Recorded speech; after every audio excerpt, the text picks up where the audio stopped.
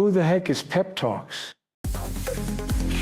I'm not gay, but I fantasize about Marco Rubio. Pep Talks. Pep Talks. Pep Talks. Let's eradicate the Kung Flu. I'm literally coming. Pep Talks. Pep Talks. Who the heck is Pep Talk? They want our women. They want our children. Pep Talk. Sometimes no means yes. Grab them by the Pep Talk. Grab them by the Marco Rubio. Obama is a racist. Pep Talk.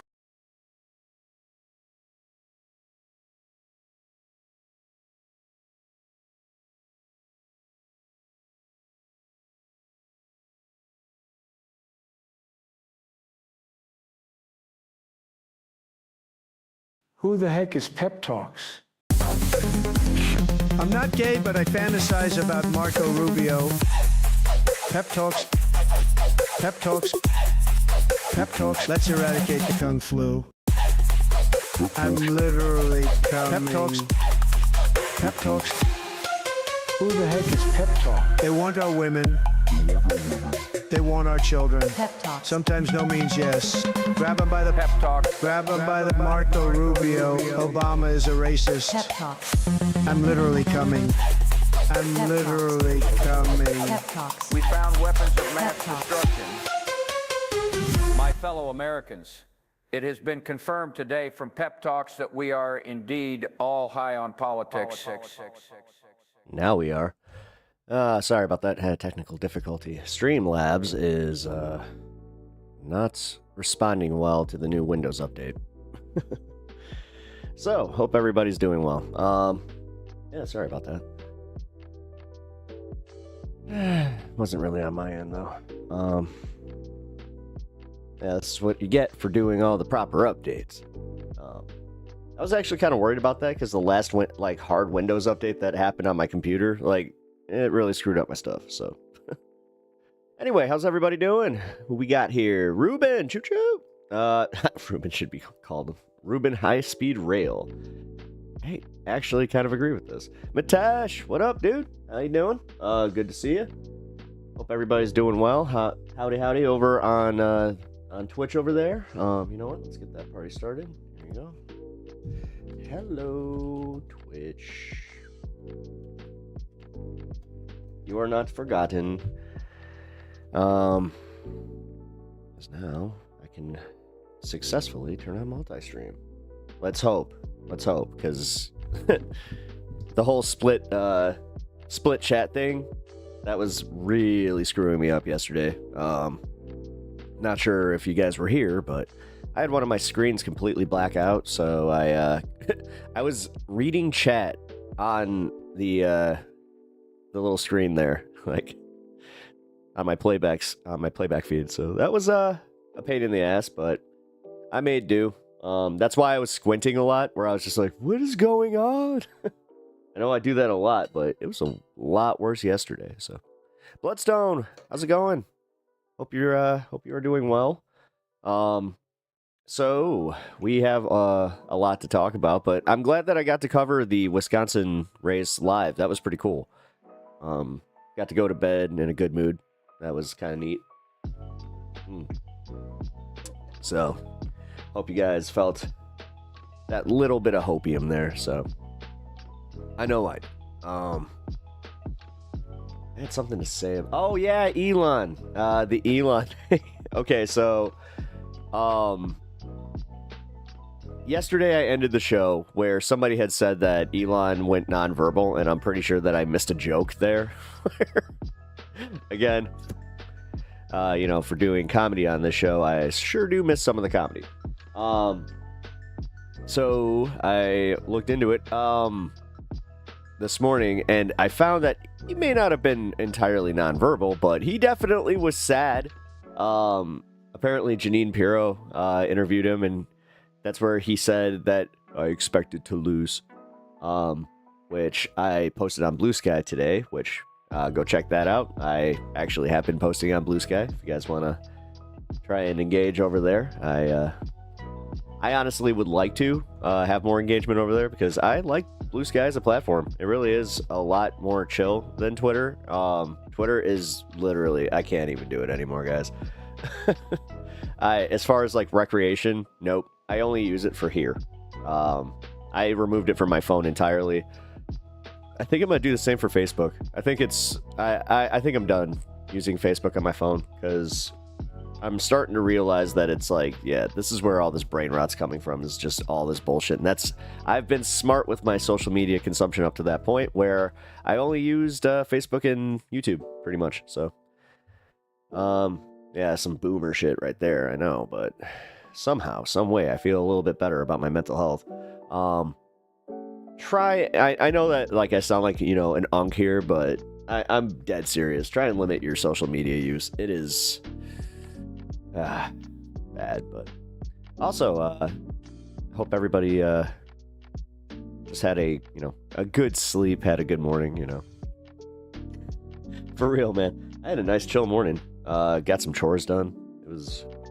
I feel like you, Bloodstone, when you first started coming here, again, you're forever remembered as the fridge, like, watching my show on the fridge to me. Like, you're my first fridge watch, which is pretty cool, I gotta say. But yeah, it always brings me back to that where I'm like, oh, am I the chore show? And then I'm like, should I listen to my own show when I do chores? Let's see how effective I am. Tried to listen to Vosh, but I couldn't. I don't know, man.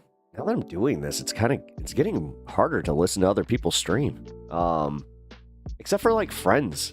Like Angry Ginger, I've been enjoying his content a lot. I've been lurking in his chat. So yeah, if you guys watch Angry Ginger, more than likely I'm watching that. Let's see, anybody? Oh yeah, RTP Talks. Actually, I rated his channel yesterday, and I gotta say, man, I like his content. It was fun.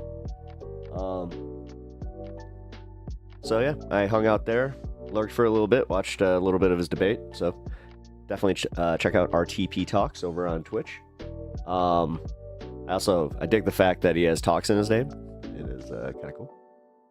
RTP though, again, acronyms and me do not get along. So what's the RTP stand for? If anybody knows, actually, shout that out.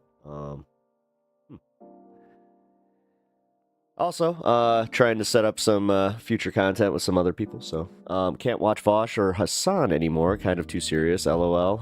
We'll watch clips, though. Yeah, that's how I am. That's what yeah. Especially, like, yeah, the long-form streams are, yeah. Xanderhall, though. I checked out Xanderhall's stream the other day. I should have shouted out in the chat. I was just kind of lurking in the background. Yeah, you know what? He's a good kid. It's just weird because he has like such a huge audience. I think he broke 100,000. Wow, my mouth and brain, they just did this thing where they're just like, we're not holding hands anymore. We're done. We're not even at that point. My brain and mouth have a full divorce. That would be a problem. I only watch a few streamers.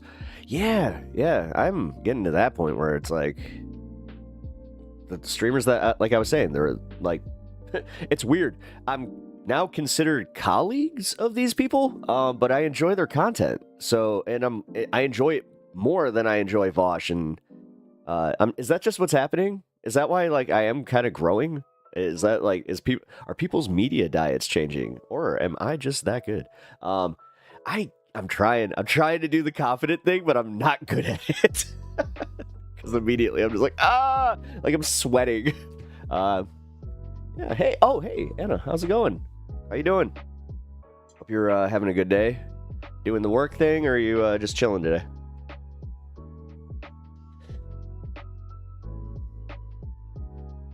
This also brings me to why I love the Majority Report, because, ooh, that's a good one. It reminds me of like old school news radio. So like it's much more, I don't know, like my brain processes it as like a news program, and then it's just boom, fun half, still news program, I guess, but. Yeah, he's talk radio. Exactly. Like AM talk radio. It's the same way that I would listen to, like, because my media consumption really hasn't changed all that much in the past like 20 years. Because I used to listen to Opie and Anthony, especially at work, because I had a job that was very, very conducive to having talk radio in the background. So it was definitely nice having that kind of stuff out. Actually, Sam, when he was on Air America, they used to simulcast. I think it was either on XM or Sirius, but I was one of those weirdos that paid for both up until they merged. But I did have technically a company discount.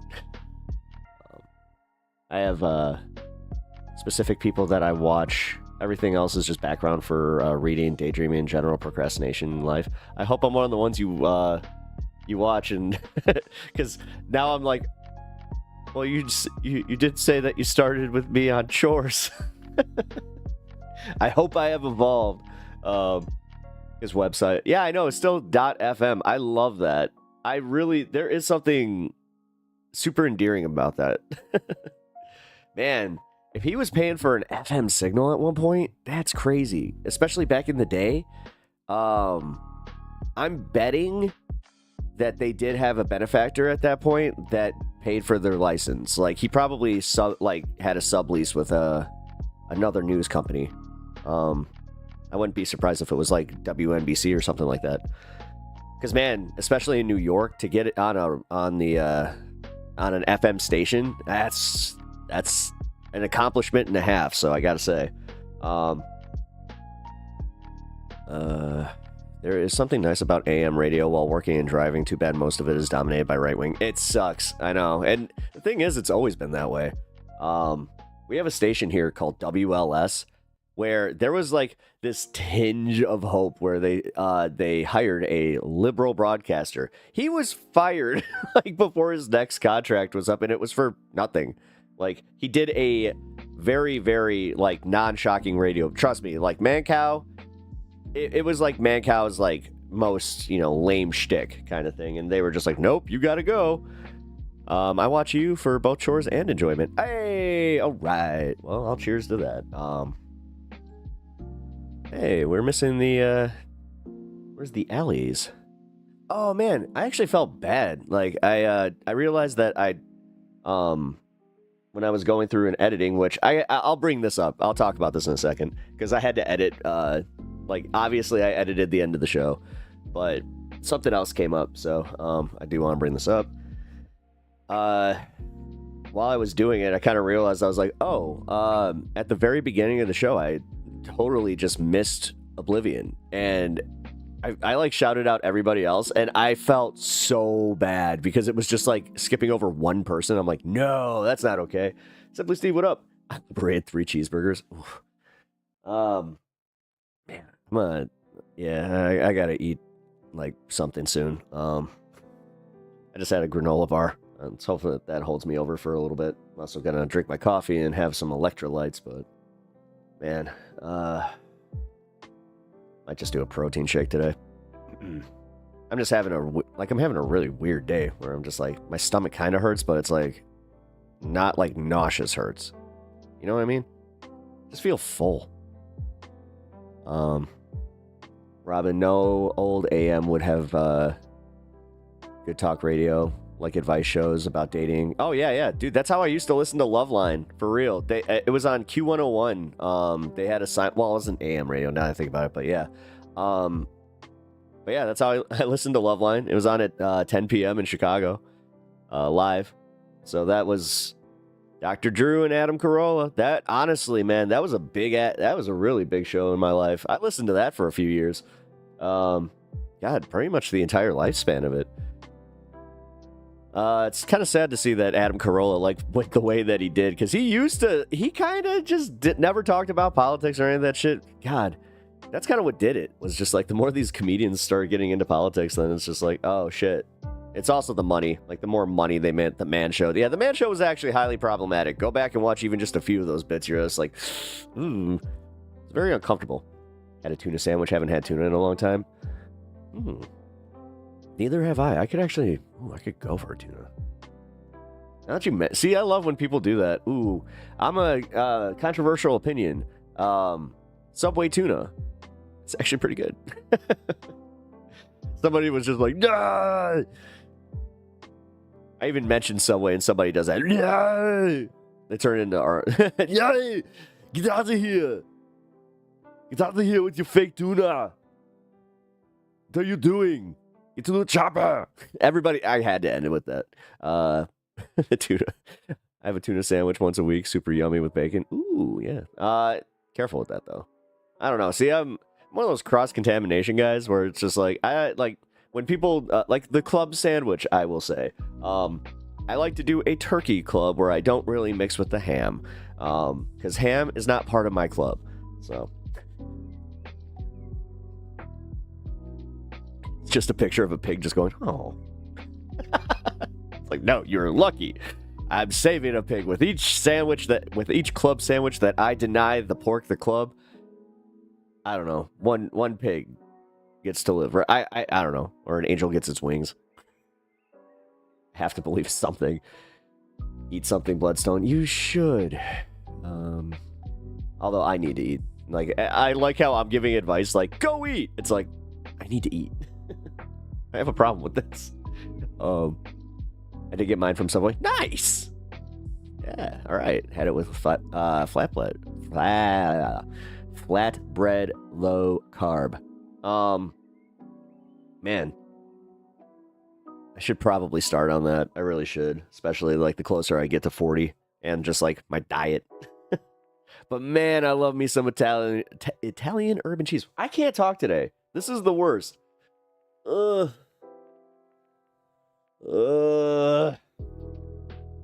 cannot talk.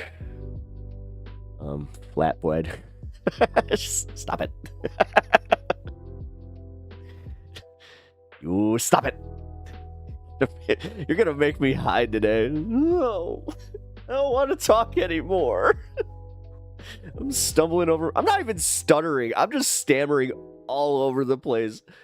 Like, it's that moment where you're walking in a parking lot. You're like, right, left, wait, heel toe.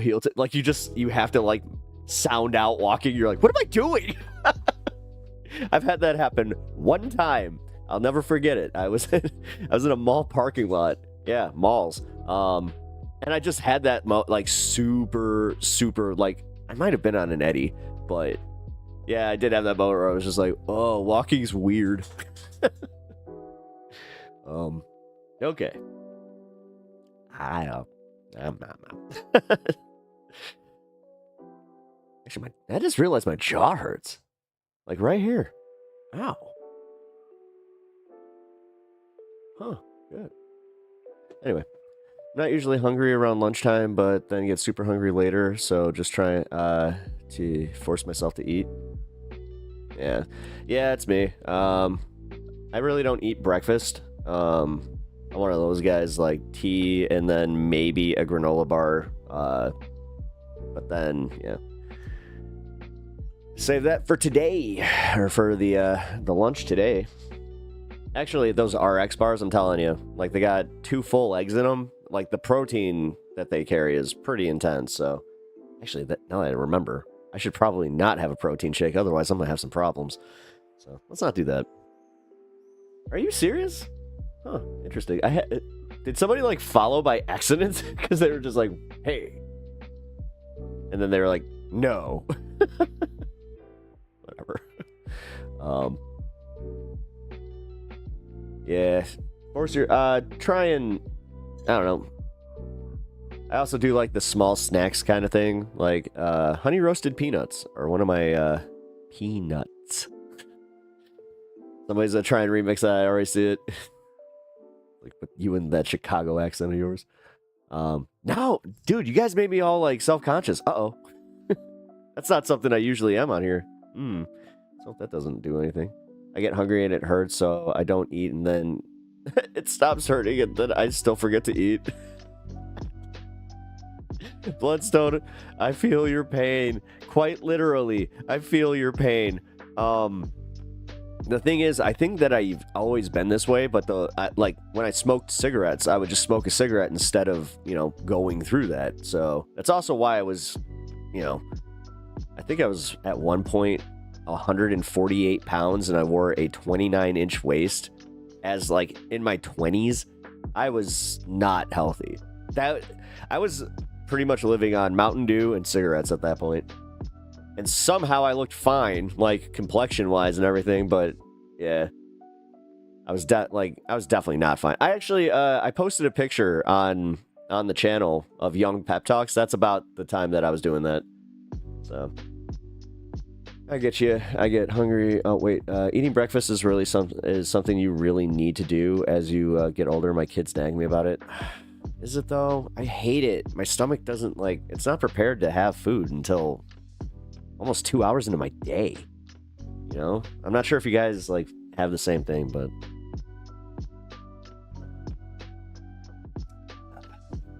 I know, riveting discussion about my tum being a little upset. I actually have drink supplements for when I do forget. Yeah, see, that's what I have.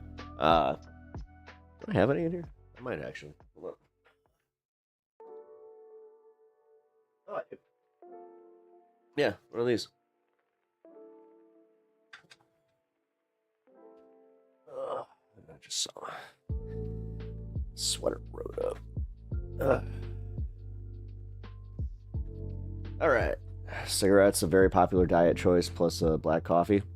Man, back in the day when IHOP had a smoking section and you can just get black coffee and just sit there, like pay I think it was like $2 for unlimited coffee. I sat there for a long time, like I thought I was like a cool poet, you know, like doing all my artwork,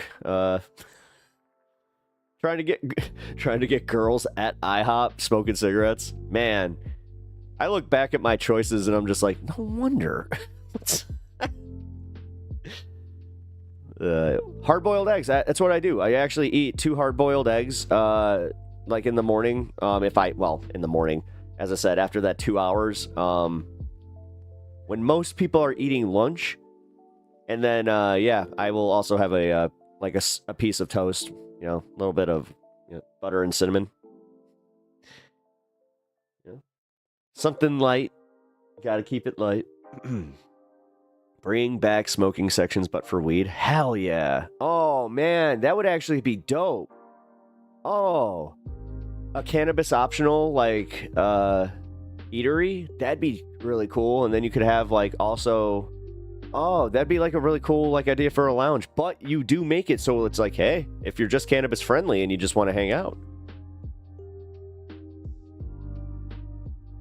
IHOP? Yes, IHOP. International House of Pancakes. Yes, I literally used to sit at IHOP with my sketchbook, drawing, smoking, and having my coffee. Sometimes I'd have a friend there. Most of the time I wouldn't. I had a waitress that knew me.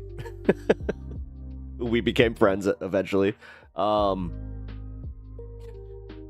out we actually went to the same school, kind of thing, and then we started. Like she was a senior when I was a freshman, and it was one of those situations where she was just like, "Oh, you're actually pretty cool." I'm like, "Oh, hey, cool." There's also one of those situations where it's like she had a boyfriend, but it was definitely a little like, do you have a crush on me? I could never really figure that. IHOB. Oh, yeah. Didn't they do that? IHOB, International House of Burgers? Yeah. Oh, yeah. That was the April Fool's joke a few years ago.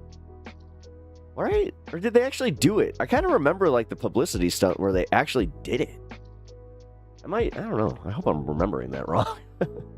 You're trying to explain smoking sections to my kids and they thought I was crazy. Dude, explain smoking on planes and like at sporting events. Yeah, smoking sections weren't just a thing at restaurants. Dude, what was it? Up until like 93. I think 93, 94 is when the federal smoking ban went into effect as far as like planes and airports and all that shit. Oh man, there's an airport still that has a smoking section though. Which one is it? I think it's Baltimore. I'm pretty sure it's Baltimore where they have a smoking section where it's like sealed off. At our train station, we have one where like you can just kind of all chill and smoke. It's awful though. Like the second that door opens, even if you are a smoker, you're like, maybe not. I think I can wait. God, you ever had those moments when you were a smoker where you're just like, whoa, nah, I'm good. 2-floor lounge, first floor cafe style, second floor would be semi-open space for weed smokers to chill. Yeah, and have an open balcony and definitely have, yeah, actually, because obviously smoke rises, so you definitely want to keep the downstairs. And you want to make it a staple where they walk in and it's like, so you have such a good air purification system that it's like you cannot smell it. Like that would be a great way to sell the place and just be like, no, really, like if you guys don't smoke, then don't worry about it. But if you smoke, go upstairs. I love the International House of Burgers. The joke spread so fast. People thought it was real. Was that what it was? It was one of those actual like April Fool's jokes that actually worked. It's like the Opie and Anthony one. That's how Opie and Anthony went super viral before going viral was a thing. They had done an April Fool's joke where they started their show saying that the mayor of Boston had died in a car accident, and he very much did not. And they got in huge trouble for that. Like to the point where like, yeah, their careers were pretty much kaput. They got paid to not be on the radio, which must be nice. But at the same time, you could also see it's like, nah, especially at the peak of your career, nah. People like, I'm glad that I said that because I used to think that way, but now knowing, it's like, no. Like, because if I were to get banned or anything from this, that would suck. Like, straight up suck. Now I totally understand why people go to Kick immediately, where they're just like, oh, I still want to do this, and Kick is at least there. This is why I am not doing Kick though. Anthony is a POS. Yes, he is. Anthony is a total POS. Always kind of was too, but for some reason it was more forgivable when it was just his anti-Obama stuff. You know, I don't know why.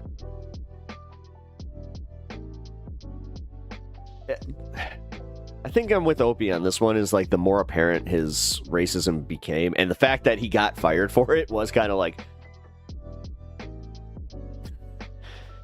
But yeah, also going back and listening to some of the stuff that he would say, like with Patrice or to Patrice, and even Patrice would just be like, "Did you not hear that?" His Twitter is literally nuts. Oh yeah, he's back on Twitter. Oh my god, yeah, he was banned for like a decade. And he would have to have like weird shadow accounts or whatever.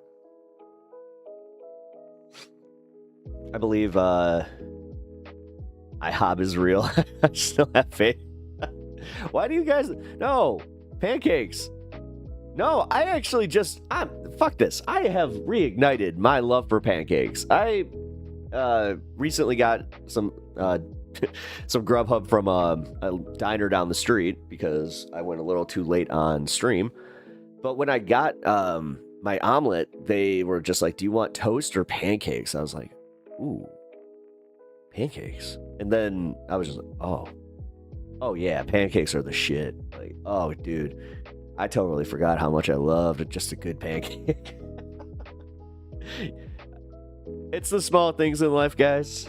Reignite your passion or your find something that you used to love and see if you still love it as much, and then you may find, like I did, where it's just like, oh yeah, hell yeah. Recently did that with mac and cheese. I know, weird. I've always eaten mac and cheese, trust me, but like it was a specific way to make it where I was like, oh yeah, just adding that little bit extra. It's like, hell yeah. Also a little bit of hot sauce. I'm not sure if you guys put hot sauce in mac and cheese, but I do a little bit. I know it's weird. I mix it in, gives it a little bit of pep. What was that? I did a reverse wink, like my that was weird. There we go. I made pancakes yesterday. Pancakes for the bread option for the win. Hell yeah. Pancakes are awesome, but go straight to my gut. You know what? That's a good point. That was like the first meal where I kind of felt like the next day I was like, ooh, I'm wearing this one. Damn. So worth it though. This is what happens in when you start nearing 40 for real, is you do start turning into your parents where you're just like, oh, I would, but that's gonna go straight to, you know, straight to the love handles, man. I gotta be conscious of that. It's the same as drinking, actually.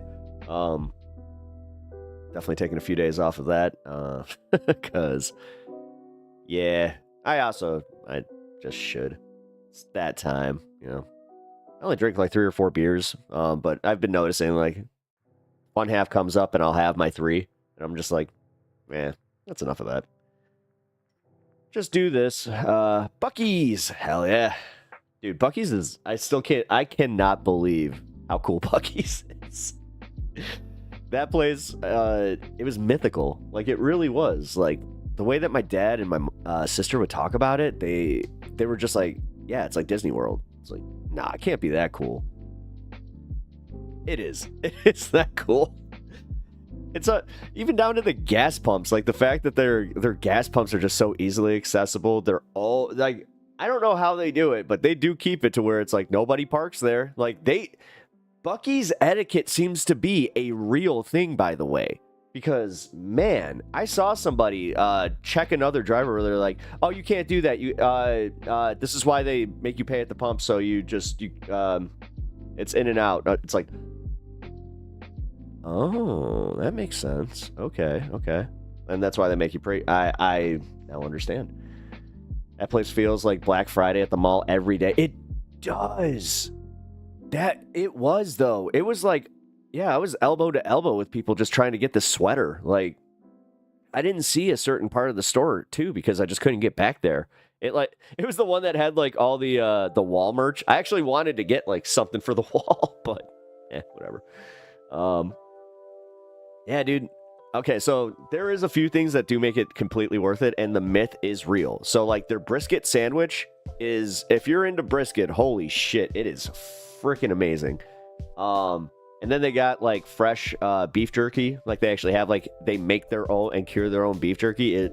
You can see how they do. It's crazy. And then yeah, they also have, like, what I consider the best thing there is it's caramelized nuts. Oh man, they got caramelized almonds, and what's the other one? It's not just cashews. Very, very good. Chocolate milk is my guilty pleasure. Really? Man, I miss, like, I think I mentioned that I was one of those kids that would, like, I was one of the weird kids that would drink milk instead of soda. I'll never forget it. Because Soder and Big J had this whole thing on the bonfire talking about, like, mixing milk and spaghetti, and I was just like, I loved doing that. And then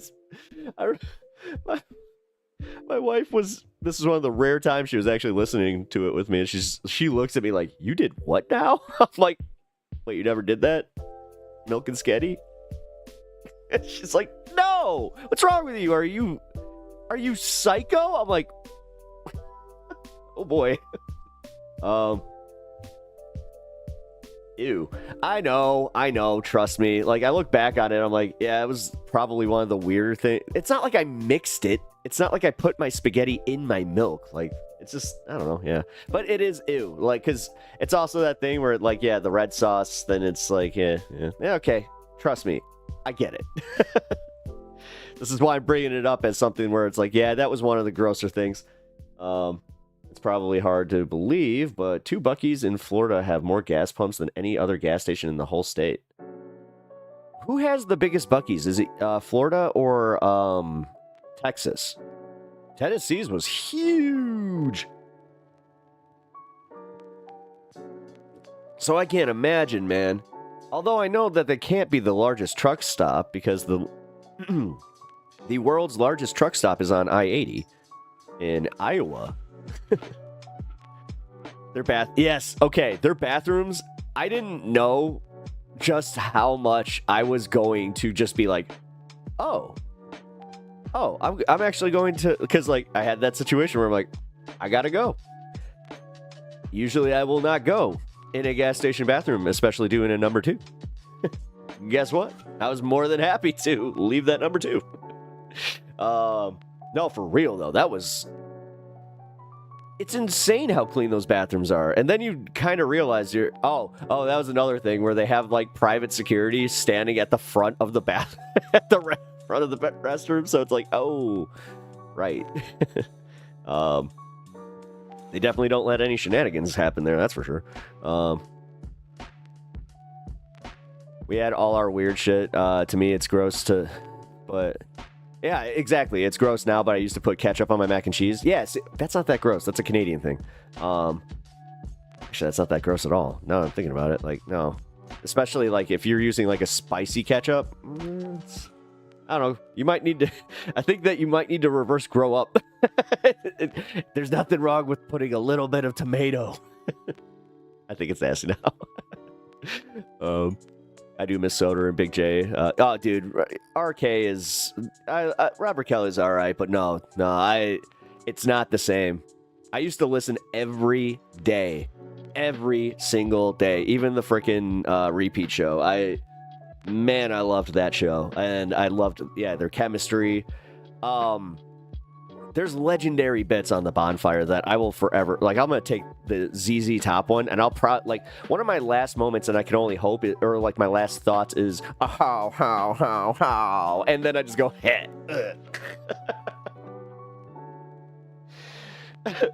Dude, geriatric ZZ Top was one of the funniest damn bits.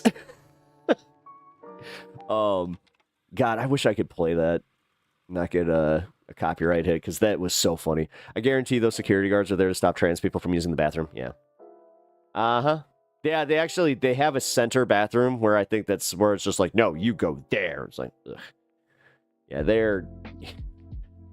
Anna, you live in Florida. Like, what the fuck is... Yeah, the South is wild, and I don't know how you do it. Like, I hope you realize how safe Chicago is for the trans community, because like, one of my best friends cannot fathom, like, that whole idea. And I talked to her about that when I came back with the sweater. And we did kind of, like, go into, like, how she would have a problem down there, because we were talking about bringing her down there for vacation. She's kind of like, I would love to, but I'm a little apprehensive. It's like, I think you'll be fine. But I don't know. I eat eggs with ketchup and mayo. Double the eggs. Well, yeah, okay. That's just a little bit of mayo. If you slathered mayo, that's a little... but I get it. That's not a bad mix. I won't go near Florida. It's the same. I don't like that whole, I'm not going to go near this place.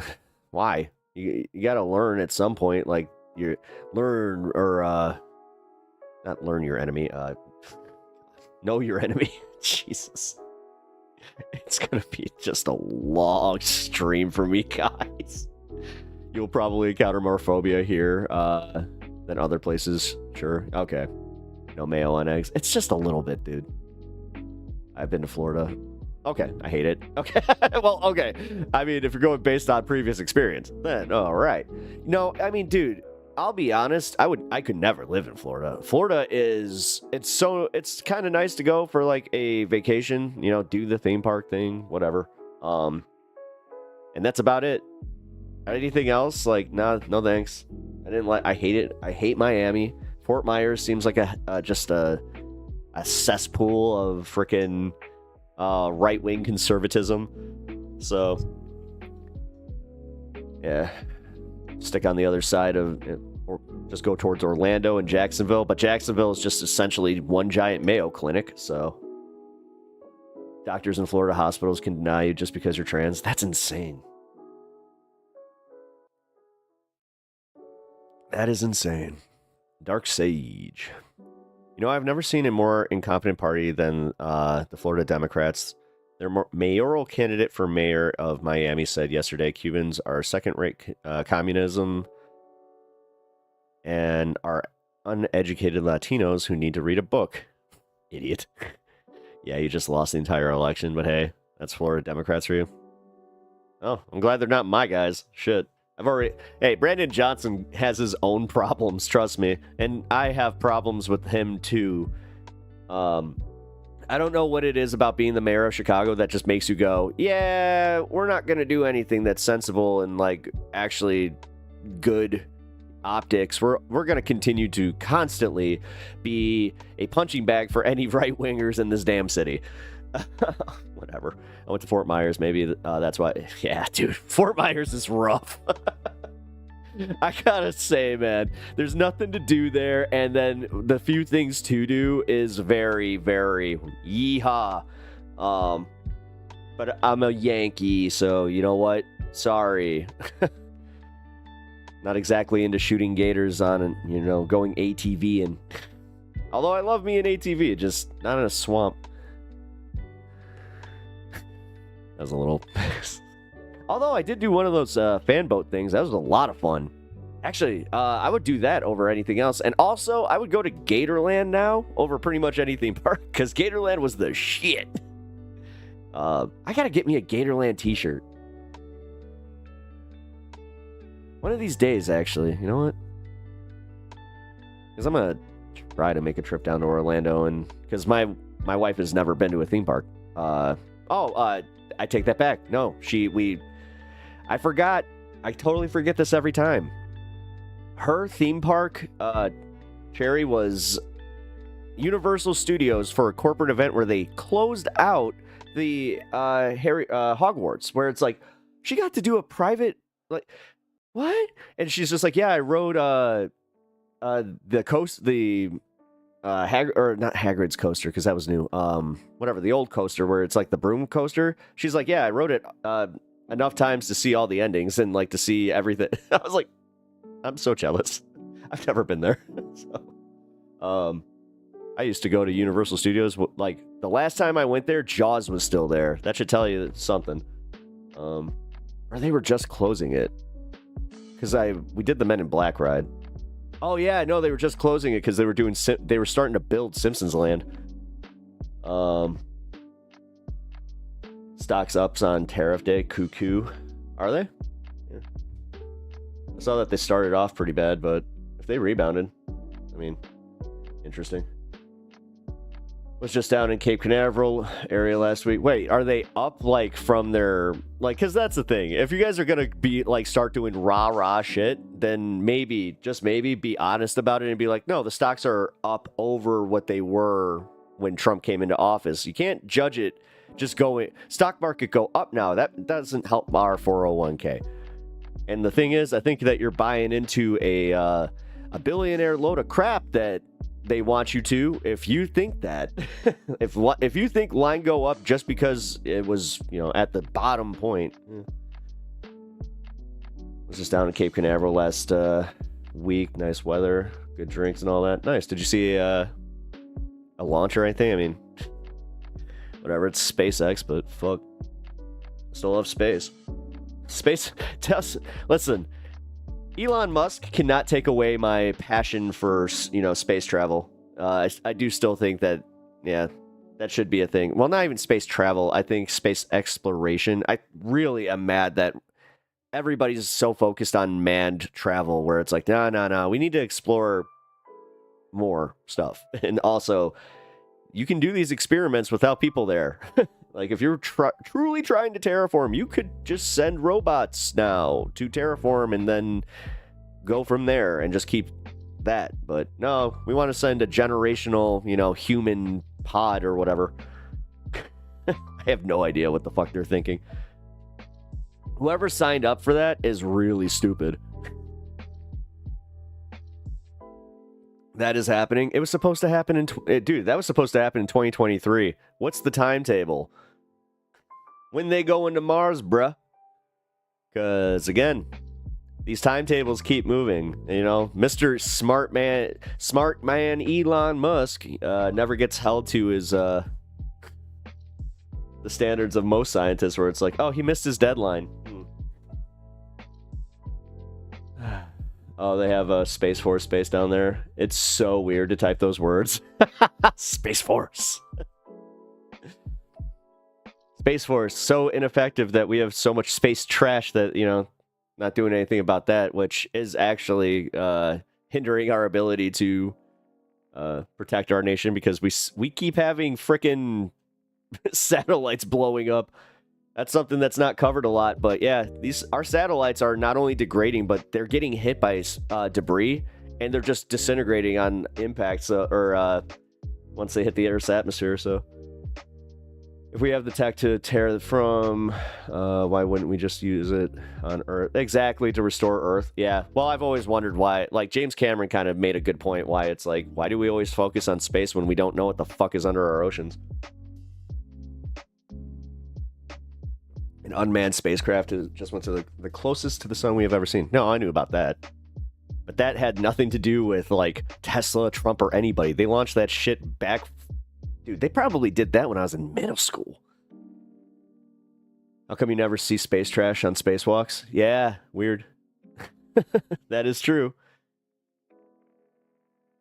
Although it's because space is pretty fucking vast, but it's also when you find out that, like, a piece of plastic that was literally, like, this big, nearly took out the space station, so... That's kind of, you know...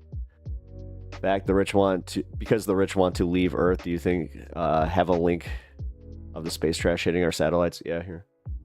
I'd read up on that. Well, I mean, you could Google it. You could do your own Google there. I mean, you got that. I'm not going to disrupt my entire stream just to placate to you. So, why don't you get back to me on that? Also, I mean, welcome to the stream. You did not introduce yourself, so that's one of my things. I'm Pep. Nice to meet you. Hope you're enjoying yourself, but also, yeah, I am not going to just, there are 6 other people here, dog. I'm on YouTube also, dog. Oh, really? Oh, really? Why don't you start your own fucking stream? Go get your own 6 people if you're going to be like that. Jesus. Can't stand people like you. Literally been doing this for I think I just hit 6 months.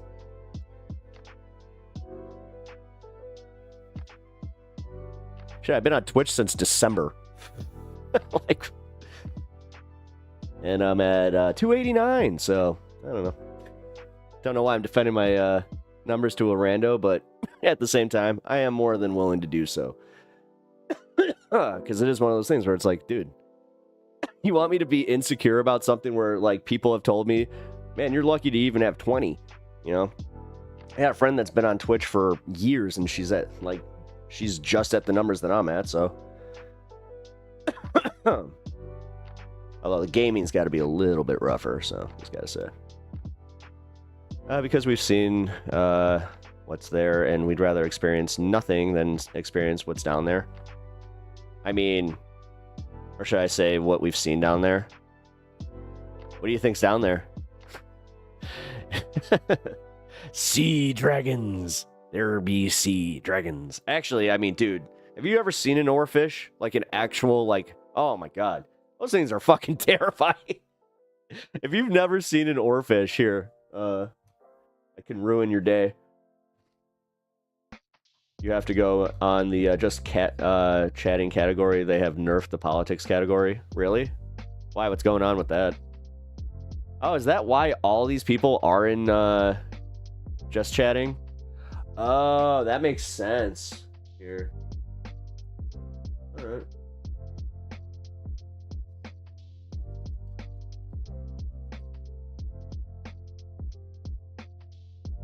There we go. Thank you for that. I actually just looked up. I'm like, oh shit, yeah, surfs, Chud Logic even. Yeah, Chud Logic's still a thing. Hassan and RTP are all in just chat, so.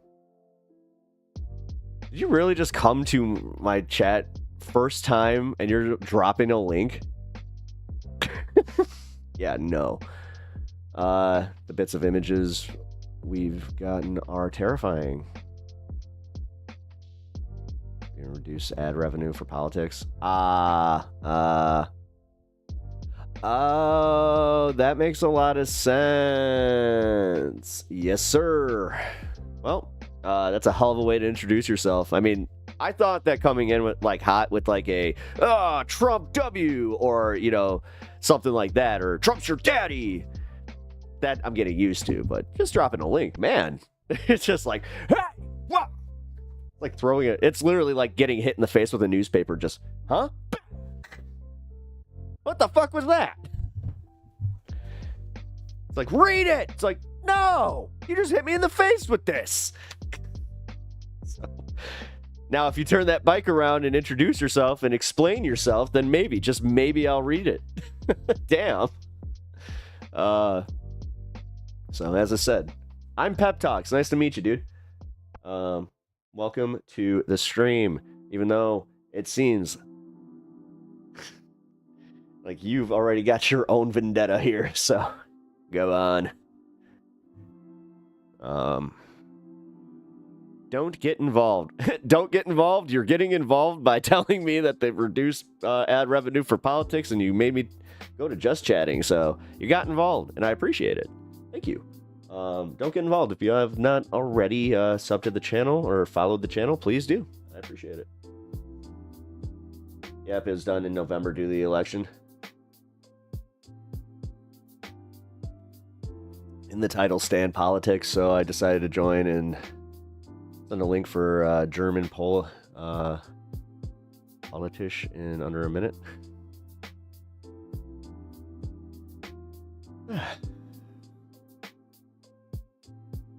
Is that a record for you? Is that what you're saying? Like, yeah, I got it in under a minute. Woo! Pats on the back for me. Yeah. I see how it is. You're very, very proud of yourself. Cool. Well, I'm glad that you can use my channel as a milestone for yourself. Wait, Sylvie, what are the bits of images that you are talking about? About, like, are you talking about the trash that's down there, which is fucking that? Dude, I remember seeing that where they were going down for the deepest point, and they were showing the Marianas Trench, and there was just like a water bottle down there. You're like, oh, come on, really? It's called the second Twitch.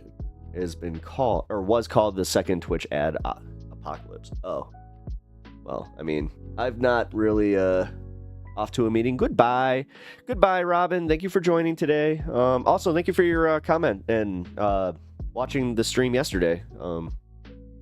I've noticed that you've been kind of watching on your own time, so I really appreciate that, Robin. Take care. Also, here, I need to get better about doing this. I'm gonna drop my link here.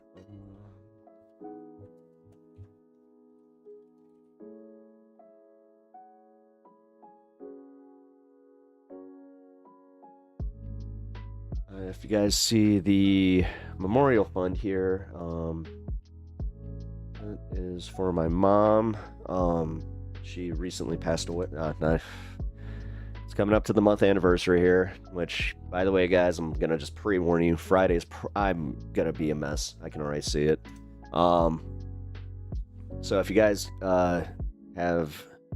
can help support my mom's memorial fund, I really appreciate any support. Or if you guys can just leave a like on the channel to help support the stream, get my stuff out there, that helps me out. And yeah,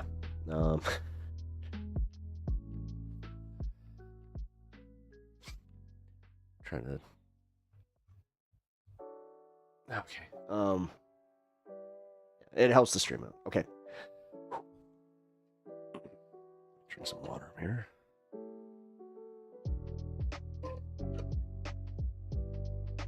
Yeah. Tried to call her again yesterday, guys. Somebody had mentioned, it's like, yeah, you're going to be doing that for a while. I'm like, okay. Random question. What have you been keeping up? Have you been keeping up with what Bill Burr's doing? Yeah, I'm actually covering that on the show today. I did put that in the title, didn't I? Yeah, Bill Burr roasts reps. But he also did, you know what? I'm going to be fair about this. So he ripped into liberals too for being, sensitive crybabies, but then he turned it on the right. What I didn't, so like the one that I pulled up is from the Humanist Report. I did a like, I watched maybe about 8 minutes of it. The only reason that I'm doing that is because Monday Morning Podcast, I can only clip 7 seconds, and I need to get permissions. And yeah, I'm just, at this point, I'm going to spend an entire day trying to get permissions for a few sites because I'm getting kind of tired of not being able to cover this stuff. Hells yeah. Oh yeah, I'm not going to lie, I didn't read the title, just read the name and joined. Oh, hell yeah, man. Cool. Yeah, if you haven't already followed, man, I hope you're having fun. Cheers, by the way. We do that here. This is also a 420 friendly stream, so when I say cheers, we do it together here. I have described this place as kind of the stoner circle of the internet, so. But I think that you have followed. Bill Burr went downhill. It was J-Med that hasn't. Oh, because he's not just doing like the mean things in the Red Rock. Like, I bet you love his Red Rock special, and that's the one where you're just like, yeah, after Red Rocks, he started going downhill fast.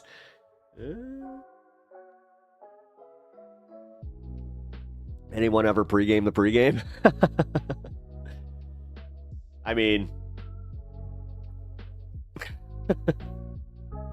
you're talking to a seasoned veteran in that, and that's that situation. I almost said in that regard, but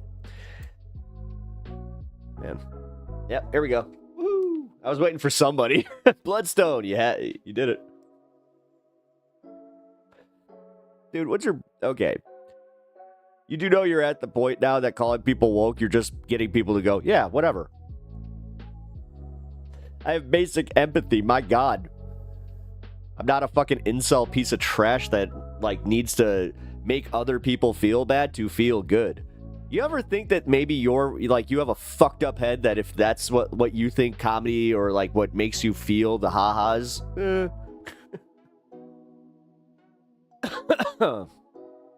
Fooled me. I'm just saying, man. Like, what the fuck? Like, you think that just basic human decency is now woke? Whoa. Whoa, I'm triggered, man. My God. Hey, tragic. Everybody. Yeah. Is that your new entrance? You're just gonna do it? Everybody wink. Everybody have fun tonight. Damn it. You know I have these tics. How dare you? Taking advantage of my tics. My favorite comedian of all time is Dave Attell. What's that name? Oh, I mean, dude, Dave Attell's the shit. Like, that man, he's a comedian's comedian for a reason, and I think he will go out that way. I would love to work with him, but I would also, like, dude, if he did that thing where he's just like, you want to open for me? I would, I'd be like, I guess I'm getting back into comedy, guys.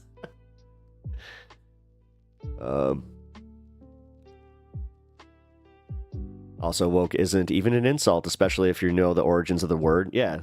Yeah, no, actually, then you're just like, hell yeah, man. It's not just the trench. Many creatures from the sea are just terrifying, like bobbit worms. Yeah. Oh, it's the smaller ones, too, where you just, like, put your, like, where you can put your hand down. Like, have you seen those videos where they put their hand down in the sand, then they pick it up and they have a bunch of, like, those little leech thingies? Ooh, creepy. I love having a hog around just to keep things interesting. Richard Pryor. Okay, Richard Pryor's fine. You do stand-up? Used to. Decided not to really pursue it. And it's not from lack of opportunities either. That's one of the strange ones where it's like, no, I'd admit if I was just shit at it. Like, there were times I was shit at it. I bombed pretty fucking hard, too. Especially bachelorette parties, but probably a good choice. It was, because I like streaming more. I'm better at it. I wanted to do radio in the first place, so this was kind of one of those things where just waiting it out actually worked out for me, so cool. I never got into Richard Pryor. He was before my time, same as people like Bill Hicks. Wow, they actually they held your comment for Bill Hicks. That's streaming to tens of people. Yeah, and I'm happy with it. My God. Oh, he thinks he got me with streaming to tens of people. I'm pretty fucking happy with that, dude. Yeah, oddly enough, it'd be the thousands of people that I'd probably not be enjoying like as much. I have a pretty kick-ass community here, so. Imagine hating socialism and unironically sharing a public park.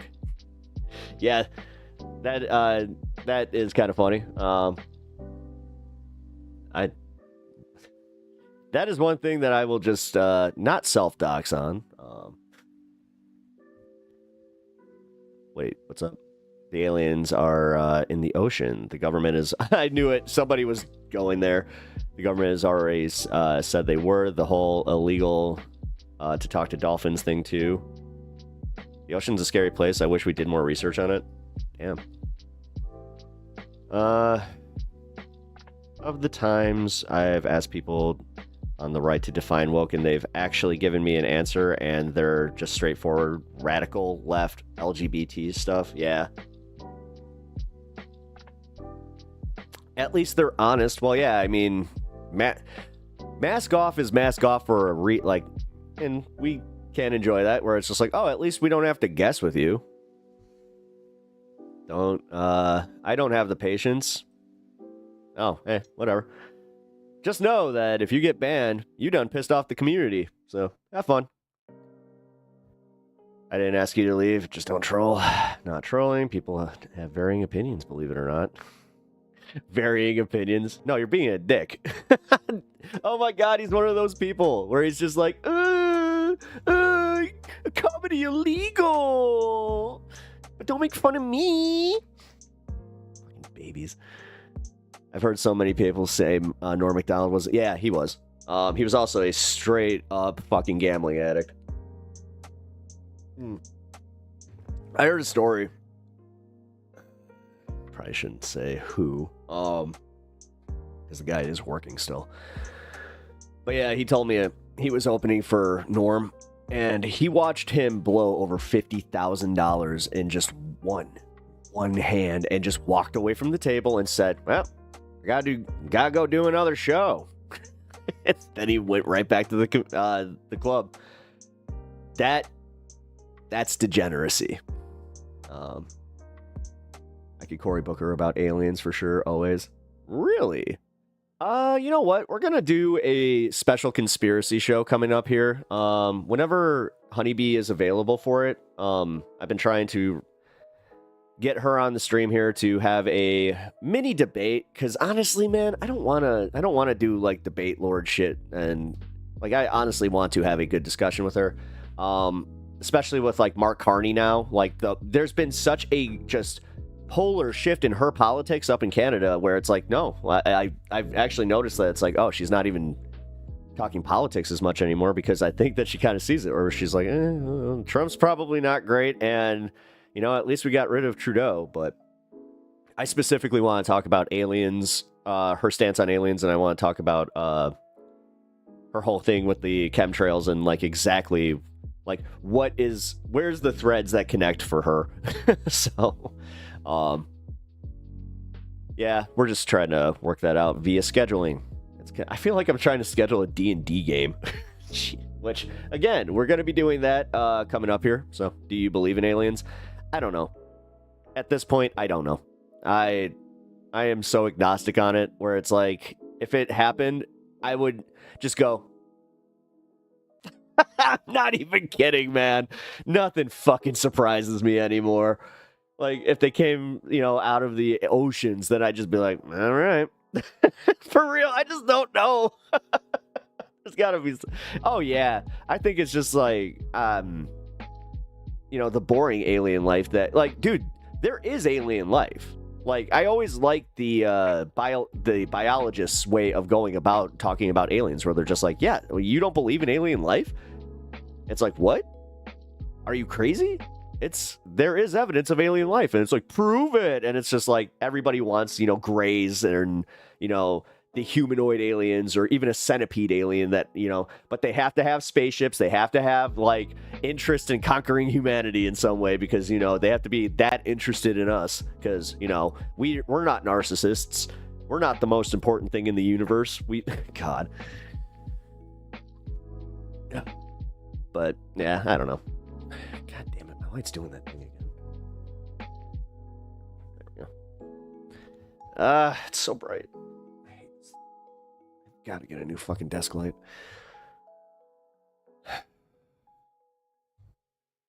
I went down a conspiracy rabbit hole and I've seen some crazy conspiracies. Yeah, I mean, there is. Like, there is. I don't think people take the time to rethink what the word alien actually means. No, they don't. They really don't. And life. They also don't, like, again, for people that believe that, you know, an embryo is a life, they also lose that logic the second that they start thinking about alien life. Weird. It's almost like Republicans don't have an actual, like, consistent way of thinking. Math proves aliens can exist. It also tells us why you don't see them. Yeah, exactly. Like, did you see the most recent thing where they think they found, like, the wall of the universe, essentially? And then they were like, oh no, and then it's like essentially it's another fold in the universe, so it's just more it's like, oh my god, infinity is bigger than we thought. How'd that work?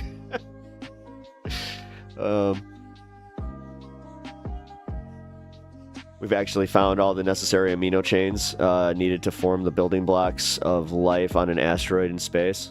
That's where, I mean, personally, I think that's where we came from. I think that, like, everything was here, and, like, it was that perfect timing where everything, like, that meteor hit, and then that primordial ooze, essentially, then we became this.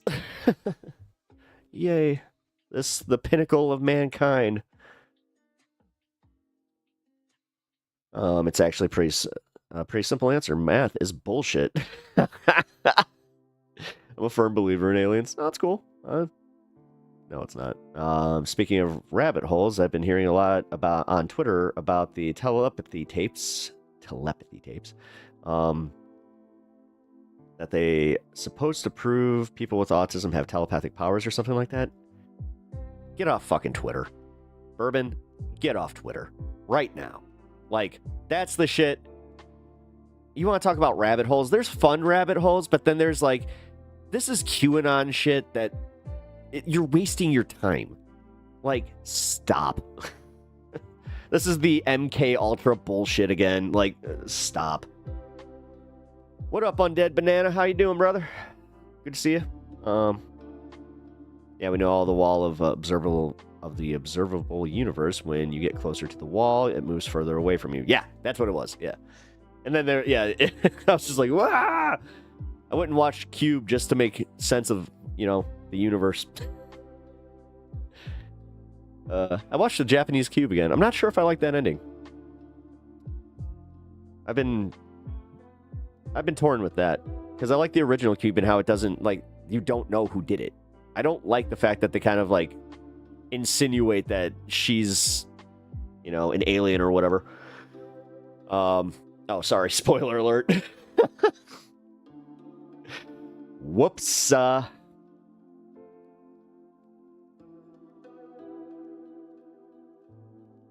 Liberation Day announcement, live now. Let's go. Let's see. Up here for a second, okay? I just see him sitting. He's been a fan of ours, and he understands this business a lot better than the economists, a lot better than anybody. Brian, say a few words, please, would you? Thank you. It's a great honor to have you. Thanks. Thank you, Mr. President. I grew up just north of Detroit, Michigan, in Macomb County, known as the home of the Reagan Democrats. My first vote for president was for Ronald Reagan. I thought that was going to be the best president I ever saw in my lifetime until Donald J. Trump came along. Learda, why am I watching this? I have watched my entire life. Why do I care? Have watched. Fuck this. No. This is the streaming shit I know I should be doing, but fuck that. My mental health is more important. I don't need to watch some dude glazing. No, sorry, I don't need to watch some dude glaze. You sent it. Sorry. Sorry, I didn't mean to get mad at you. I was just like, ugh. To wash my hands. Watch my eyeballs. No way, man. I love all the ESP mind reading stuff. Most of it is BS, but I can dig into it. Ancient Alien stuff is my escapism. Nice. But the labs they had done... Oh, shut up, J-Med. Like, you watched every Biden speech. Go fuck yourself. Seriously, like, you know what? If he continues this, just do it. I'm getting... My patience is starting to kind of wear, because... Yeah, fuck it. Oh my god, what am I worried about proving these idiots wrong? Oh, you're Canadian? Oh, you're just mad that Mark Carney is... And, like... He's your daddy, and the fact that, you know, Trump actually bowed down to him, and that you're gonna have to live with the Liberal Party for a long time. Actually, hold on. Yeah, future American. Not anymore. I think he wants that. Well, actually, I know it's not true, because the oldest samples we have found from the bacterium needed for Lyme disease goes way back to the earliest man. Oh, no shit. Huh. That's interesting. Wait, so are you actually... So Lyme disease is like one of the oldest, like, carried diseases around? How has it not evolved? Like... Now I will show my ignorance. But he's from Alberta. Yeah. Canadian Texas. It really does seem to be Canadian Texas. It's a lot of yeehaw. Eh? Yeehaw. Canadian. What's the actual Liberation Day like announcement besides the fact that, yeah. Also, let's see. I need to check something. Stock markets.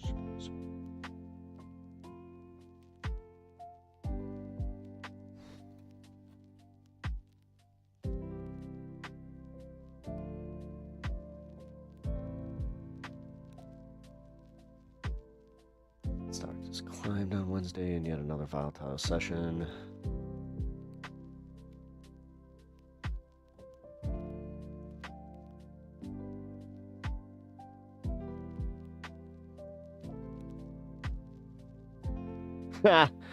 So shares of Tesla climbed 5.3% because Trump was just like, Elon's going away. He's got to go. He's got to go do his stuff. He's already done enough. The moves come ahead of the implementation of the raft of Trump's reciprocal tariffs, start with all countries. White House revealed Tuesday that the levies will be effective immediately. Unveiled at the Rose Garden. You can't even call it the fucking Rose Garden anymore. He's gonna pave over the shit. Which I still think is hilarious, where it's just like, he has the Resolute desk, talks about how much he loves JFK, but he's gonna undo the one thing from Jackie Kennedy. Yeah, he's not sexist at all.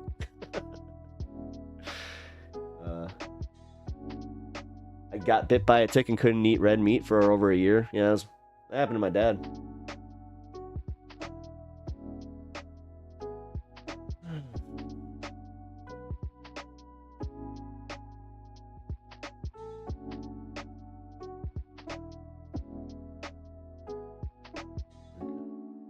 Well, that's good. That's good. Doesn't look like we're gonna be heading towards a stock crash just yet. We'll see what... Actually, we'll see what happens tomorrow, and we'll see what happens with a few of the... once the general public starts feeling a little bit of the weight of it. Because, again, man, I know it's one of those weird things. It's almost like I exist in America, and like I shop, and like I spend money, and I budget, and I understand that it's like, oh, geez, like I couldn't get nearly as much as I did the last grocery trip. Weird. Weird how that works. Weird how everybody voted based on that, too, where, hey, it's 420 somewhere, literally. Let's go.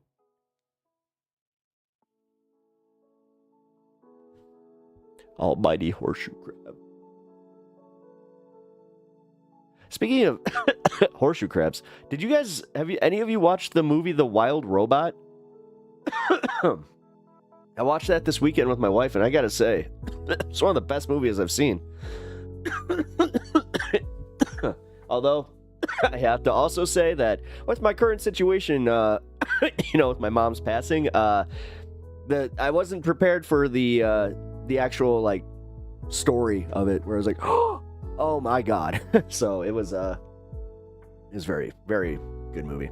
Another streamer was going over the Tesla stock, and the recent spike is due to more wealthy people trying to raise this stock. That makes sense. That makes sense that they bought into it to try and push it. It's the same way. Yeah, they do that shit with the New York Times bestsellers. Wild Robot was excellent. It's such a good movie. I mean, again, man, the theme, I think I can just say what the theme is without spoiling the movie. It's the theme is motherhood, and yeah, man, watch though, it's gonna tank soon. Yeah, that's the thing. Like, I'm already seeing the correction, because, like, look at it this way: if they were truly inspired by these tariffs, I think today's rise would have been more than just a few points per share. Or hold the fuck on, wait a minute. What was the actual numbers? Yeah, 0.67, 0.8. Yeah, okay. And then, yeah, professor sees future market downside if Trump sticks to the tariffs, though. It's literally the next thing here. One of the most important factors in the market we'll be watching today is how Donald Trump's positions his willingness to renegotiate the tariffs. If we can tell by his language or his body language, or how the other officials are going to be talking about potential reductions in response to the mutual lowering of tariffs, I think it will be taken well by the market.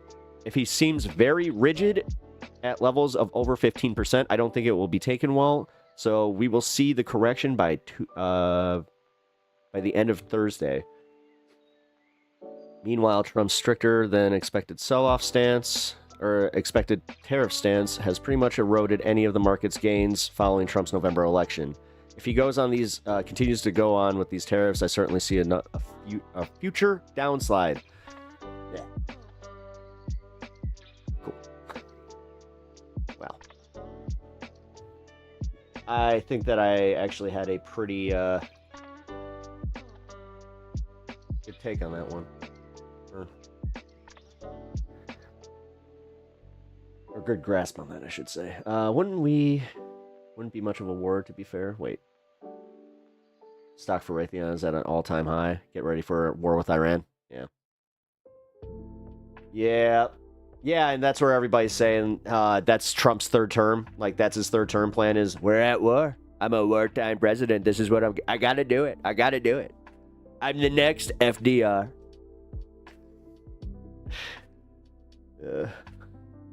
Trump said he wants the USA back in 1913. I hope you like little kids in mines. Yeah, dude, I love how he keeps pushing it back, dude. It's like, we gotta go back to the 1950s. We gotta go back to the great time of the 1930s. Whoops, are you telling me that was a depression? Okay, the roaring 20s. Remember no new wars, Trump? Yeah, no. They're all... Stop. I've been saying this on this program pretty much from the beginning, is stop with that shit. Stop with the fucking, well, Trump did this, and yeah, because they're inconsistent fucks that have absolutely no moral compass. They only go where their selfish nature takes them. Like, seriously, they don't give a shit about their communities. That's the funniest part. And the weirdest thing about that is how strong, like, their messaging is within the right wing, the community of the right wing. But literally, they're at these rallies standing next to each other. And the person, literally, like, you could have two red hats. And these two don't know that one of them probably wants the other one either deported because he's a Mexican, or he's poor. Like, doggo, yes, we got the doggo. He has been a very good boy. Unfortunately, we have no treat. Well, we have the treats for him today, but I don't want to just give him one right now. Well, what time is it? Okay, it's only an hour in. Once we hit about 2 hours in, I'll give him a treat. We gotta go back. We must go back to only white rich Europeans. Yeah, that's all they. Yeah, honestly. Yes, declared wars. America has been in a war with many countries in this decade, but nothing was declared by Congress. So I guess technically you're right. Well, then by that merit, then Obama never was a war president or fucking any of these presidents, like Bush even. Yeah. Back when we flew in on our horse-drawn carriages into the very real airports. Yeah, that was so funny. Yeah,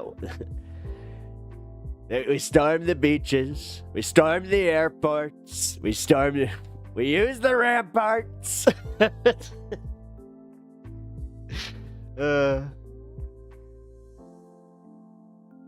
Yup.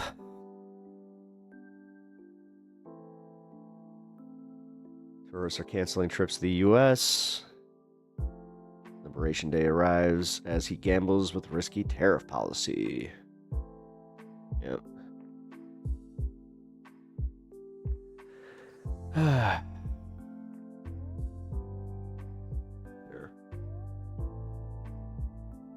Oh yeah, shit. I wanted to cover this news story real quick. Keep doing that. Shit. Give me a second.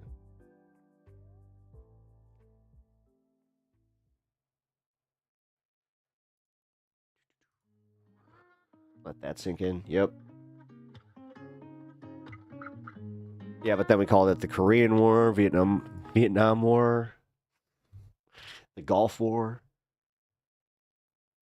Tia, thank you. Just a month ago, an armed carjacker walked up to a man loading his child into a car. Now, the neighborhood where this happened is enlisting the help of private security guards to keep people safe. Bucktown residents may see them patrolling the area starting this week. Casey Cronus live for us tonight with the latest on the program. Casey. Bunch of yuppies in Winnetka. And the group that's spearheading this program hasn't confirmed whether or not it's launched yet, but documents show that when it does, private guards could be keeping an eye on both homes and businesses. Our biggest concerns are the strong arm robberies and the carjackings. In a letter to residents, the newly formed Bucktown Neighbors Association. Okay, yeah, but here's the thing. What powers do these idiots have that the cops don't? Because think of it this way, like the cops already they're short staffed, but they're saying that their hands are tied all the time. So how do they circumvent that? Outlines a plan to hire P4, a private security company based out of Downers Grove, to quote, deter crime and act as a liaison between the My dad canceled his next visit to the USA and he's just teaching music. neighborhood Damn. and the Chicago Police Yeah, because there's no evidence that this is even happening. Department. An unidentified group of neighbors has set out to hire an armed guard who is an off-duty or recently retired police officer to patrol the area in a marked security vehicle for 8 to 10 hours a day. Using B-roll from 2020. From Armitage to North and Winchester to Hermitage. I always say that any extra set of eyes in the neighborhood helping out is important. But exactly how it will work has not been revealed by those leading the association, even to Alderman Scott Wagasback, who has a list of unanswered questions. Where are they patrolling? How are they patrolling? And that's something that the police don't know either. So there needs to be a lot more interaction here. The minimum cost of the services, according to the letter, is $190,000. It's not the crime rate that's actually the problem. It's the fact that they can't hire new cops. $1,000 per year. Nobody wants to be a fucking police officer. It's almost like they have this whole toxic culture, and they also don't want to be seen as the boot. Huh, weird. And the Neighbors Association is Weird how that asking works. residents to help pay for it. We reached out to that group along with CPD and the private security company, but did not immediately hear back. Some residents, like Jen Rose, who recently The funniest part is this is Bucktown. Again, like, dude, this is Yuppieville. bought a personal alarm. Like, there's a reason that they target Bucktown is because it's a bunch of just, white rich people. Say they're hopeful, but feel it'll be a tall task. I think it would be helpful, but it's hard to have your eyes on every aspect of every block. We also reached Meanwhile, walking her dog, no problem. out to 20 Whatever, man. 4 area businesses I swear to today, all God. of which declined to comment on this program. I mean, to be fair, here, let me lift my stand cam here. Look who's reporting on this. Weird. It's almost like they want to have this narrative of the fucking, crime-ridden city. Camera, one business owner telling us too many of them have been targeted. What's my opinion of Malort? Well, here. First off, fuck. Snorlax did not want to be here, I guess.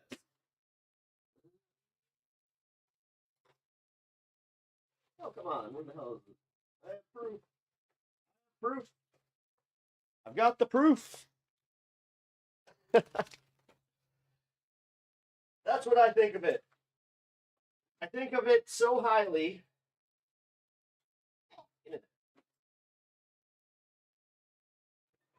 That I need to show proof of me doing it. Dude, it was so... Dude, I hate Malort.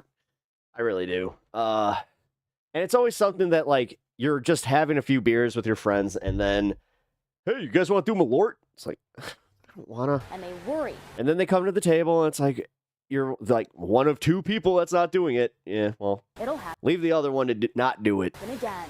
Reporting Peer pressure live in works. Bucktown, Casey Cronus, Fox Stuff tastes like a dirty gym sock. Yes, it 32, does. Chicago. It's almost as if the police are ineffective at the task of public safety, and we need a new kind of public safety organization. I don't know about that.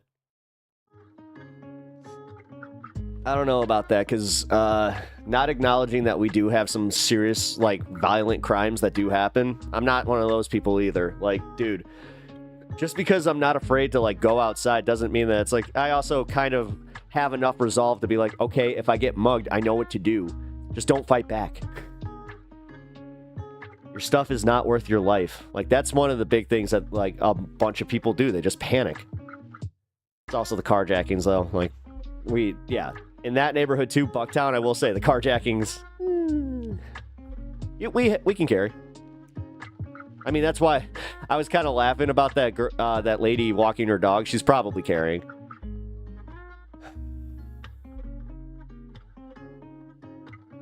But honestly, with how many crimes that do happen, it is so rare that you get that where, trust me, Fox loves to go with the story where it's like, there was a carjacking in the Bucktown neighborhood, and there was the man with an open carry license decided to shoot the perpetrator. Like, we have, like, 1 for every 500.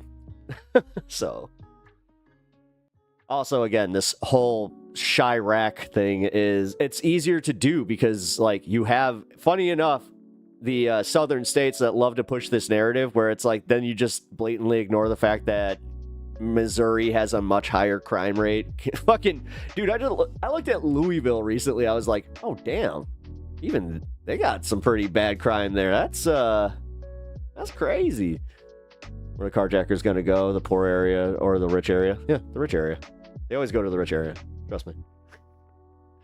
That's why it's always also funny to me where, like, ooh, I don't feel safe. Shut up. Also, just learn. Like, there is a whole, like, personal responsibility, like, to just know your surroundings too. Like, this idea that, like, oh my god, I went to this I went to Nashville, Tennessee, and they don't have crime there. Did you know that? Except they do. So, police aren't good at preventing violent crime, though. They only react to it.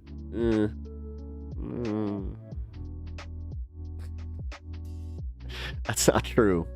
That's not true. I was just going through that with the whole teenager thing. Like, they only react to it because that's when they can react. Like, see, this is my whole thing. How do you prevent criminals from criminaling? Do we just let them do the criminaling? Like, this is where there is a broader conversation to this, where it's like, even in an anarchist, like, utopia, you would have to self-police. And I know the word police, not exactly, great, but it's self-policing. They are our last line of addressing violent crime. You do have to have preventative measures. For instance, when you are having like parades or something like that, you do need to have enough cops to cover enough ground, because trust me, if you live, like, here's where I think that maybe this is you living in Florida and not living in Chicago.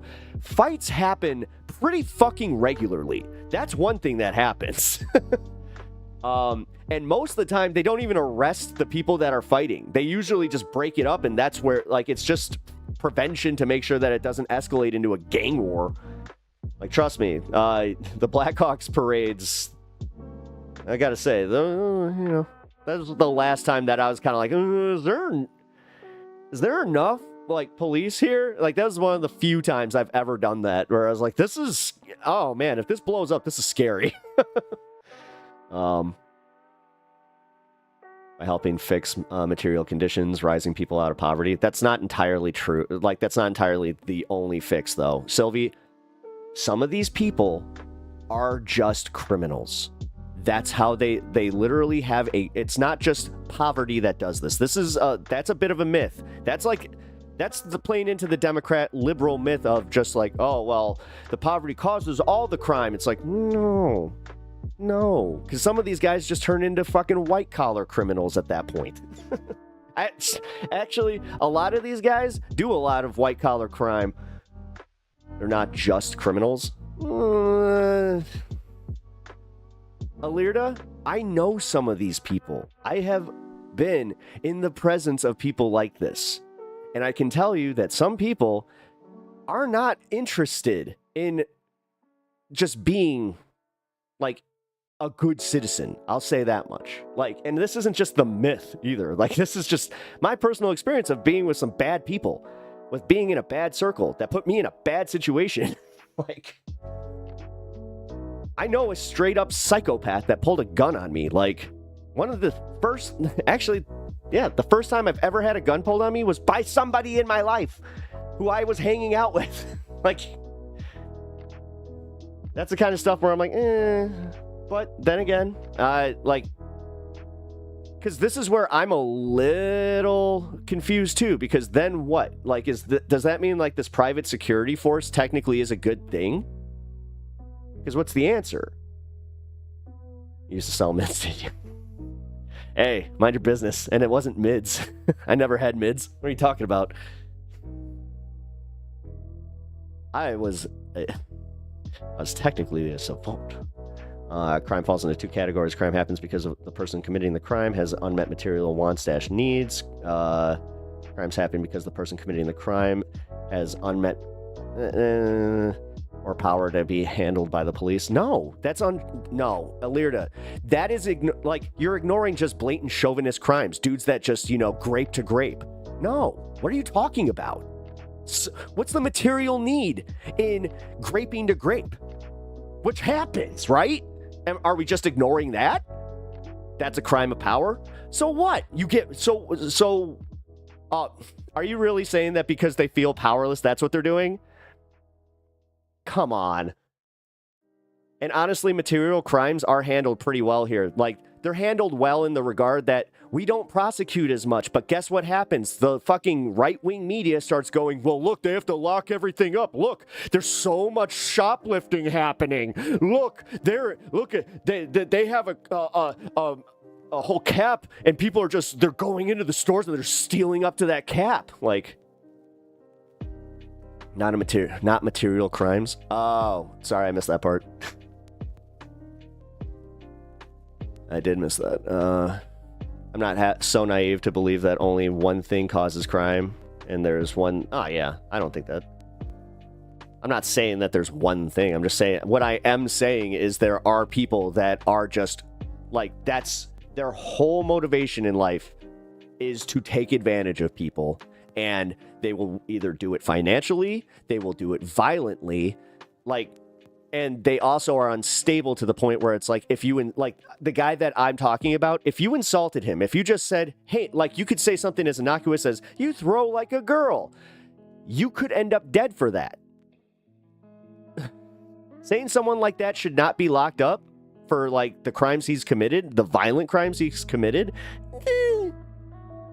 And I know you didn't say that. That's me putting... I'm not trying to put words in your mouth. I'm just saying that sometimes that's where it can be misconstrued, and that's where a lot of the right wing hears that. They're like, if I can make that conclusion, trust me, they are. Shoplifters steal up to a cap and then go home, sell those stolen goods to make rent or pay bills. Again, it's almost like you're romanticizing crimes. No, a lot of these things are actual they're organized to the point where, for instance, we had a problem where they were hitting so many stores and it was the same group. And again, Fox News doing their thing, reporting it as, look, they're just letting it happen. They're letting it happen. And even the fucking cops had to come out and like, have you ever heard of a police investigation? Shut the fuck up. And eventually they got all of these guys under RICO law because they got, and they also were waiting till it was up to a certain cap so they could get them with like, I know it was like the hardest penalties. So no, it's not just like, I get it. I get what you're saying. But sometimes, even if they have all those material needs, they'll want the other person's material needs. And I think ignoring that is being ignorant. And that's also why, like, people on the right do think that the left is a little wacky with that. And they perceive that as just being like, oh, so you guys are just pro-crime. It's like, no.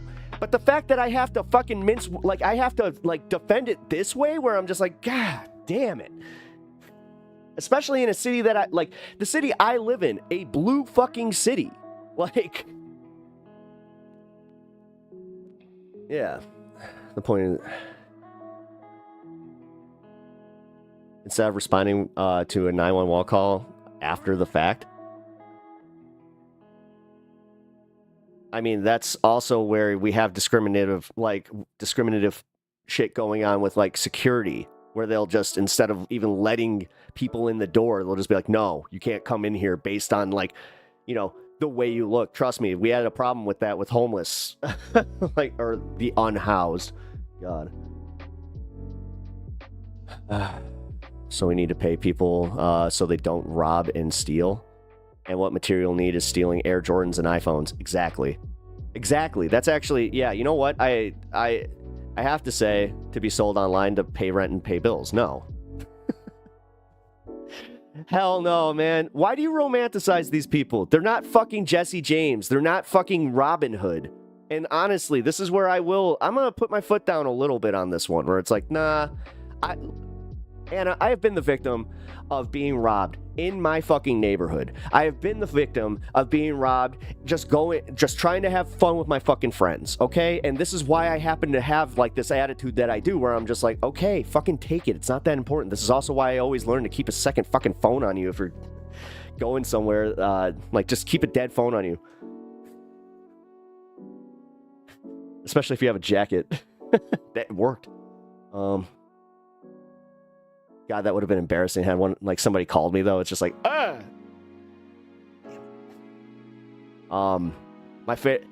know that I shouldn't have a favorite time of getting mugged, but my favorite one was the guy that he saw my point. he threw back my license. I'm like, I don't want to go to the DMV. He's like, I was like,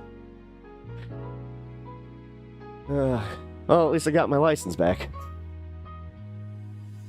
There are a lot of news reports showing that breaking into cars in San Francisco was to resell at places for drugs.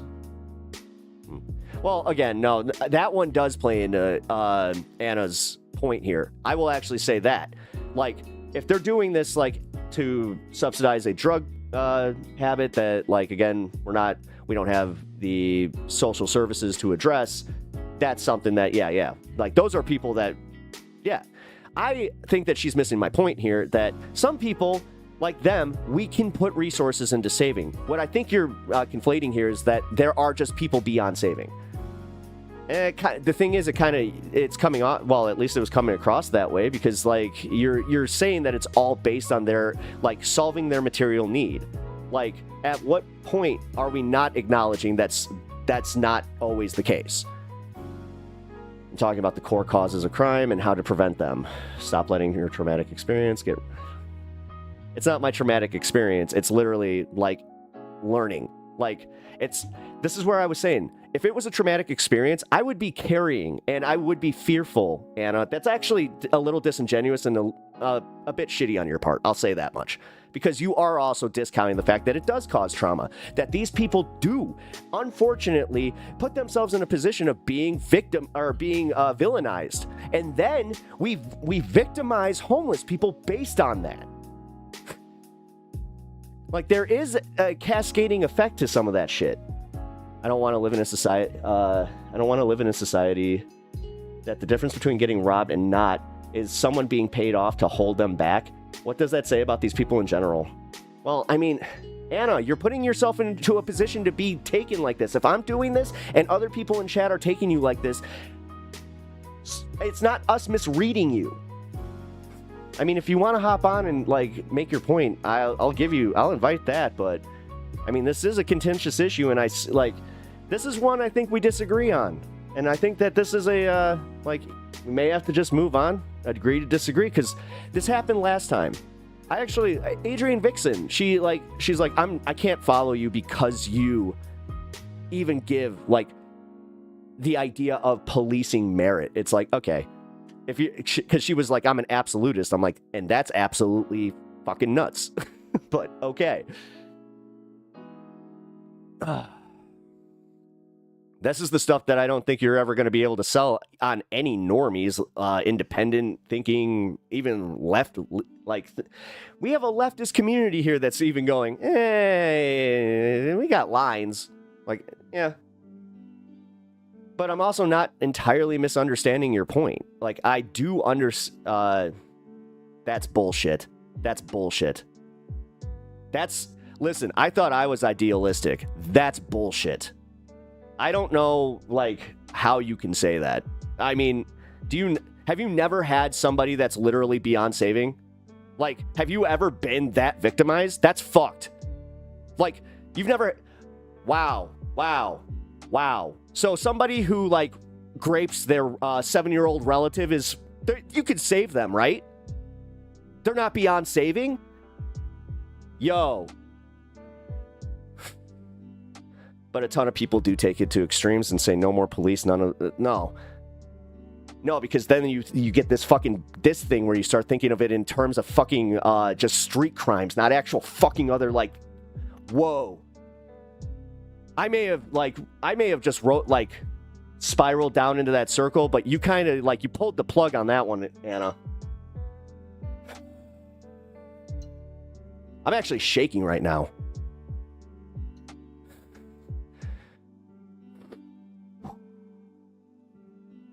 It feels like I am at a dinner table and mom and dad are arguing. Hey guys, Taco Bell is coming out with a new grilled cheese burrito. Okay. And that's where I'm just going to be like, Anna, I love you. You are... I love the fact that you helped this. Sorry, I meant platonically. But this is where I'm just saying, I think this is an agree to disagree situation. I don't want to argue with you. And I also don't want to make chat uncomfortable. But also, the fact that, I'm sorry, the nobody is beyond saving thing, that's a hard disagreement on my end. And I'm talking about somebody, I will talk to you about this privately. But yeah. No, some people, I feel the other way, where it's like the Punisher has a fucking point.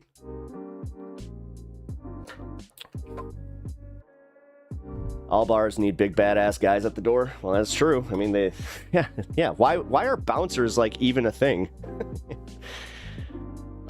Even some of the biggest commies understand you need to some monopolized power to force to deal with crimes that you can't otherwise. Exactly. There's always serial killers, these people, again, no one's beyond saving. So we're talking Ted, or not even Ted Bundy, Ed Gein, or those, or actually add Ted Bundy into that. Those guys, not beyond saving. We could have saved them. We could have totally changed them. Sorry, man. And I am apologizing, because right now what I'm doing is I am taking it to that nth degree, and I'm not trying to completely misconstrue what you're saying, because I don't think you meant that. But if you did, then yeah, where's the majority of the system would be focused on things like Yeah, see, no, Sylvie, I agree with you on that. I totally agree with you. This is also why I think like rehabilitation programs in prisons like is the way to go. Like the way that we do this, where we incentivize, you know, them to essentially just like do more crimes and like just keep filling these prisons is, yeah.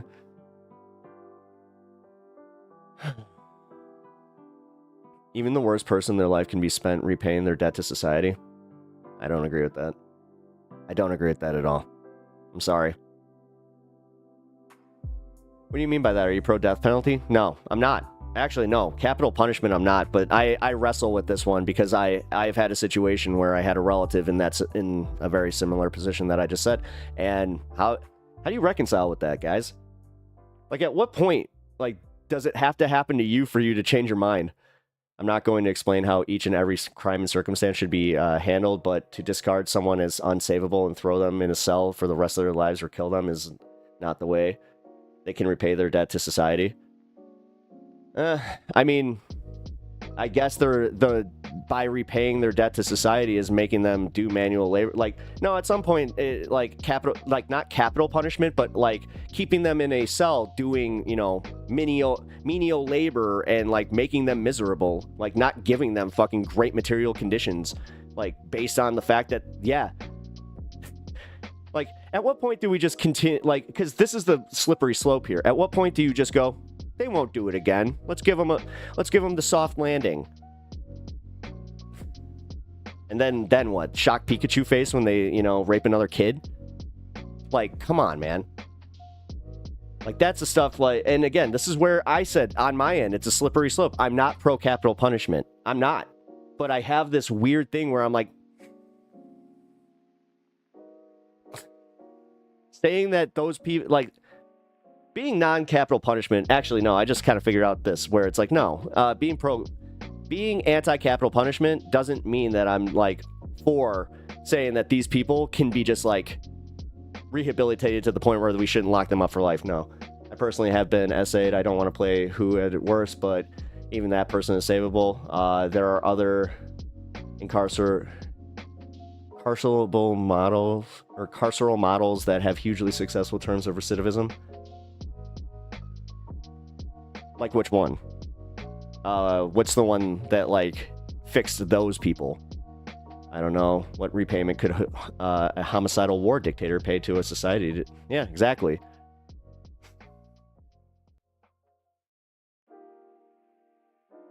Trust me. I have had moments where I've, like, been reading Punisher comics and just being like, I'm not sure about this, but then I'm like, all right. I'm more of a Daredevil guy myself, though. Hey, Miss Alice, how you doing? Seems like it's going off again. Yeah, this time, yeah, I mean, we're talking... Yeah, that's the thing, Mitesh. I was just saying that. Like, I don't know, man. I don't know, man. Like, especially after recent events, I don't know, man. I mean, Sweden... That's... Okay. I really wish that someone from Sweden or Norway was in chat right now so we could discuss this a little bit further, because I really, every time the leftist utopias, Sweden and Norway, and then I look into it, and yes, they have better rates of not having recidivism, but they also, it's based on population density, it's based on, like, a bunch of different policy things, which, okay, like, let's discuss that further, but to blanket just, I'm sorry, like, as I said, this is a contentious topic, man, and he will dig up the mass graves of the people he ordered to kill. There are ways.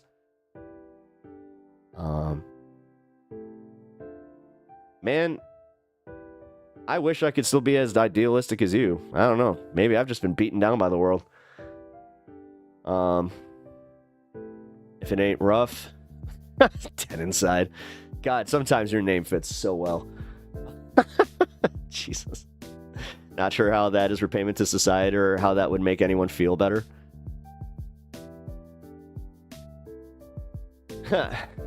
Yeah.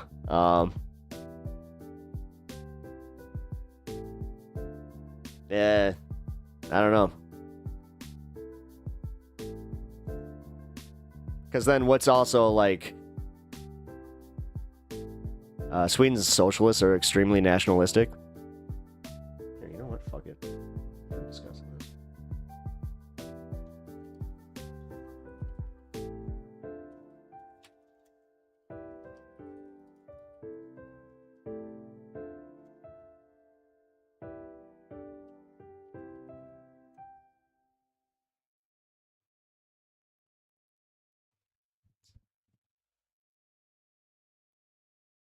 All right, here we go. Sweden's recidivism rate is around 20 to 29%, significantly lower than the US's at 66%. Sweden has a focus on rehabilitation and reintegration into society. Prisons have programs that address the underlying causes of crime, such as substance abuse and mental health issues. See, I'm all for this. There's a focus on education and employment opportunities. Okay, now...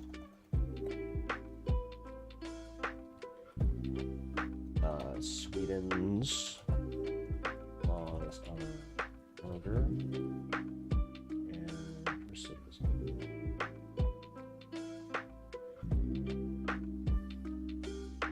10 to 18 years to life, with most aggravated forms of murder punishable by life imprisonment. Recidivism rates are tracked, with studies showing that a significant portion of offenders reoffend within certain timeframes after release. Although Sweden's system emphasizes rehabilitation and community-based... See, they even admit it. They even admit that it doesn't always work. They always admit that there's some people that it just doesn't even work. Oh, wow. Almost like exactly what I was talking about. Again, what you said is no... Anna, that's ignoring the fact that you literally said nobody's beyond saving, when they just said that. They acknowledged that. It's not a blanket fucking you're right point. Like, I actually just proved myself right there, too. There's people beyond saving. Per Sweden. Huh. Look, I can be like that, too. Again, I match energy, so... You want to get condescending with me? I'll be condescending, too.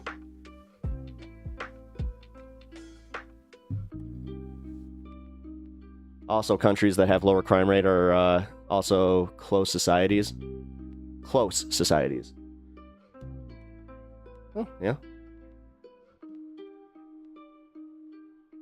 The focus on it. This actually gets brought back into the community aspect. I cannot be redeemed. Too far gone. We literally have a self-admitter here. Although, Anna, be on alert here.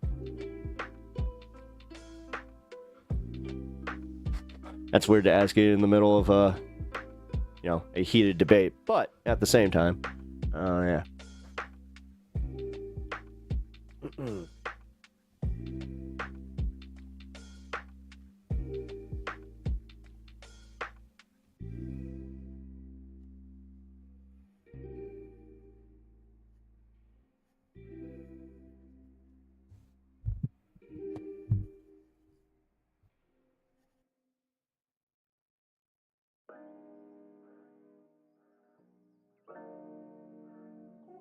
Oh, that's actually cool, though. One thing that they are doing for even those people, I will say... Alright, 86% of them are under forensic psychiatric care. That's cool. That's base as fuck. Okay, guys, I'm out. Enjoy the stream. For the Emperor.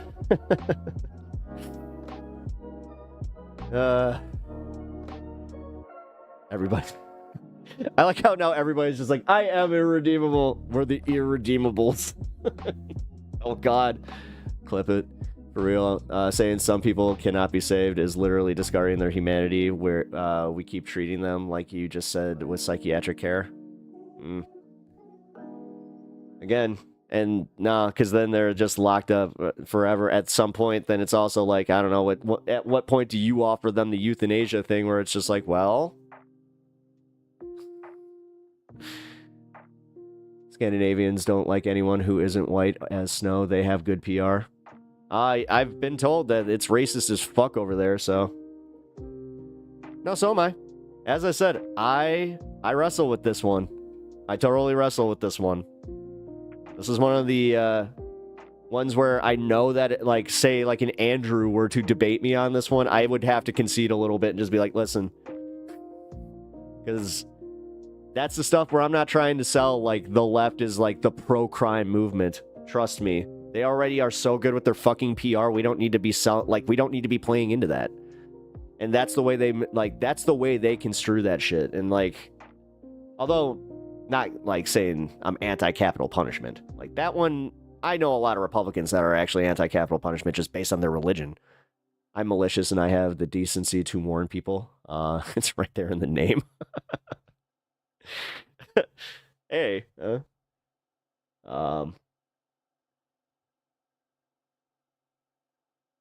Sure, as a whole, Sweden is fine. I will say some of the most nutty incel neo-Nazi people I've talked to on Discord seem to be Scandinavians. It's kind of, you're not wrong. Like, I learned about this a little bit myself, where I was just like, oh, I didn't know that. Disappointing. Because again, this is where maybe I just have to admit my own thing with this one, where no, I thought because Sweden was the based utopian leftist land of the free and we need to base everything on them. Then I found out that they are kind of, racist, that they are kind of, they got their own issues there.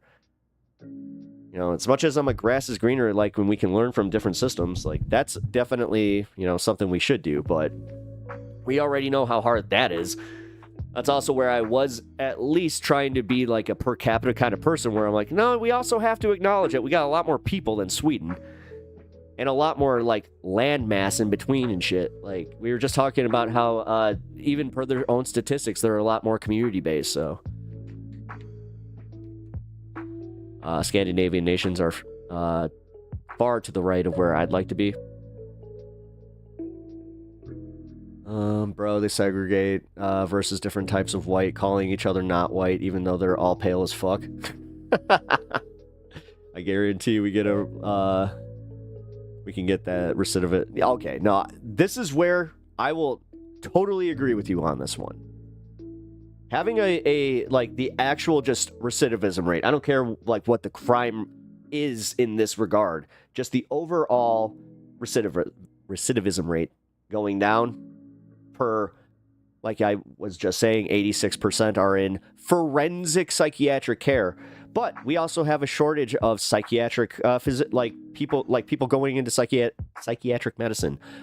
Because of our healthcare system, we don't incentivize. Like because here's where I also have a problem with this line of thinking is it's great to solve that problem, but then also realize that you need to solve more problems to get to even that one.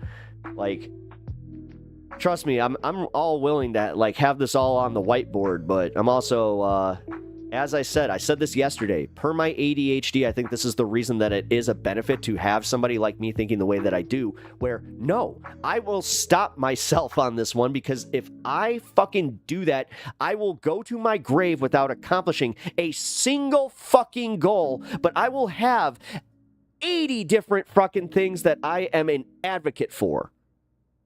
So, sorry. As soon as you start to hear a Scandinavian guy start talking about the esoteric mind and female hypergamy and great replacement, you have reached diamond racism. Competitive play level racism. That hits competitive level. Oh, wow. What do you mean crime rates are going down? Those are rookie numbers. Get them numbers up. We need up. Line go up. Elon Oh, that'd be so funny. Elon line go up on all his like stonks and stuff, but then he's just like, hold on, I need line to go up on this one. Sir, that's the crime rate. Line go up. Uppies. Uppies. Okay, he's doing his weird thing again. Dark MAGA.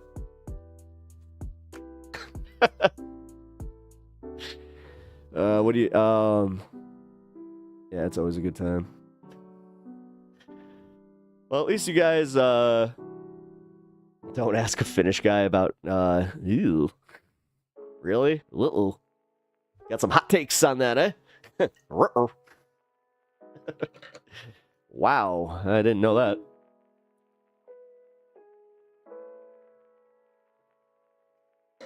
Oh, man. Whew. You guys made me talk a little too much. I tell them I let my wife sleep with black guys so I can raise mixed race babies, and they effing lose it. Hey.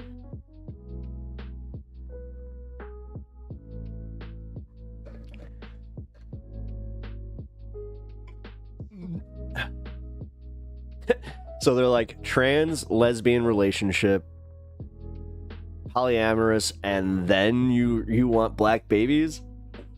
And then you just see that.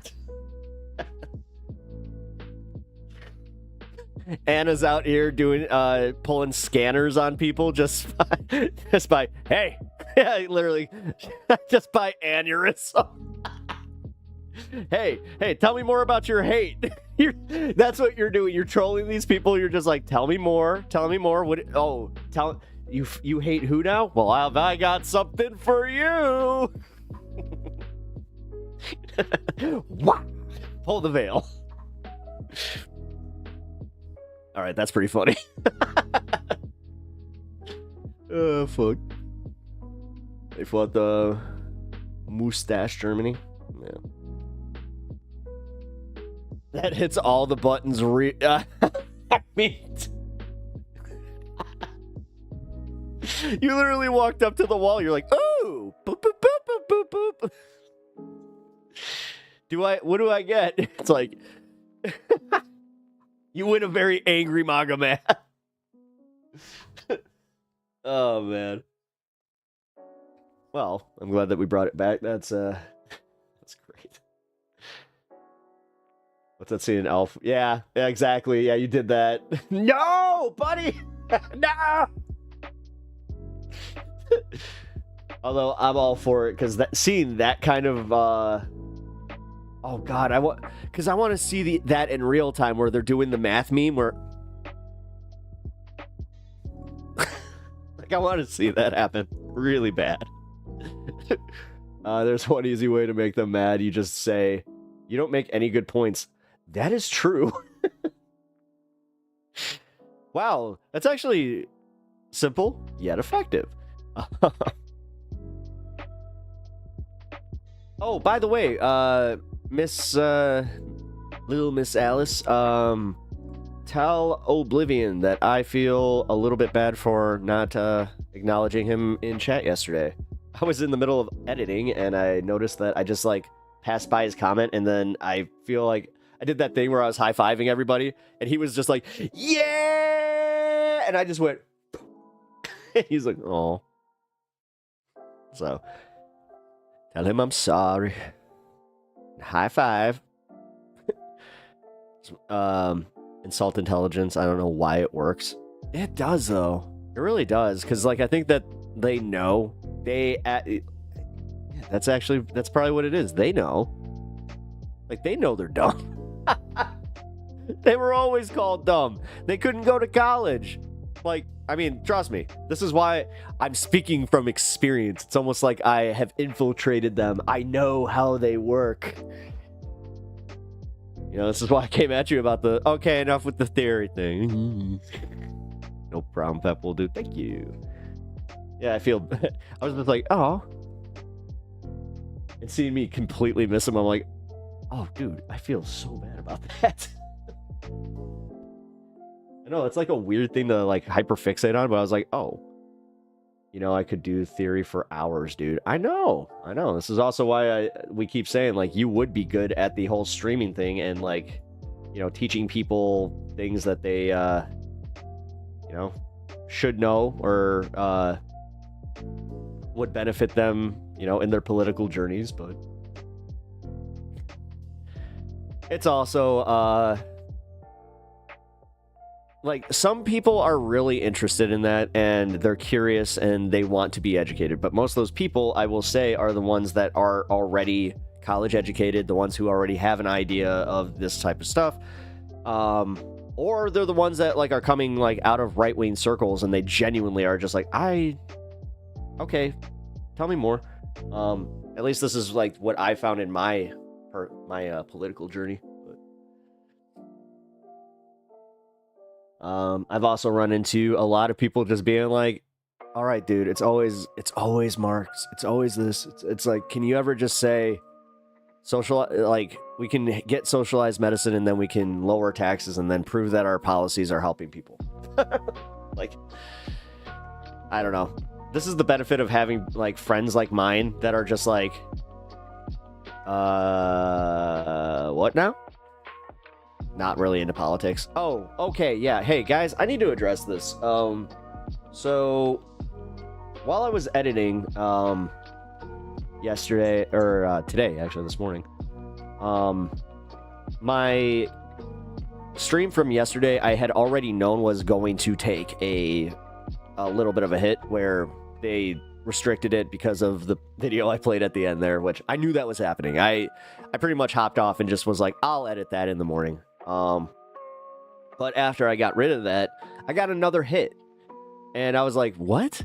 Like, I removed everything, and it turns out that the AI music that I've been playing, and I'm not trying to call Rome Dog out, like, entirely, because it unfortunately was sent by him, but because I know he's just trying to have fun, but I need to let him know that it is like, yeah, I got flagged on it. There were multiple. So, like, I guess the way that they're doing this now is they're scanning whatever the AI is doing, or like they have something that, like, shows where the AI is getting this stuff. And yeah, I got hit by multiple people. I got hit by WMG. I got hit by another record company. I got hit by a visual company on one of them, which was weird, because, like, there wasn't even a video for it. So there must have been a video for whatever the hell there was. But yeah, it was one of those things. So I just hope that you guys know, if you guys are specifically, like, I hope Rome Dog either hears this, or I might have to just message him privately. I hope I don't have to do that, but I want all you guys to also be aware of this, that if you want to make AI projects and stuff like that, we can keep them in Discord, but I don't think that I can play them on my stream unless I'm on Twitch or just doing the Patreon stuff. So fortunately,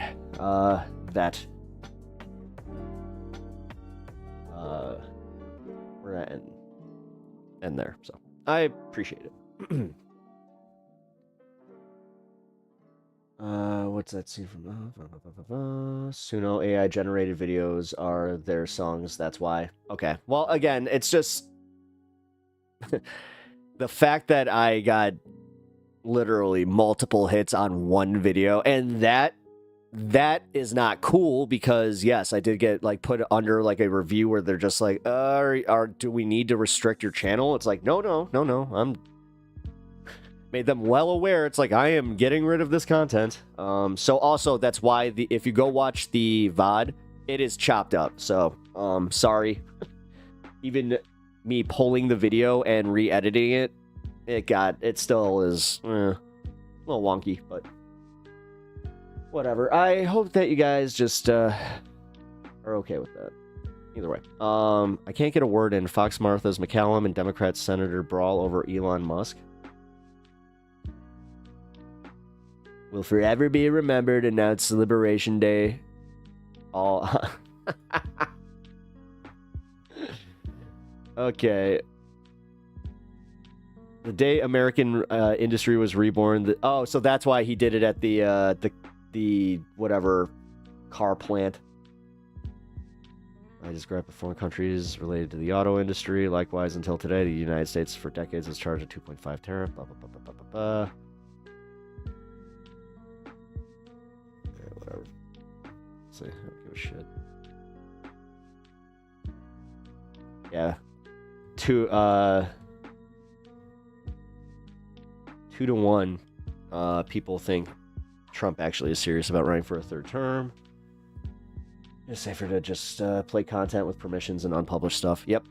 Yeah, that's okay. Because I think that's where there was an honest mistake there as far as what, like, I didn't know. So Rome must not have known that there was, you know, any restrictions on it. So I don't think he was trying to purposefully, you know, get me flagged for anything. So I just want to put it out there, though. Like, that did happen. It is something that I had to address, and it did take up like a majority of my morning. So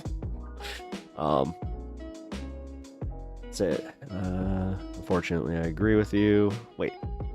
I'm very against AI, and I like you all too much to threaten you with all my ukulele covers. Oh, come on! If you got uke covers, come on! I love a good uke. Actually, Boy with Uke is one of those newer artists that I enjoy. I just remember bringing him up and seeing your, you know, 11-year-old... she's 11, I think? Yeah. My 11-year-old niece just go, how do you know who he is? It's like, oh. Did I just become the uncool, like the cool uncool adult? Where it's like I just made Boy With You uncool to her because I know who he is. T-minus 4 minutes. Oh, hell yeah. Here. Yeah, this is the main one. Thank you for that.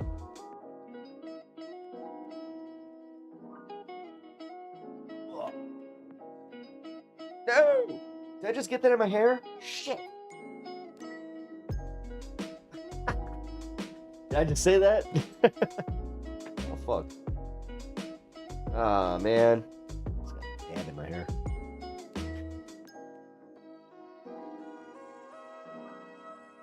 I love playing the uke. Yeah, ukes are fun. I'm not even good at it, and I enjoy it. Banjos, too. I actually enjoy playing the banjo, even though, again, not great at it. 12-string guitars. 12-string guitars are fun to play, but have somebody else tune. I also play uke, and everyone else thinks I'm a weirdo. Well, how are you doing it? Are you the guy at the party that, like, busts out the uke at a very inappropriate time to not play the uke? Your uke guy?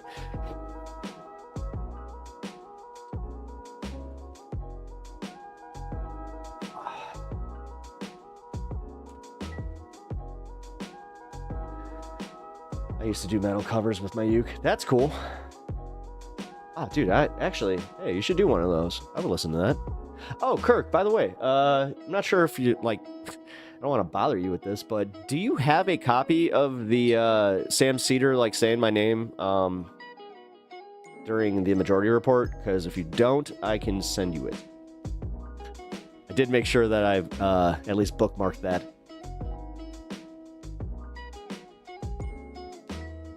It sounds like shit. It's funny as fuck. Well, it depends on what, send it through. I'm working on another intro. Oh, okay, here. It was...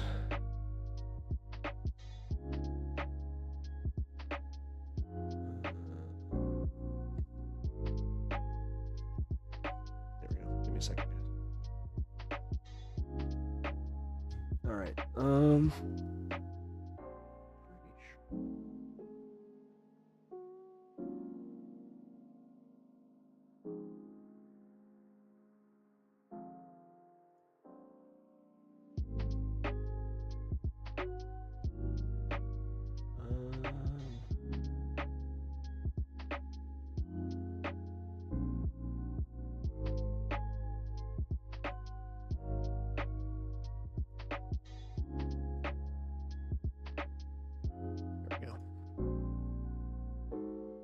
Oh, come on.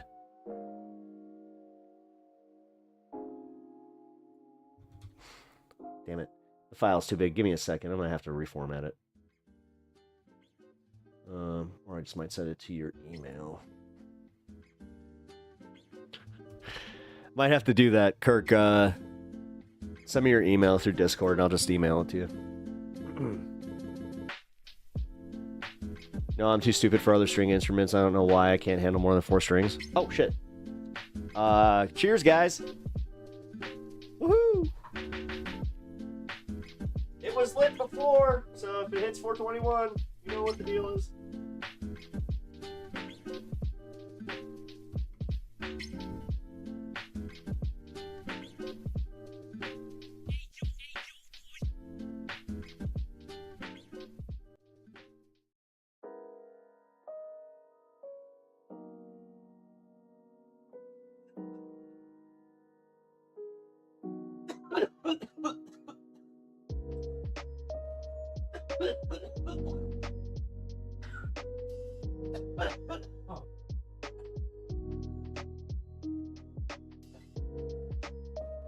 Oh, jeez. Okay. And then, he's been a good boy. Here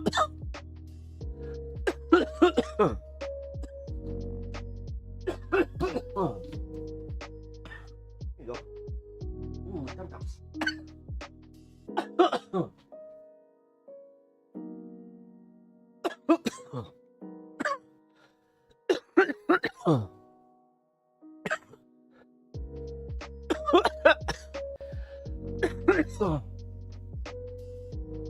G.I. Joe.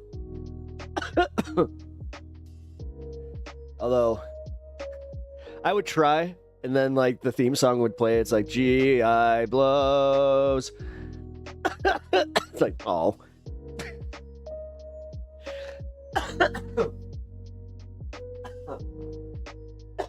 Oh, man. Cheers, guys. Happy, well, my local 420.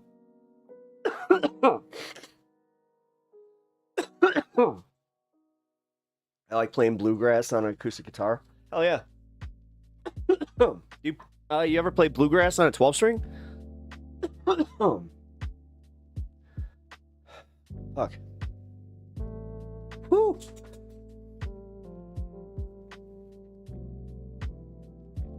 I'm not overscoring. You okay?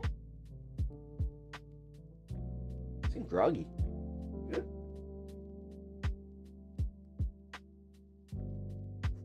Waking up from your nap.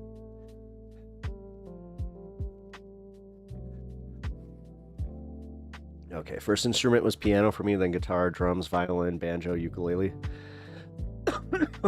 Well, yeah, I mean, my wife is kind of like you, where once she learned how to read music, apparently that was it. Like, she just knew how to pretty much pick up any instrument and just kind of go with it. Which is cool, you know? I've always thought that was really, like, a neat skill to have. Although, I've been told that, like, I have something similar where, like, I can't read music, but I can just play, like, if I watch, like, just you play on a guitar, I can kind of memorize, like, the tabulation. Tabs work for me, guitar tabs. But, yeah, I've never been... I can't read music. No, I bet that would sound pretty on a rhythm. Oh, hell yeah. Never learned it. Oh, really? You really know? No shit. So you're Stevie Ray Vaughan-ish. Cool. I always loved that about him. Like, one of the top blues guys just didn't know how to... He's just like... They'd hand him a sheet. He's like, I don't know what to do with this. No, I bet... I played pedal steel guitar. It's one of the hardest instruments to learn.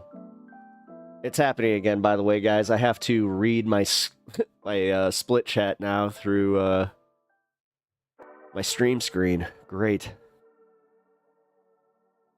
I can't stand this. I really hope that... I hope that the new update, it comes out tomorrow, fixes everything on this, because, man... I got an email about this shit. They were just like, oh, you may be experiencing some problems. I'm like, am I? No shit. Kirk, you don't have to. My dad had students who couldn't read music at all. No reason to. Even learning classical piano, I use tabs. Nice. Nice. Yeah, see, yeah. Just...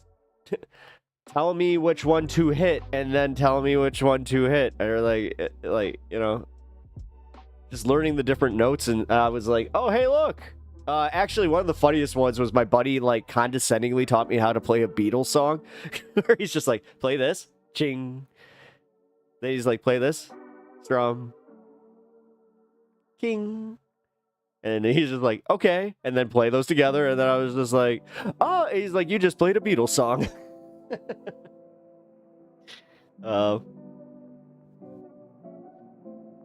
As I said, though, Kirk, send me your email through Discord. I can't send this file because it's too damn big.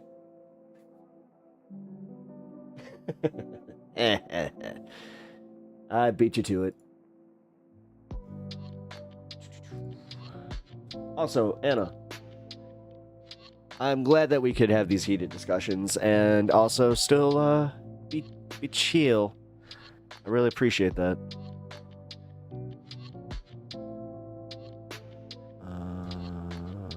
Cool. Alright, so you're...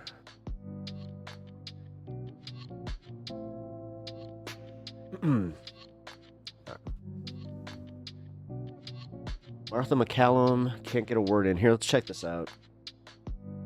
Wait, ads. One of those crowns I have here fell. I put some like kind of... Here's another one. Let's just play this and then... You have to be careful with that, man, because like sometimes they play movie trailers. That happened to me once where I got flagged for a movie trailer that they played in a fucking news ad. I was like, oh, what is happening here?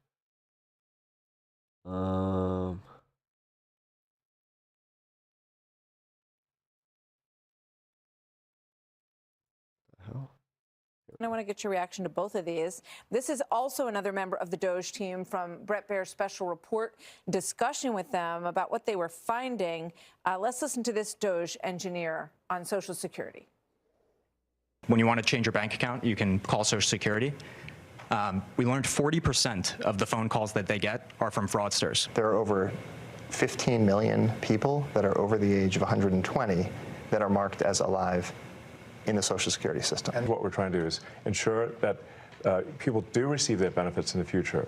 And you can only receive your benefits if the country is operating in a healthy and competent way.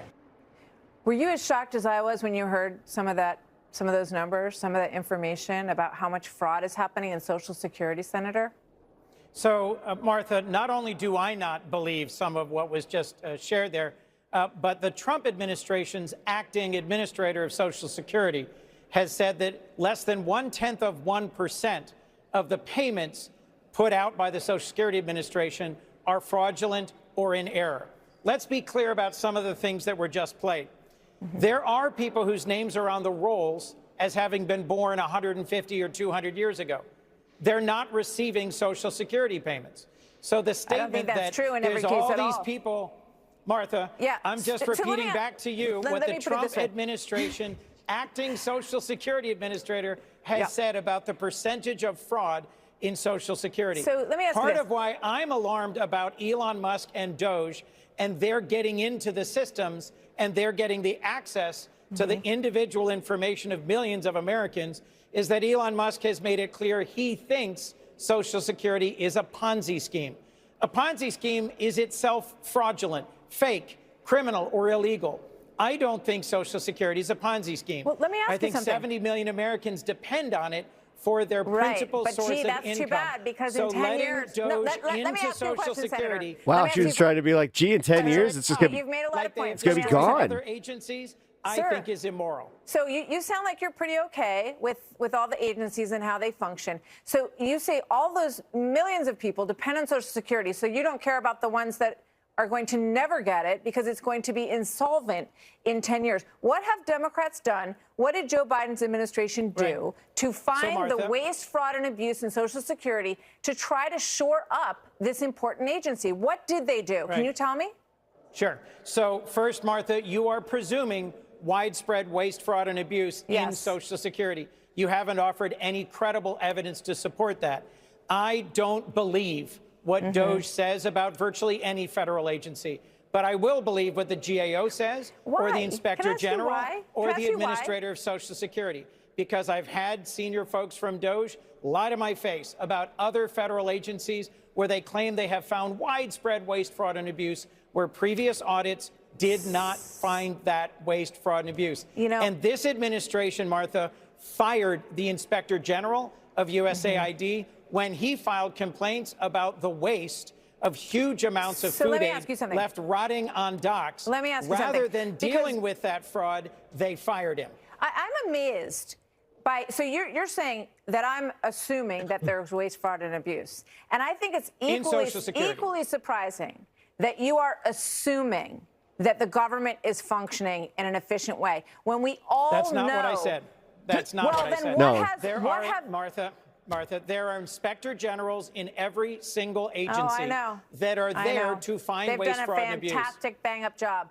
I mean, when you look at the number... And to start the administration by firing all... Again, and she's just ignoring the fact that everything that DOJ has found as far as like waste, fraud, and abuse has had to be rescinded from their own website per the fact that they are lying or they're fudging the numbers or they've just blatantly got them wrong. It's almost like, gee, they're incompetent. All of them does not suggest a deep interest in listening to these career nonpartisan inspectors general about waste. No, you can't just like put your fingers in your ear and go, blah, blah, blah. Like it's not happening. We all know that's not at all what I'm doing, Martha. Is not Let me repeat the point. Run. And these people... Elon Musk says that Social Security is a Ponzi scheme, and this president has fired the relevant inspectors general, who are the people most capable, not a bunch of 20-year-old software engineers with no previous government experience. Did you watch this interview, Senator? Did you watch the interview? Did you watch this? Accountants. Did you watch the interview? Which interview? I don't know what you're talking about. The one I just you are played yelling you from. so much. No, I can't, because I can't get a word in edgewise. I'm trying to ask you a question. That's my job. So you go right ahead. There was an excellent panel on Special Report. These are not 25-year-old, whatever people have been calling them. They're very seasoned executives who have made a lot of money and run good businesses efficiently, where they only use the number of people to get the job done that they needed. They gave up their livelihood and they left their families and they came to Washington to try to give their expertise to some of these agencies that are so sclerotic and wasteful that they are not able to function. So, okay, it would be great if, if both sides of this, because when I remember there being an active interest by Democrats in saying, you know what, we know that there's a lot of waste in our government. Now you're telling me there isn't. That's not at all what I said. I said in Social Security. Wow. See, and he caught her in it, and he did a really good job there. That's not what I said. And I kind of wish he would have just been like, and you are putting words in my mouth. Like, what are you doing here? The current Trump administration acting Social Security administrator has said publicly less than 1/10% of the Social Security payments are being improvident, are not being sent to people who are entitled to them. Let's assume that you are 100% right. I agree with you that there is waste and fraud in different federal programs, and sign me up for working in a measured, bipartisan, thoughtful way about reducing. I mean, there are in Medicare, well, you should for example, talk to the people on the panel payments. here, because I think you'd be pretty impressed with many of them. I would ask you respectfully to take a look at this panel discussion, because I found it very eye-opening. It's not a bunch of like nutty 25-year-olds, as you suggested. They're actually quite thoughtful, intelligent people who have a great record. It's literally impossible for Social Security to go unsolved. So let me ask you this: if it's been run, this is why you will never see Sam Cedar on Fox News, even though per his own admission, he's like, I've been banned so well, and it's working well. This Social is why. Security. Why is it going to run out of money in 10 years? The whole idea is that the investment Martha, I think you already know what the are answer you to that. doing? What are you doing to make sure that it's solvent for your grandchildren and my grandchildren? So, Martha, you already know the answer for why it is, at least in current.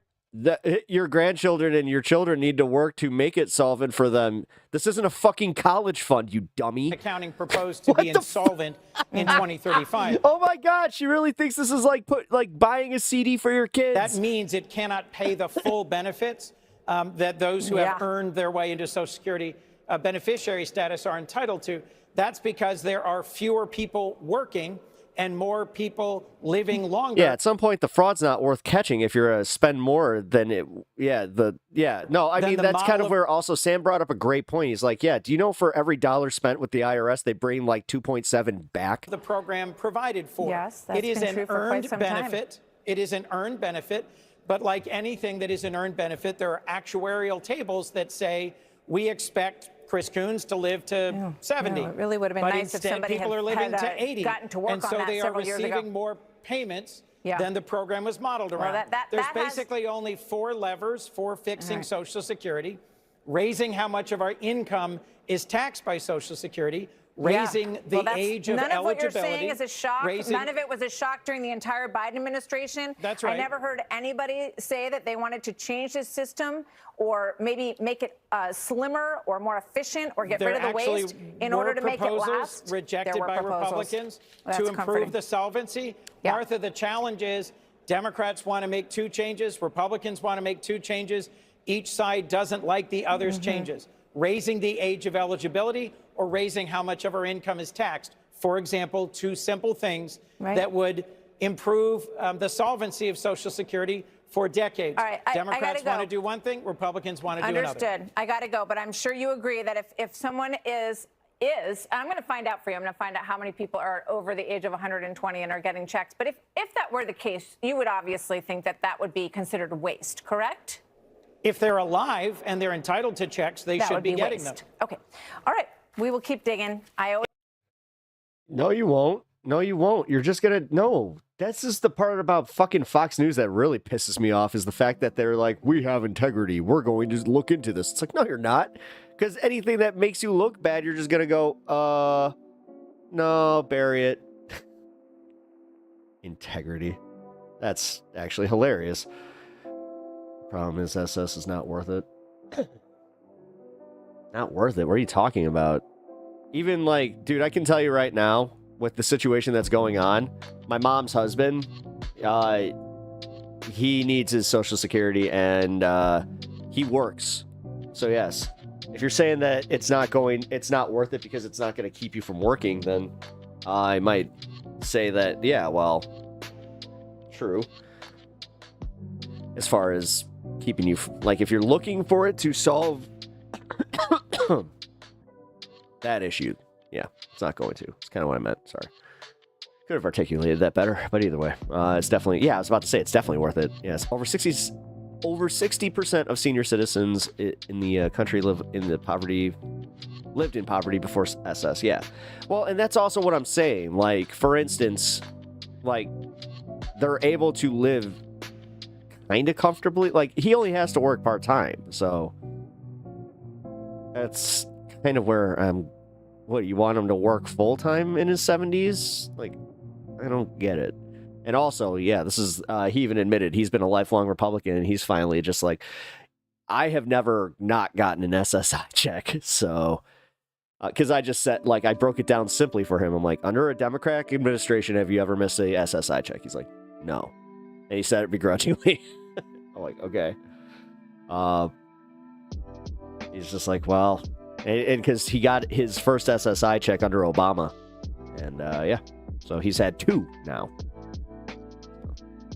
Okay, not what that's supposed to do. It's not an investment or an ROI. That's part of the problem. And that's also why I think that, like, the way that tech bro investment culture has permeated in this fucking society is disgusting. It's disgusting.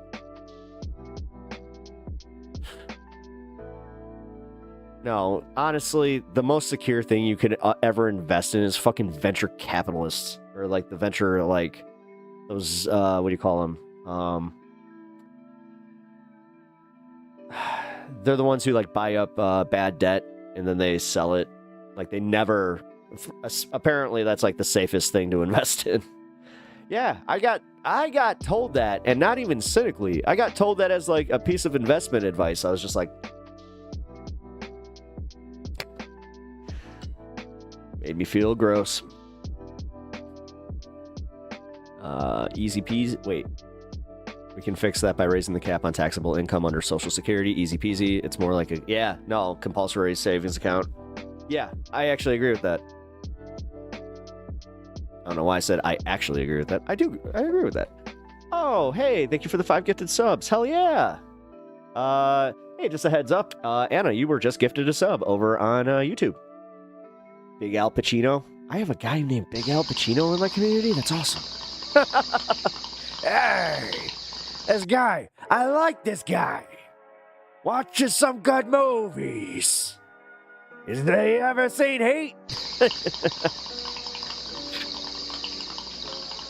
I'm sorry.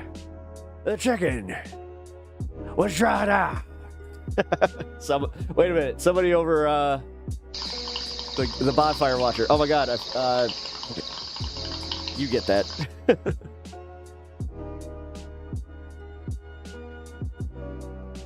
Oh man. MR brand account. Wait, what? M brand account. Oh yeah, Sylvie. Yeah, man. Sylvie. We got to figure this out. Because, yeah. It's all a scam. Yeah, 401ks. Yeah, no, exactly. They tend to be the worst performing. And I can tell you right now, like, every time I look at mine, I'm just, well, the few times I've looked at mine, I should say. Where's Mike? Yeah, wait a minute. Where's Mike? Mike James. Mike James was gifted a membership. Hell yeah. Where's Mike? Ah, shit. Well, it's good to see that his ability to get a gifted membership is still on. So I hope he comes back to the community, man. I really enjoy his banter. He was fun.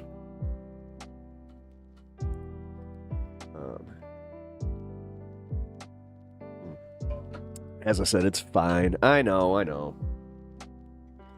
Well, it's fine right now because I'm still getting my my membership content. I can afford a membership if I decide to get one. Oh, okay. Sylvie, you rule.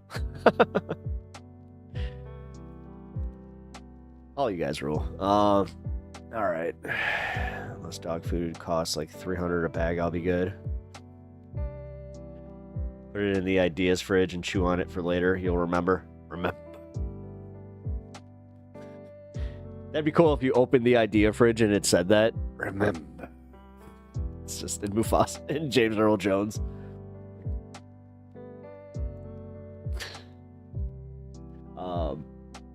Man.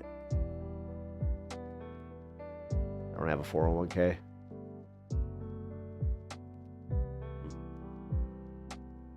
Interesting.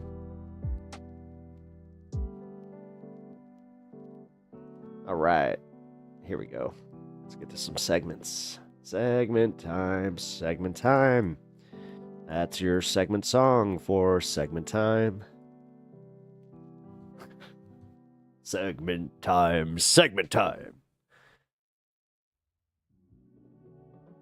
Pep Talk segment time. All right. All my company 401k matching in U.S. Treasury bonds, just like Social Security. All right, let's take a look at Fox hosts are panicking watching the stock market crumble. A conservative Fox News business host was visibly stunned on air when the markets had a disastrous opening in anticipation of Donald Trump's so-called Liberation Day reciprocal tariffs, which are expected to devastate both the national and global economy. But before it didn't. That's embarrassing. It is. Here, let's watch this, though. We don't need to watch him gloat because, honestly, it wasn't great. But, yeah, here, let's at least watch this. To 10 o'clock, rather. And actually, sorry, to 9:30. I can't even read the prompter. Okay, 10 seconds now. The bell will ring. They'll clap, they'll cheer, they'll press the button, and I'm afraid it's going to unload a lot of red ink as we wait for those tariffs and the announcement of... Did Make-A-Wish just go public? Really? 4 p.m. Eastern this afternoon. Here we go. We're off, we're running, we've started, and we're opening in the red, big time. The Dow Industrials in the first few seconds of business down 350 points. That's 0.84%. You're back to 41,600. Oh, look at that. There's the Dow 30. I see 2 winners. That's your lot. 28 losers, 2 winners. Plenty of Vanguard keeps asking me to switch my investments to stocks. selling. The S&P 500 is down. That should actually tell you, yeah. 50 points. It's the same way that like I keep getting calls on my house where they're just like, do you want to sell your house? It's like, no. Exactly 1%. The Nasdaq Composite down 241 points, 1.3%. Show me big tech, please. How are they doing with everything else down? They're all down. Apple, Microsoft, Alphabet, Meta, Amazon, all in the red, significantly so. Let's start with this. India working on a trade deal with Trump. Good morning, Taylor. Good morning. All right. Well, long story short, they rebounded a little bit. They're up, I think it was like 1 percentage point or some shit like that. But hey, stocks didn't crash. So let's be honest. Let's at least be fair as we can be, as I show my complete bias. Also, you know what, guys? I haven't been doing this enough. If you haven't already, please like the stream. Subscribe to the channel if you have not already. We are getting very close to the 1,200 mark. Actually, let's see where we at. Yeah, 3 more. I'm 3 subscribers away from hitting 1,200. So, actually, yeah, here. Push to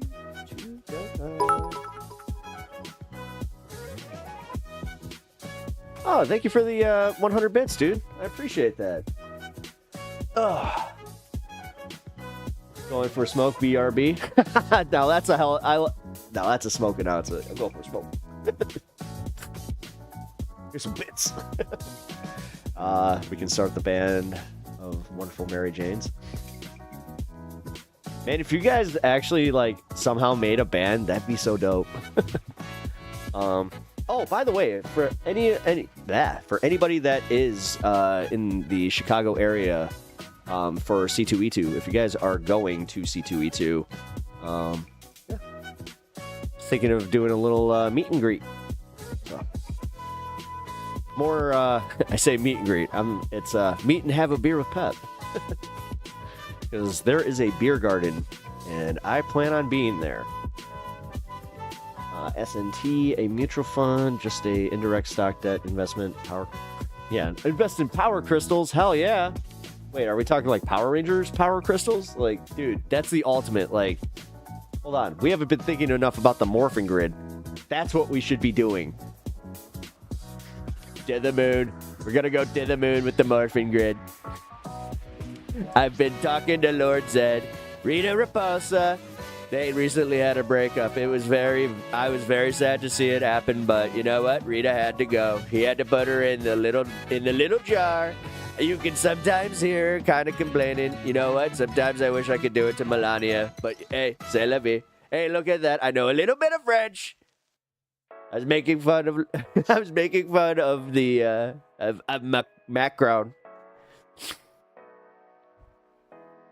Voulez-vous vous coucher après moi ce soir?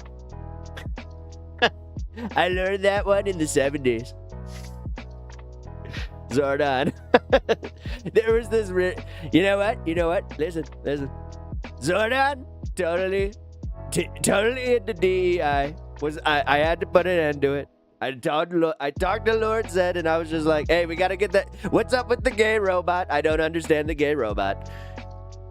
I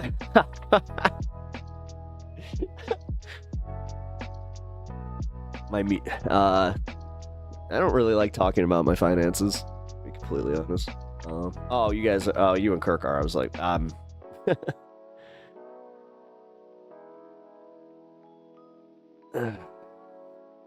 don't like talking about my finances because it's kind of like, I don't know. I learned how to actually I learned about high yield investment or like high yield savings accounts way too late in my life.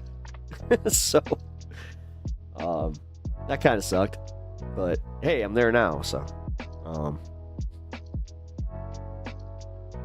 just a percentage. Oh, talent. Okay.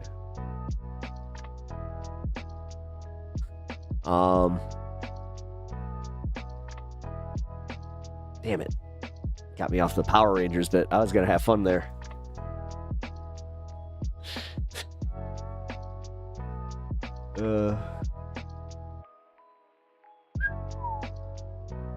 Damn, down 500K? Oof. Yikers. That sound, I just had that moment where I'm like, that's a lot of money. And I mean, like, legit, like a little kid just like, that's a big number.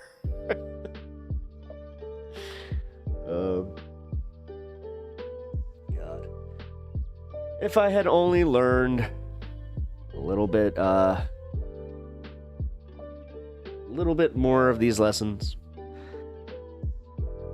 $1 billion. Yes, I have one. Hey, once I hit my billion, tax me, bitch. But only at that billion. That's all. The only time that you can actually tax me fairly is when I hit $1 billion. Stop it. Dude, I'm actually gonna like start speaking with like a speech impediment if I keep that up. Like I'm making fun, and I shouldn't also, because speech impediments, you know what? I still have a friend that has a speech impediment well into his 50s, so which is fine. I don't want to talk about it. I'm just telling you right now, I'm not talking about this on stream. So.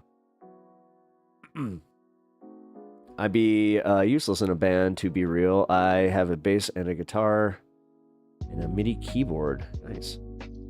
I still can't play any of them. I can do some production and recording, mixing and mastering stuff. That's cool. Hey, like, oh,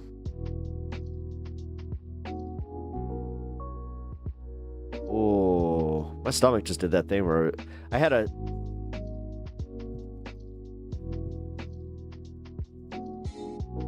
I have a monster in my tummy. Dude, did you guys hear that? I'm not sure if you did, because it was, oh. That was a straight up, like, anime, like, stomach churner. Alright, panic. Oh, fuck, really? Eric, oh my god, they dropped everything against Eric Adams?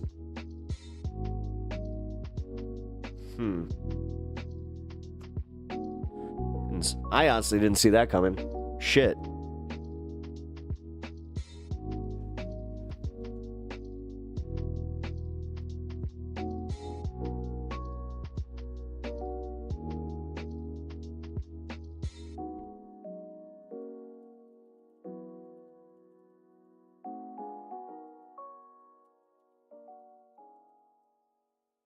There we go.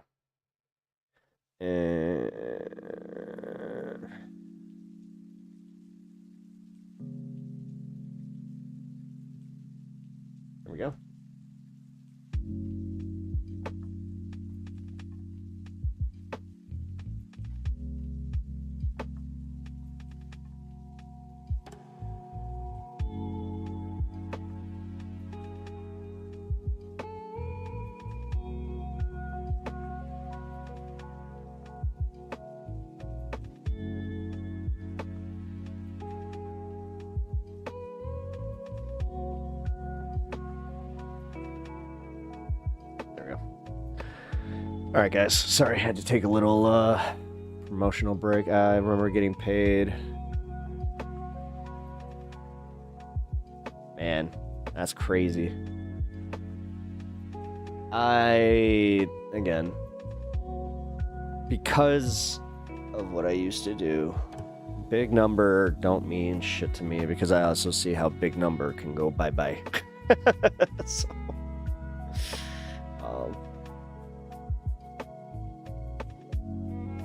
which also having big numbers kind of, it's great for certain things. Like, again, dude, this is how I knew, like, fuck you money is different than fuck the world money. Yeah, having a little bit of fuck you money is nice, but fuck the world money? Nah. And also, like, you know, community, like, some people have what I consider, like, community ruining money. There's nothing sicker. Like, when I was going down to Tennessee, I saw something that really reminded me of, like, you know, a gilded, like, castle type of situation where It was this really, really nice house on top of this hill, and then at the very bottom of it, there's a bunch of these trailers that look like they were all falling apart. It was a trailer park community, and I'm just like, wow. Just wow. Like, right there is a visual representation of everything kind of wrong with that. But back then there was no bank. It's all cash. Wait. I do rhythm guitar. Give me some chords. Oh, hey, that's cool. Oh, yeah. Man, I always appreciate people that are just like, yeah, I kind of like have a, like, I know my band roll. Like, everybody wants to be the lead singer until you realize you can't sing. But then you realize that you are a very good music engineer and you find your place. Meanwhile, you do deep inside wish you could always be the lead singer. I was in a Lamb of God cover band a few years ago. Are you fucking serious? Nowhere. That's kind of... Oh. Ooh, had that in there for a while. But yes, guys, if you haven't already subscribed to the channel, please do. Over on YouTube. Man, dude, I want to hit that 12. I don't know why. Oh, I know exactly why. Come on. We like even numbers. Not sure if you guys are like that, but I am, so. Okay, I can kind of sing. Only kind of. Yeah, I'm kind of the same way. I can carry a tune. But not a great one. I can do certain stuff. I can do Kermit the Frog. I can sing Rainbow Connection like Kermit the Frog. That must mean something. Ari Muzavar. Why are you so cute though?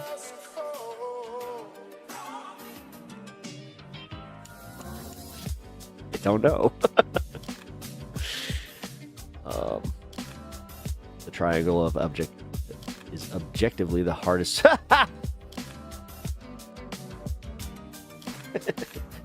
Is it? Is it like, are you actually being, I hope you're being, no. That's the one I always wanted to play. Like, wait, I want triangle.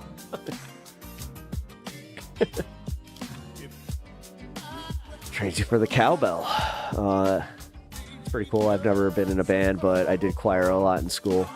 I did not. Oh, I can't read. Well, I guess I'm not giving the percentage. What?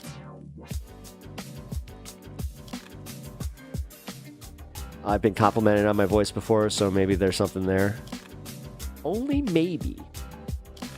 Yeah, I got told by somebody, they're like, you can sing. You just need to project more. I'm like, I don't want to.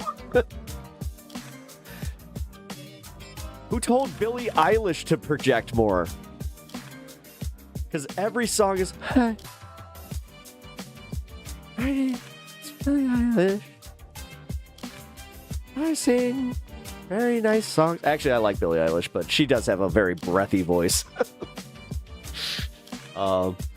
Which I can only take so much of, I'll be honest. Sylvia, let's do a collab. Hell yeah. No, you guys should. I'm not even kidding, guys. Like, do collab shit. Fucking A. Like, this community is so talented. Anna, I took your advice and I started doing a little harder workouts. Feel good. Ooh, actually, I could probably have that protein shake now. Glad smartphones weren't great when I did karaoke. Oh, come on, Mitesh. Man, if we ever have a meetup, we're doing karaoke, and you're gonna have such a good time. Even though, I mean, the problem is you just drink tea, so it's just like we gotta get Mitesh all hopped up on his black tea. Show him that we don't need no drugs to have a good time. So, I mean, I do.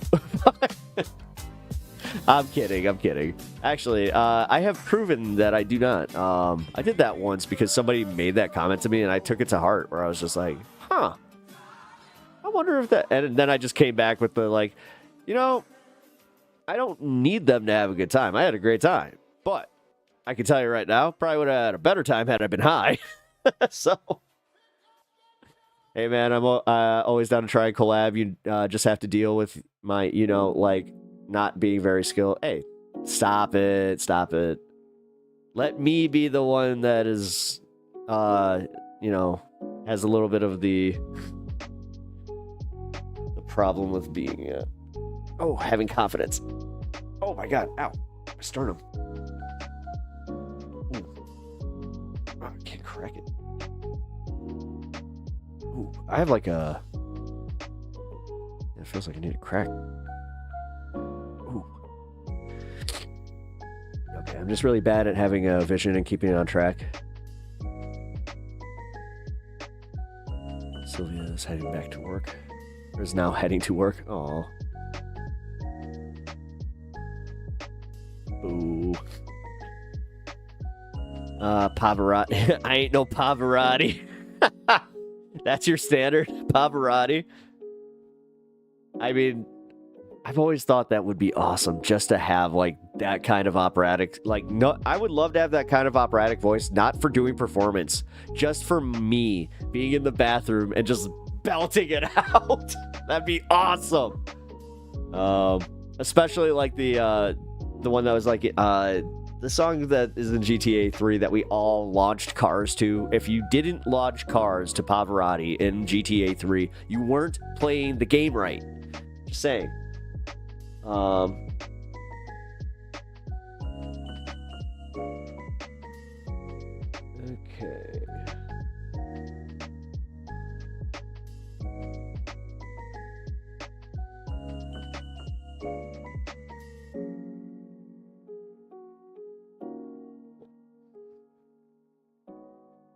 Thanks for sending this, but hold on. Oh, shh. My bad. I totally forgot to check the suggestions. Thank you.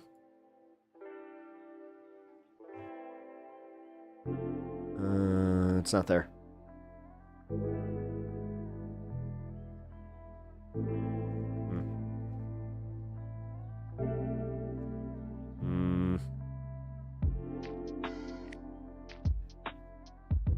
It's not working, whatever. Sorry guys. Somebody just tried to send me a link and I'm like,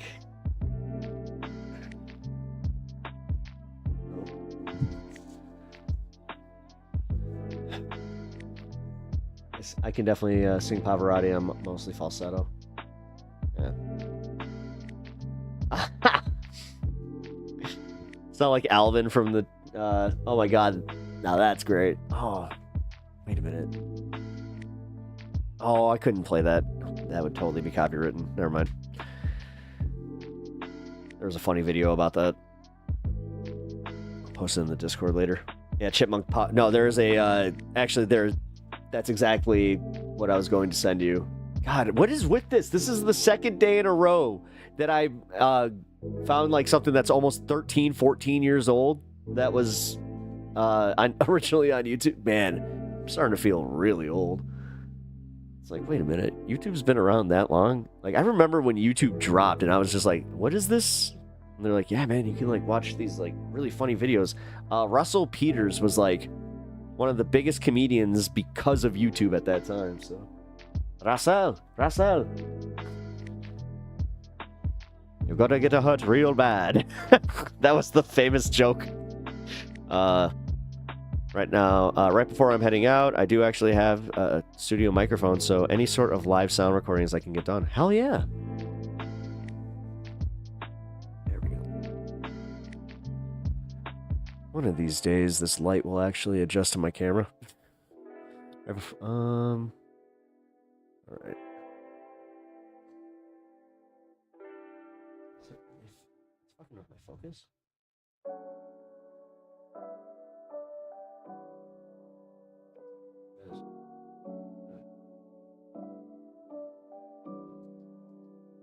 Whoa.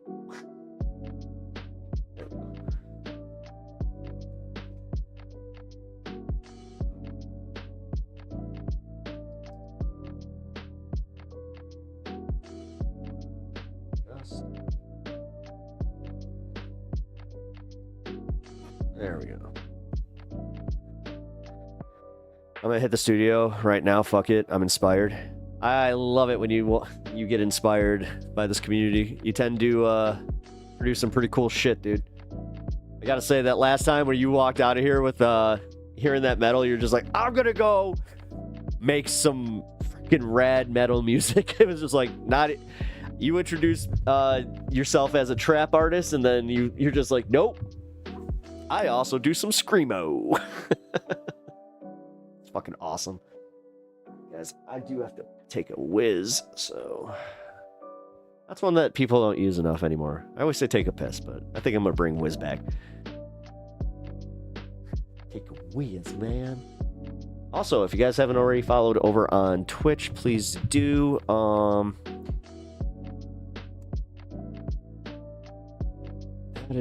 I just realized that this sucks. I'm not going to be able to really register my Twitch under politics anymore. Oh man, that's rough. That just actually hit me in real time, where I was just like, oh damn, like,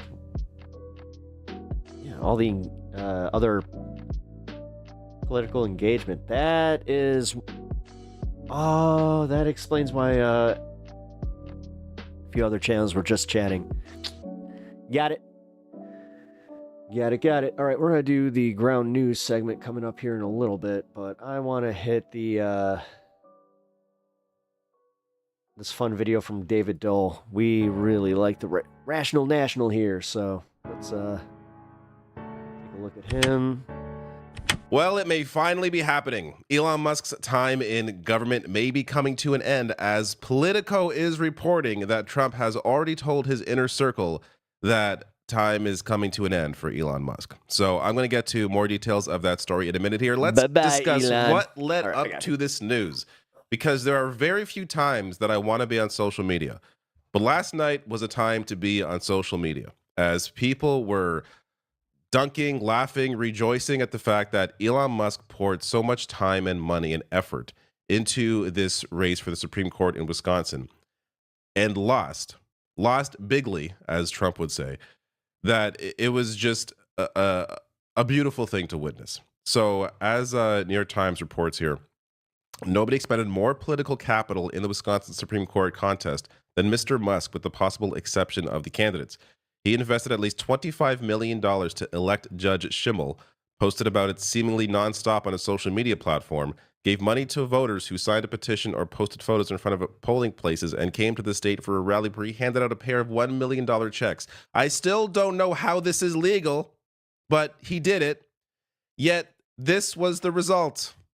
Susan Crawford winning by a wide margin against Brad Schimmel. And as the New York Times writes here, turnout was up nearly 40% higher than the 2023 Wisconsin Supreme Court election.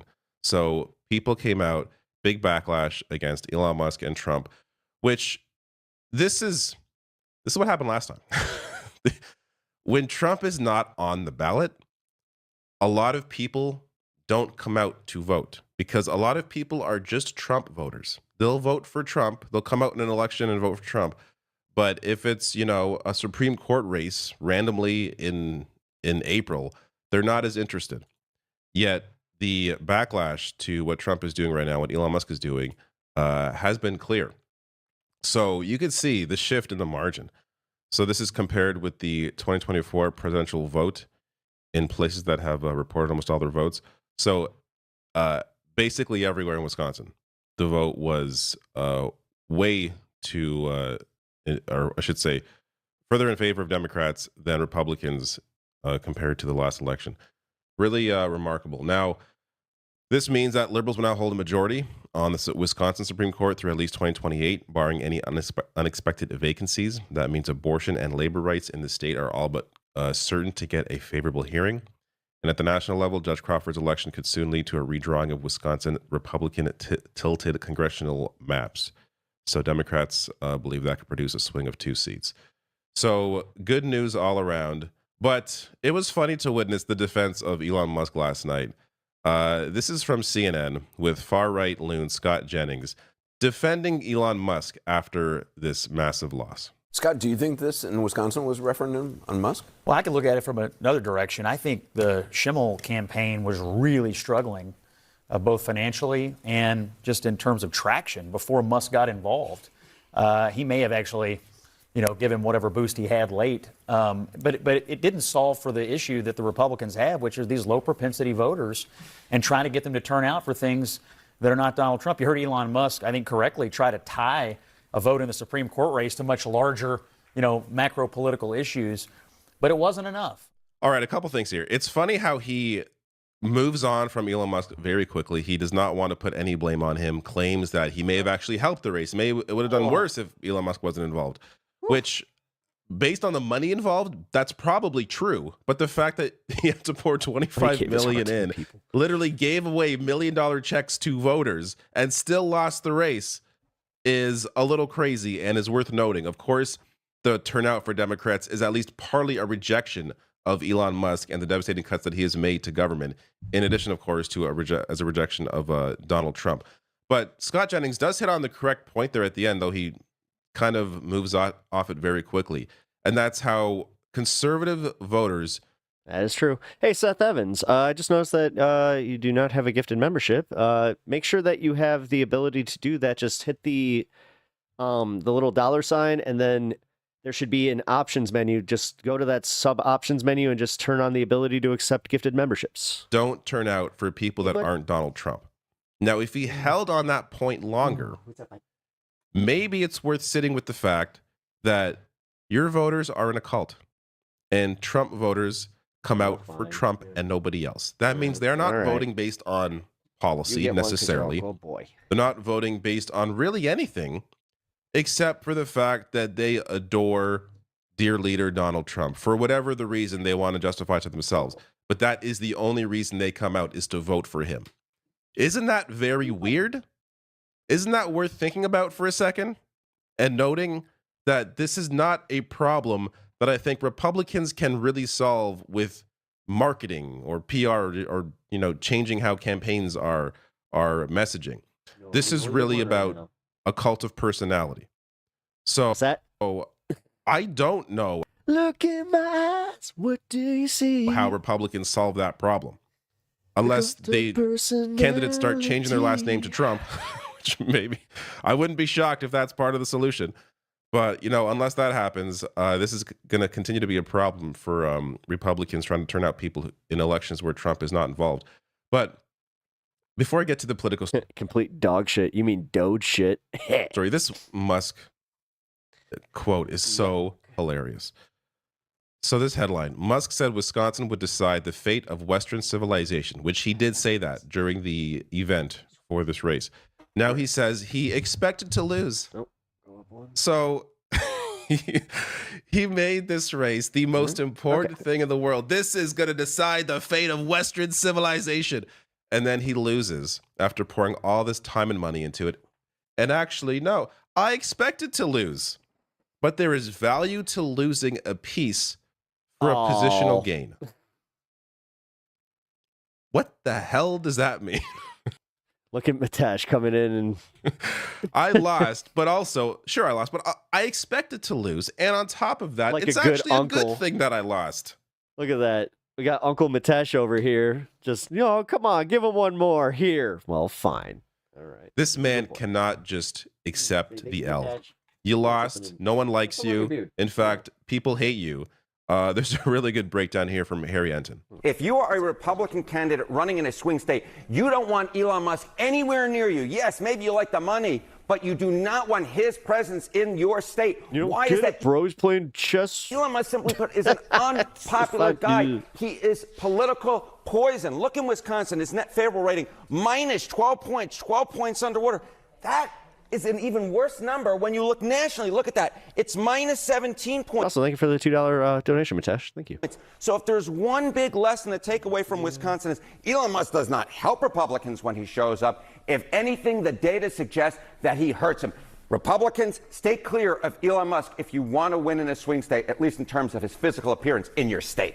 I wonder why Donald Trump is now telling his inner circle that Musk will leave soon. The president is pleased with Musk, but the Hold decision on. comes as Don't be disingenuous in your reporting, though. You have to mention that there is a 180-day lapse on a non-official government position that, like the one he holds. So, technically, Trump could extend this and then just be like, you know what? We need Elon's help. He's doing such a great job, but now he's doing the thing where he's just like, he's almost done. He's almost done. And honestly, I don't want to get caught up in this where it's like he gets fired through just literal like bureaucracy kind of crap. Tech mogul increasingly looks like a political liability. Now, before I get to more details here, I want to be clear as well.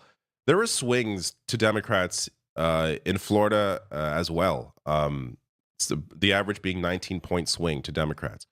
And Elon Musk wasn't as involved in those races. So it isn't just a rejection of Musk. It's a rejection of Musk and Trump. And again, showcasing the turnout that Democrats will see in this rejection or these rejections and the lack of turnout that Republicans see when Trump is not on the ballot. But it is worth noting that Trump is deciding to change course a little bit here. So President Donald Trump has told his inner circle, including members of his cabinet, that Elon Musk will be stepping back in the coming weeks from his current role as governing partner, ubiquitous cheerleader, and Washington hatchet man. The president remains pleased with Musk and his Department of Government Efficiency initiative, but both men have decided in recent days that it will soon be time for Musk to return to his businesses and take on a supporting role, according to 3 Trump insiders who were granted anonymity to describe the evolving relationship. So this apparently... They had been discussing this for a while. You could maybe try and argue, well, I guess it wasn't because of this race. But Elon Musk's numbers have been underwater forever. The amount of attention that Elon Musk is sucking up right now, the amount of hatred that he is bringing in terms of the eyeballs on what the Trump administration is doing with these sorts of cuts, has not helped Donald Trump at all. It's hurt him both in that race in Wisconsin, but also just generally in the way that Trump is perceived by voters because of just the amount of attention that Musk has brought to the devastation that Trump's policies are doing. So one senior administration official said Musk is likely to retain an informal role as an advisor and continue to be an occasional face around the White House grounds.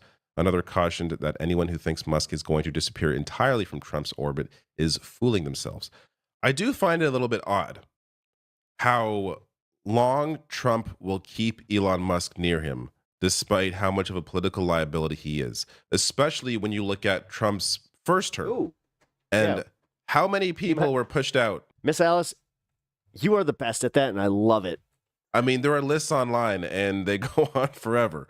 And some of the names you'll recall, oh, yeah, that guy. Like, it's wild how long this has gone on. Stand cams on. I think part of the reason why Musk has been able to stay in as long as he has, despite how hated he is because of the fact that he's not a politician and that he is a billionaire. And Trump, you could argue in some way, I think maybe even looks up to him, views him as this brilliant man. He totally does. So that has sort of been his protective shield up to this point. But when you lose the kind of races you are losing, like the one in Wisconsin, and of course Trump's not going to take any blame himself, he's going to have to put it off on somebody else. So Musk is... Sorry, Elon. I love you. I love your money, but we need a fall guy. You just happened to put the cheese hat on. You're going down. A good excuse, I suppose.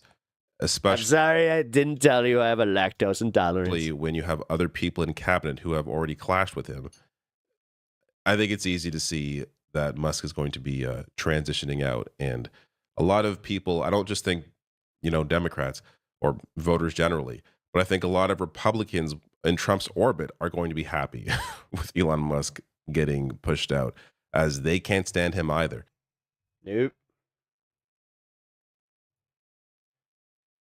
That's the nice part is, like, there are enough Republicans and even people in MAGA that just, they hate Elon.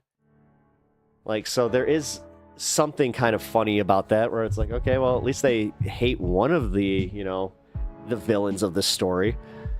Republicans are never going to get Democrat voters. It's wild that people even pretend they can. Yeah, well, that's, yeah. And Fox News is sitting out there just like, we're so popular.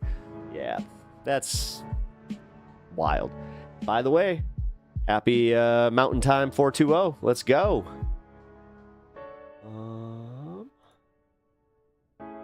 We will do another video here coming up, and then we're going to do the ground news segment, and I got some stories for you.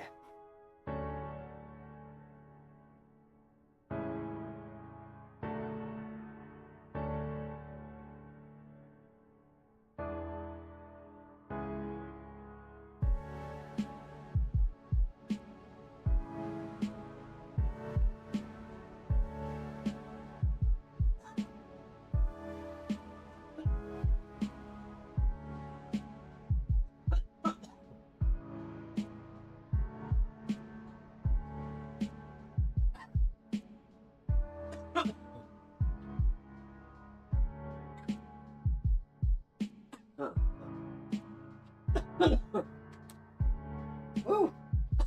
That was good.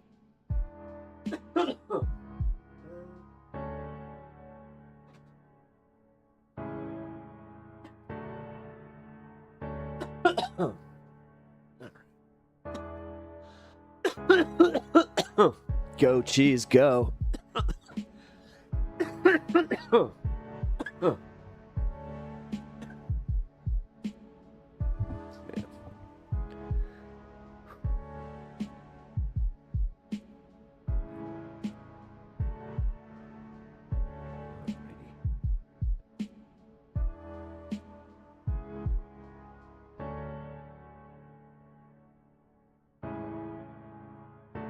Okay, guys, so Trump pulls bombshell stunt and shocks the world. What is the utility of coughing?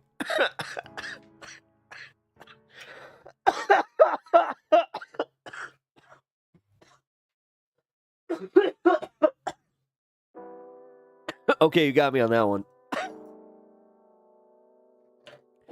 Wow. That was a, yeah, that was wild yesterday. What's the utility of that? It's like, oh my god, this fucking guy. I still can't figure out, was he a troll? Was like, because, I don't know. I called him a bot. I called him a troll.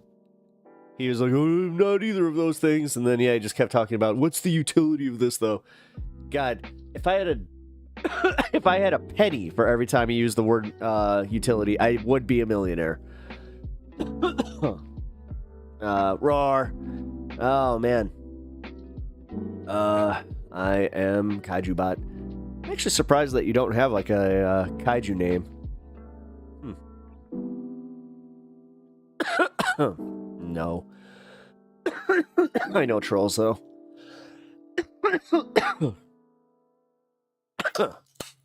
Oh, you did? Okay. Oh, he was a troll then? Yeah. No, that's what I thought. I thought it was just misunderstandings. Yeah, because he kept saying he was a troll. He's like, no. But misunderstanding is up to a degree, though.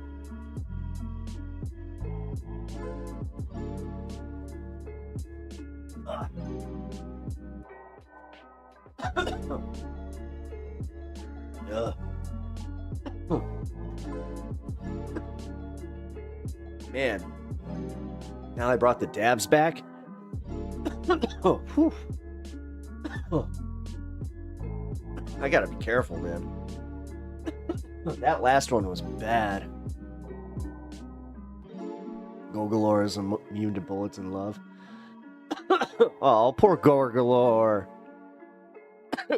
I want to give Gogolor a hug. Dude, Bucky shirt, new respect for you. Yes, and I have respect for the Buckies. Especially as a northerner. Like, you guys, if you guys live where you have a accessible Bucky's to you, you are legitimately lucky. Because, man, that brisket sandwich was something else. I gotta say, I didn't believe my pops when he said it. He's like, If you leave there without getting a brisket sandwich, then shame on you. All right.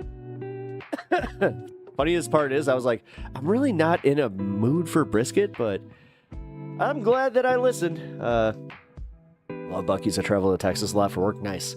Yeah, Tennessee. That's where I got this one.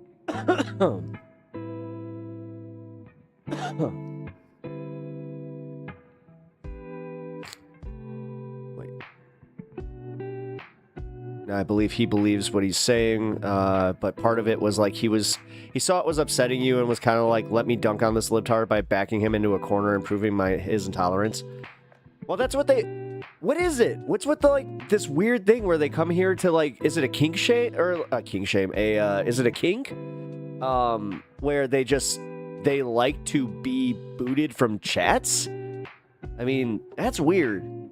And it's also just like, no, dude, I'm trying to have a conversation. Like, I have thrown so many people off by just even doing the simple thing here where I hope you've caught on, that I make them introduce themselves and they're just like, oh, right. He's a person? Oh, shit. Well, hi. Okay. I am falling apart right now. Give me a second. As I said, that dab did me in.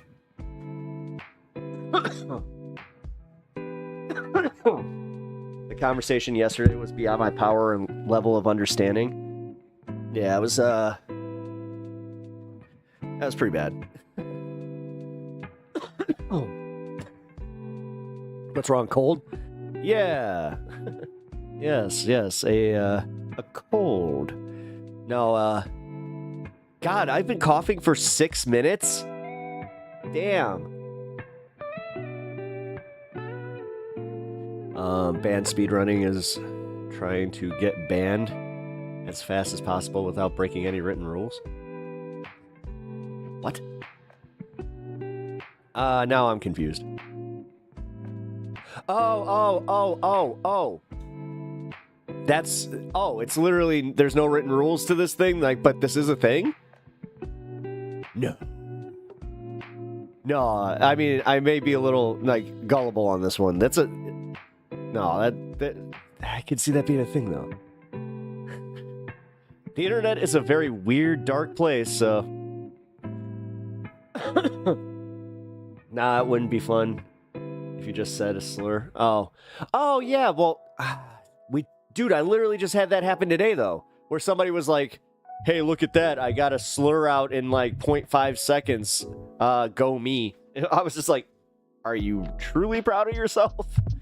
I wasn't elevated enough when I got here yesterday. I was floating low. Yeah, I mean, sorry. I kind of noticed, like, you guys seem like, I mean, I know I'm a pain in the ass sometimes, but God, I felt like you guys were just straight up annoyed with me. Which, again, I own sometimes. One of my friends said that to me, and it was the most honest, like, thing that I've ever had said to me that, like, truly stuck, where they're like, yeah, man, sometimes you're a lot. I'm like, okay.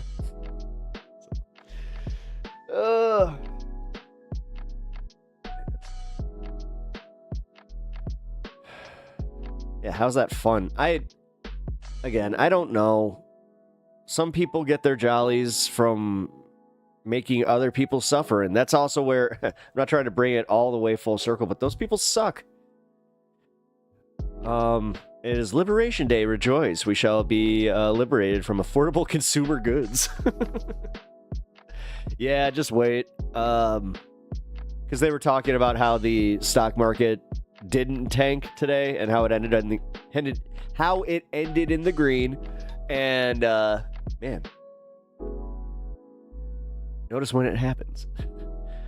And yes, they even said though, like, it's more than likely going to correct itself. So there are also two types of probing. One type of gauging chat is the kind I did when I met you, which is like, what can I say without getting banned? And the type of other people where it's like, it's the most vile thing I can say without getting banned. Oh. So, like, they do come here with the intent of getting banned, and they're just like, well, let's see how far I can push this. Yeah, okay. Whatever. I mean, there's enough streams out there. I guess, hey, whatever, have fun. But that's stupid. MAGA Republicans are not exactly. Ooh, hell yeah.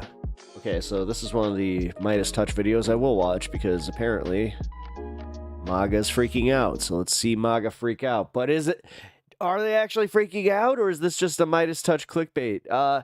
Actually, hey, new segment with our Midas Touch. So whenever we watch a Midas Touch video, we're going to go, is it clickbait or is it a story? Let's find out. Coping well with their massive defeat in Wisconsin for the vacant. My guy borrowed my mom's reading glasses. In Supreme Court seat. As we called the race last night, Judge Susan Crawford, the Democratic-aligned pro-democracy candidate, went on to defeat the MAGA. I don't think they want to get banned. I think they just expect to be banned. But if I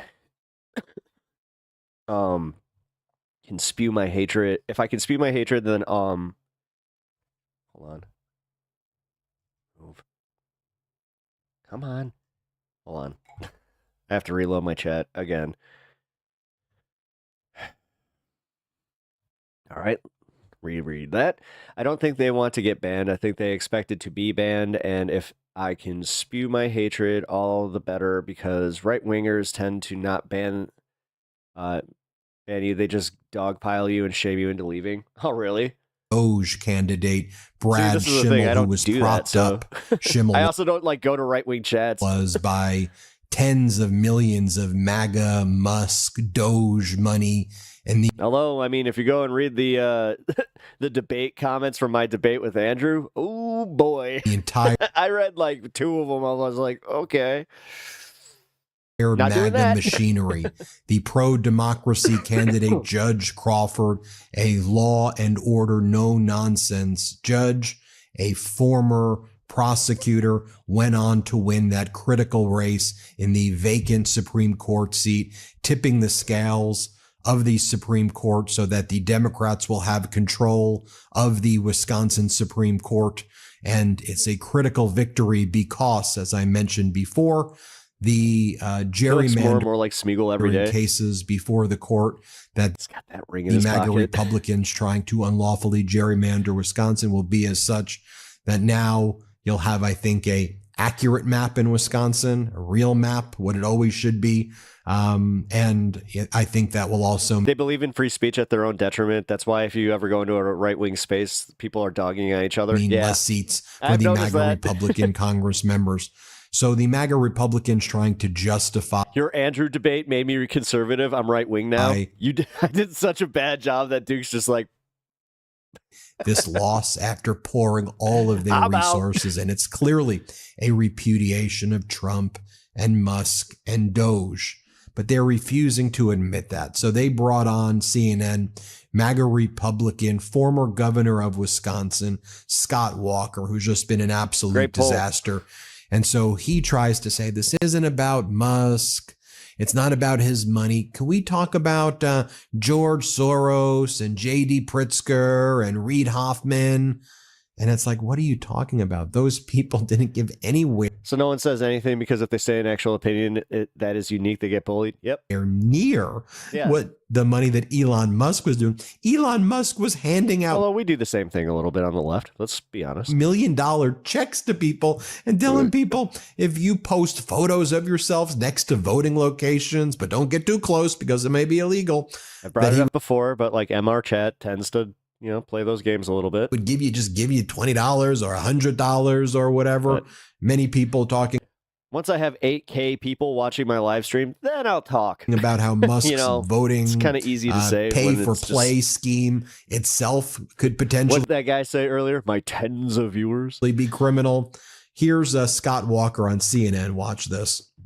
So do you think that was compelling? I think it's an interesting tactic. It's a little Saul Alinsky-esque in the sense that you've got George Soros and J.D. Pritzker and Reid Hoffman and all these billionaires who've spent far more than Musk did in this, and now pointing and saying, well, wait a minute. I don't think they spent on this. They didn't. Well, collectively, if you look at all the money from outside that was given to her, again, 77% of it came from out of state. Only 15% came from Schimmel. And collectively, a number of the analysis shows. I'm just saying, like in terms of the money from individually, J.B. those did, but if you look at the whole outside money that came from out of the state, it's clearly. But you don't think it was a referendum on Musk at all, though? Are you guys really going to clutch your pearls at the fact that there were, left-wing billionaires that gave money? Oh my God, these guys, they're just like, oh, wait a minute, there's people with money like we have, but they don't have the same political ideologies? What? Oh, I think it had a part of it. I think a lot of different issues. I think.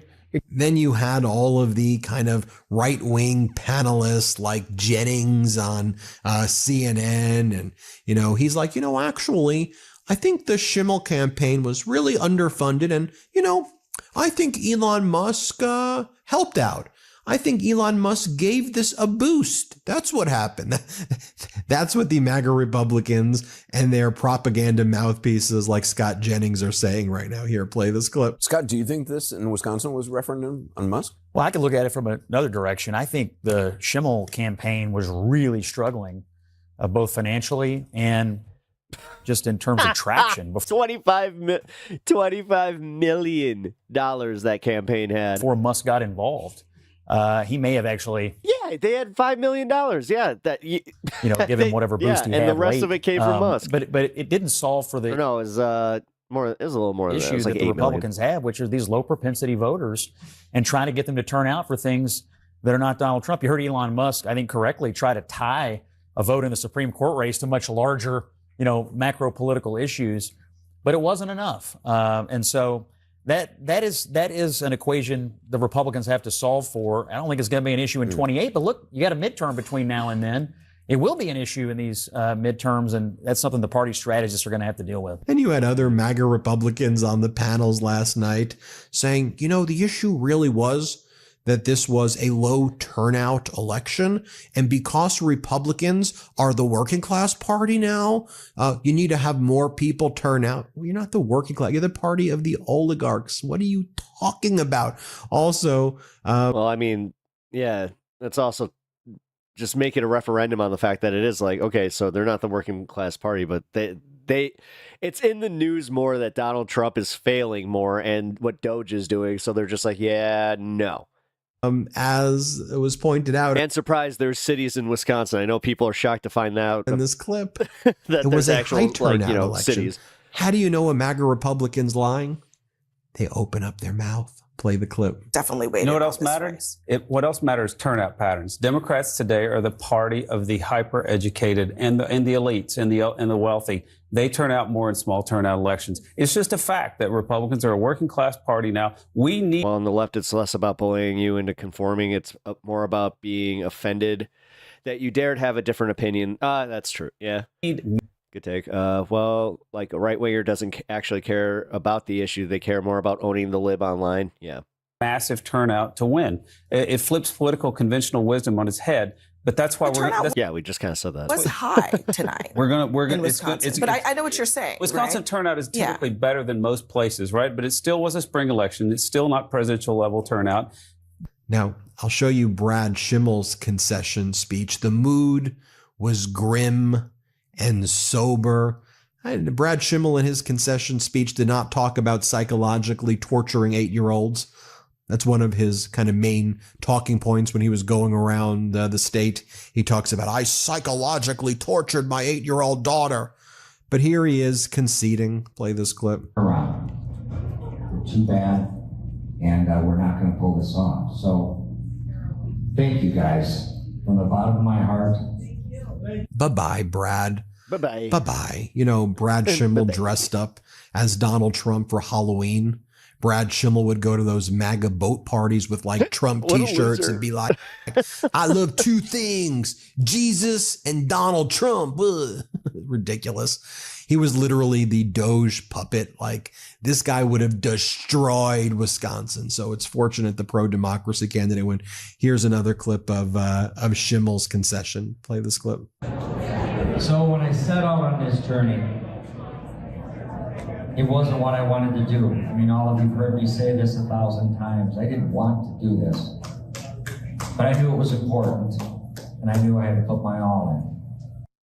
Now, let me take you inside the room of Judge Susan Crawford. The mood that one lonely there, of course, that's it, kind of sum it up, happy, just relieved, excited. The fact that a big win for democracy there, and a big win, by the way, for Judge Susan Crawford. And as she said, this was about the richest man in the world, this oligarch, Elon Musk, trying to buy the Supreme Court for all other oligarchs. And she goes, "We won." Play this clip. Someone who watches out for people. But I've got to tell you, as a little if he had $1 million girl growing up in Chippewa Falls, I never could have imagined that I'd be taking on the richest man in the world. That's true.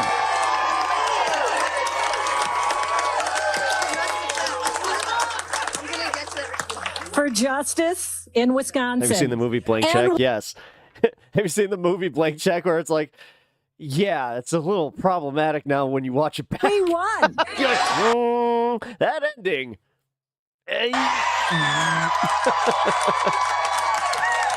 Here, Judge Susan Crawford talks about how Wisconsin fended off this massive attack against democracy from these Mitesh, fascist. are you saying that if you had $1 million, you would just do what the kid in Blank Check did? Forces play. Just a limo full of ice cream. This clip. So this is today, what being rich is. Wisconsinites fended off an unprecedented attack on our democracy. That's right. Our fair elections and our Supreme Court. And Wisconsins stood up and said loudly that justice does not have a price. Our courts are not for sale. Yeah, Mr. McIntosh. You know what's harder than deciding what to watch at It's night? the other Marcel's Figuring out brother. what to cook for. No. When you see him, you know it's time for ads. I mean, I'm not against some ads. I mean, Ground News. Shout out Ground News. What's up, Ground News? Get yourself a Ground News subscription. I will put the link in the Get there. chat. They get their talking points. Representative Brian Steele says, you're talking about Elon. I don't know why I do that voice. He sounds nothing like that. But he goes, can we talk about Soros, please? Because Soros is the one who poured millions of dollars are fun. in. That's why you do the voice. There's no comparison to what Musk is doing than what other random liberal wealthy people are doing. Like, Musk is in a whole other league. Like, what are you talking about? And Musk went there. He wore what's on Dead Banana's opinion? He wore the cheese on he wore a cheese head in Green Bay. Here, first play this clip of Brian Steele. But it shouldn't be lost on your viewers that George Soros has poured millions of dollars in, and the Democratic governor of Illinois, the state to the south of Wisconsin, has also poured millions in. Why? Because the left wants to drive forward a radical agenda. In the state of Wisconsin, we're concerned about parental rights, school choice, voter integrity. And that is why in Wisconsin, we're working so hard to get Brad Schimmel on the court. I looked at the numbers. When it comes to George Soros, he's donated $2 million to the Wisconsin State Democratic Party this cycle. Just by comparison, you're looking at $19 million, more than $19 million for Elon Musk and affiliated groups. Thank you. Why CNN actually doing something useful for once. Look at that. Specifically about that. Dude, this was literally Elon Musk over the weekend wearing the cheese head. Play this clip.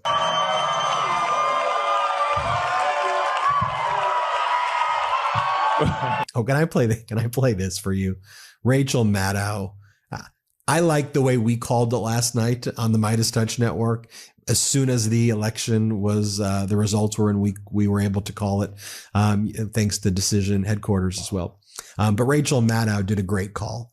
This was the moment that Judge Susan Crawford won on Maddow. Hat tip to Rachel Maddow. She's so great. Play this clip. Brad Schimmel, that has included Elon Musk pouring tens of millions of dollars into this race on behalf of Schimmel and also giving out $1 million checks to voters. Well, here's where we are. As of this hour, here is our latest results. NBC News, right this moment, is projecting a winner in the Wisconsin Supreme Court race. NBC News projects at this hour really is. that Susan Crawford is the projected winner in Dude, the richest man in the world is just not enough money can just make me go, look at this fucking idiot. Wisconsin Supreme Court. And he's like, oh yeah, I'm cool, right? You like me. You like me. It's like, race. no, I'm literally, you're laughing with me, right? My mommy said you're laughing with me. It's like, we are laughing at you. This is a remarkable outcome. We've got just 47. He's just like, here. Don't laugh at me. And we're just like, whatever, bro. 7% of the vote in, but you see that is a that is what appeared to me before we got the call to be a clear lead for Susan. And, a big day for Democrats overall. I think a big day for the Democratic leader in the House, Hakeem Jeffries. If this keeps up, I think you're going to be seeing Democratic Speaker of the House, Hakeem Jeffries, very soon. I'm just a poor boy. Nobody loves me. He's just a billionaire. Wait a minute. Who? Poor boy, my ass. Fuck this guy. Here he was on stop Lawrence. singing. And so Spare him his life from this monstrosity. Bah, bah, bah, bah. Donald, and by the way, I'm a big Lawrence O'Donnell fan. It's good to have even people like Lawrence on MSNBC. It's one of the good ones. He pops up. He's got blood all over. Let's play this clip. It's time for them to walk away from this unelected, unpopular, unhinged, mama, and un-American billionaire. Oh my God. That just changed the whole meaning of those lyrics. Elon Musk was just rejected decisively by the voters of Wisconsin. He tried to spend his unlimited resources to buy a state Supreme Court seat in Wisconsin, and it failed spectacularly. The voters rejected Donald Trump, they rejected Elon Musk, and they rejected the rapidly deteriorating Republican brand. And here is Hakeem Jeffries. You could say that with a little bit more enthusiasm there, Hakeem. Make no mistake, I still don't like you. Again, let's play it. One point, Lawrence, that should have my Republican colleagues quaking in their boots. What's that? The Florida 6 race, which was a Trump plus 30 district, where the margin was cut in half. And we'll see where it ultimately lands, but we know at minimum it was cut in half to around 15 or 16 points. There are 60 Republicans in the Elon as a kid must have been like Richie Rich. House of Representatives who currently except Richie Rich's parents actually loved him. Represent districts. That's the difference. Where Trump did worse. No, he really did have like the Lex Luthor, like, Daddy, look at me. He's like, Elon, I'm busy. But Daddy, look at me. Elon, I said I'm busy. Then 15 or 16. Go play with your stepsister. Point. You know I will later. Ew. And every single one of those districts, there's now yeah, that's a thing, by the way. Look it up. Target on the backs. Look up who he recently impregnated. Of those House Republicans. As our editor-in-chief, the dad, by the way, Ron Filipkowski explains, Elon Musk wore the cheesehead hat. Somehow the Buc-ee's beaver is way less dorky than this. Look at his stupid face. In Wisconsin. He spent $20 million. He paid people to sign petitions. He paid people to canvas. He did. Oh, the cheese hat finally accentuated it. Like, I think everybody, even on the right, is just like, ugh. $1 million. I think this guy's kind of a dork. Giveaways, a rally, TV interviews. But I guess people in Wisconsin didn't appreciate an oligarch trying to buy their civil liberties. I guess not. Remember what Elon Musk said, that this election will determine the fate of humanity in Wisconsin while trying to buy the election? Well, here's the clip just to remind you. Let's play it. It's just how important it is. They think it's just, some kind of judicial thing that's not that important. But it actually, what they're doing, what's happening on when you pay to play but still lose. I mean, I said this morning in my Blue Sky post. Follow me on Blue Sky. For somebody that wants to, find waste, fraud, and abuse, this guy sure likes to waste money. Again, $25 million. Tuesday. It seems like that could have done. We could have done a lot with that 25 million. I don't know. Is a vote for which party. Why isn't he just donating that 25 million to the economy? I don't know. Control. I thought that Republicans cared about America. The U.S. House of Representatives. That is why it is so significant. And whichever party controls the House. They probably hate that he's a dork more than an oligarch. You know, he's an old dork. To a significant degree, controls the country, which then steers the course of Western civilization. So it's like, I feel like this is one of those things that may not seem that it's going to affect the entire destiny of humanity, but I think it. Let me correct you, Inverted Mystic. They're the only ones that care about America. Whoa. The rest of us care about America. Yeah. Or then Elon went on Hannity and talked about humanity dying. The left only started caring about America after January 6th. Thank you for putting sarcasm. Humanity is dying. I should just put put the star up. The last clip I'm going to show you, though, I think is also showing you who this Trump regime really is. And you have Stephen Miller here giving you his view about what a judicial system should look like. In other words, no judicial system is how he feels about it. Because what are you going to do? You're going to. The only judges we want are the judges on the street. We're going to make the police like Judge Dredd. They're the judge, jury, and executioner. Give these people who I am the law are accusing of crimes, trials with communist judges. You're going to expect that they all. How dare you burn that Tesla? They do trials with communism. Sentence dead. Judges. Stephen Miller, there's something called due process. There's due process in the United States of America. When a leftist complains about America, they are traitors and haters to us. And when a right-winger does it, they are a patriot. Yeah, no shit. That's what we do. Their whole campaign slogan is "Make America Great Again." Again, just like put the again. Like, they never thought it was great. Process. If they're bad, the law. We should impose law and order. It is kind of funny when you ask them, when was America great? Like, they all have different answers. That's a fun game to play. Try that one in your real life. Fullest extent possible. But I don't want Donald Trump. I never saw a leftist patriot till January 6th. Trump saying, I think you're a gang member. You're a gang member. You're this. You go to concentration. That's not our system. Judge Dredd remake is awesome. Wish they made a sequel. I just watched it. Steve. Again, I saw it when it came out, but yeah, I randomly just ran across it on one of the streaming services. I was like, you know what? Screw it. Even if you like, that's why my wife walked in. She's just like, "Are you watching Judge Dredd?" And then she sat down and watched it. She's like, "This movie is good." Systems like that, go to Russia. Right? This movie's awesome. Go to North Korea. Go to those systems. Here's Stephen Miller. Let's play it. In this country, and now they say they you guilty. Have the temerity to say that every single invader that Joe Biden let in should get Obama was a Chad. I'm young though.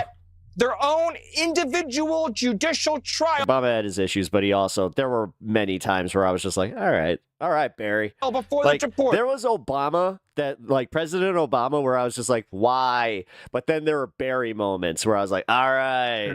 I mean, that's also why I kind of was like, all right, Uncle Joe, dude. The funniest thing that ever happened was when Joe Biden accidentally oopsied fucking Obama into signing a bill for gay rights because he's like, yeah, Jack, my man Barry, he loves the gays. And Barry's just like, the fuck? Yeah. You know what? He's right. At a time. Each one gets $1 million. Dude, it's legit what happened. Trial. In front of a communist judge. He was. And he was just doing it. Yeah. To decide whether or not aviators on. They call me Uncle Joe. We can send them home. How about hell no? How about we pick them up and we get... Barack Obama had so many of those. God damn it, Joe. Them out of this country so they can't hurt anyone else. Well, there you have it, folks. Let me know what you think. Oh, man. Good night for democracy. And as you heard, by the way, what Hakeem Jeffrey said, even though the Democrats didn't win in Florida 6th and Florida's 1st, those were plus 30. Yeah. The margin definitely shrank. So they were not supposed, that guy was not supposed to see a challenge where it was 50-50 for the, I think until they got to 64% of the vote. And then it started kind of dipping over. So I think he only ended it with 60 something. So, yep. Alrighty. Obama kind of reminds me of the president from Rick and Morty. I mean, yeah. Well, I think that's where they got that from. God, that was so funny though. I will never not look at like how gay marriage was passed in this country and just go like, dude, he really did get oopsied into it. Oh, fuck. But hey, it happened, so,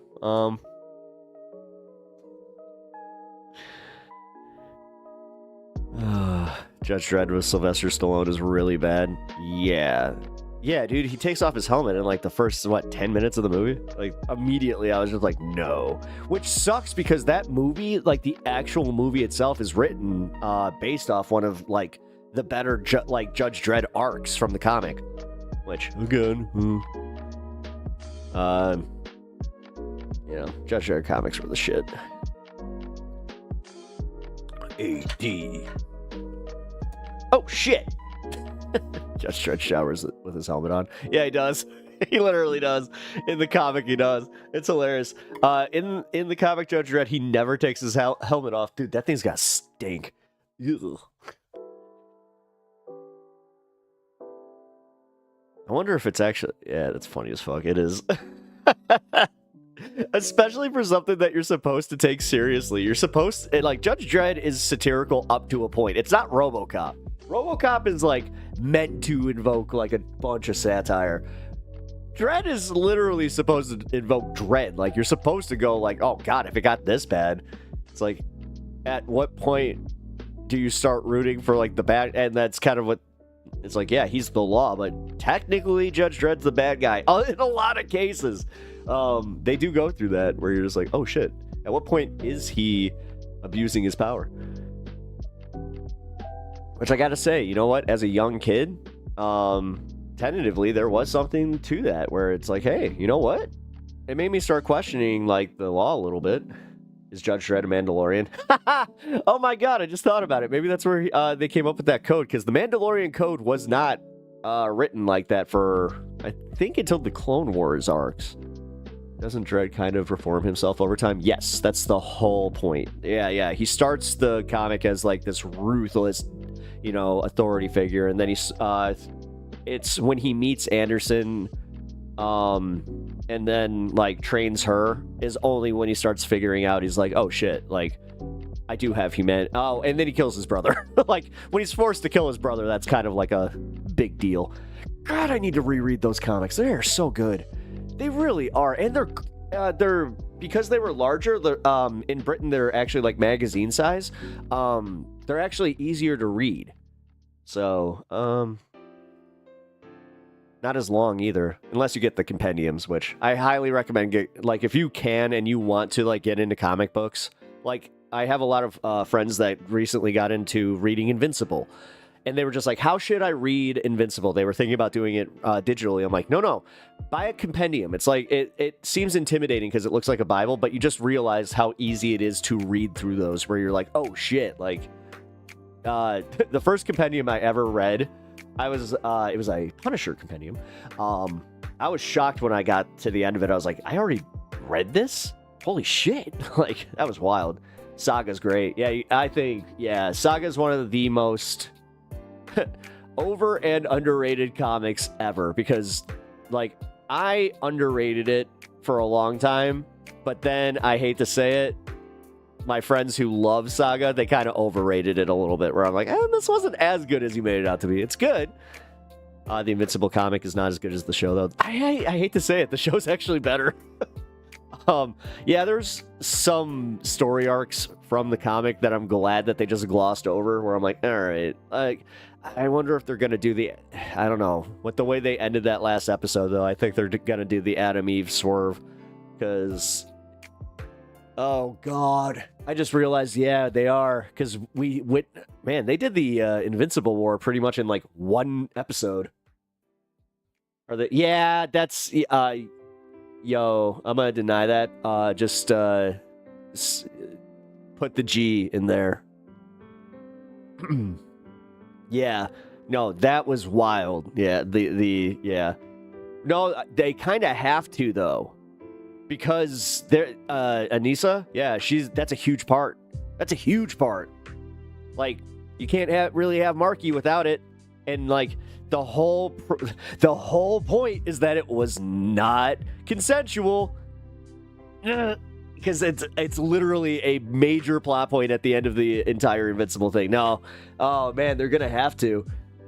They'll probably do more of an insinuation though. Like the comic is rough, I do have to say. Yeah, if you guys like the Invincible TV show, just go into the comic knowing that there is. I would definitely. I hate trigger warnings, but there are some where I'm like, oh, this should definitely come with one where it's like, oh my god. There's one moment specifically that he's talking about that's like.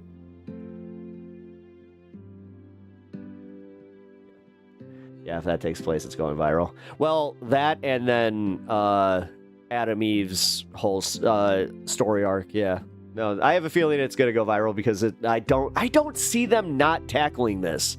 What are they? They're gonna let people get ripped in half, but they're not gonna tackle actual like real life issues. I mean that's almost the antithesis of doing the Invincible thing. Like, because that's why that's why Kirkman wrote this shit, was to just show like, yeah, this is subverting the expectations of a superhero story. This is also showing that they would go through these scenarios. So yeah, exactly. I was about to say the last episode of the series, the last one, they literally showed on screen kids getting killed. So like that was wild. I remember, yeah, dude, when Conquest, yeah, dude, that was wild. Thanks for reminding me of that. Jeez, I somehow blocked that out. Like, can you imagine being the animator on that scene? Although, Gundam. If you guys know anything about, like, Gundam, the original Gundam, yeah, they didn't shy away from that.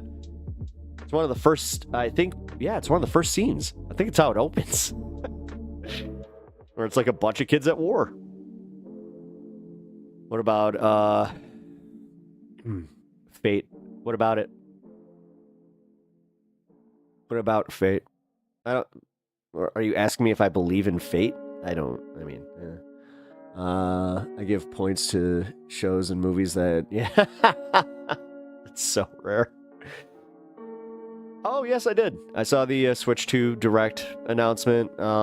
I'm very excited for it. I hope that scalpers don't get to it before, us normal folk. Oh, God. Actually, I might just have to let this one go.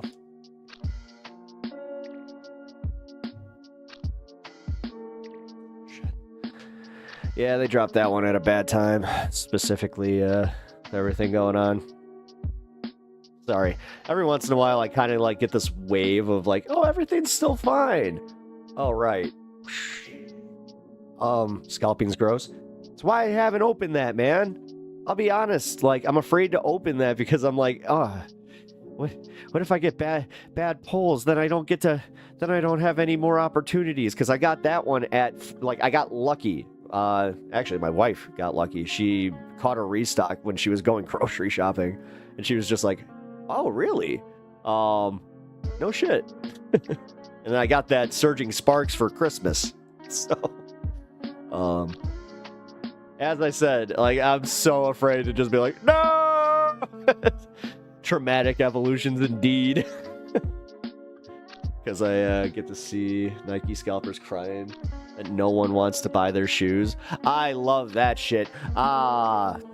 Love it. See, that's the thing. I can't wait for Pokemon to do that again because they bought up everything and they don't understand that, like, nobody wants Paradox Rifts. Nobody wants, Obsidian Flame. Paldea Evolved. They used to discount those at $250 at, like, fucking Dollar Trees and shit. Like, that was not a great selling series. But now, if it says Pokemon on it, they're doing this thing where they're taking advantage of, like, moms who...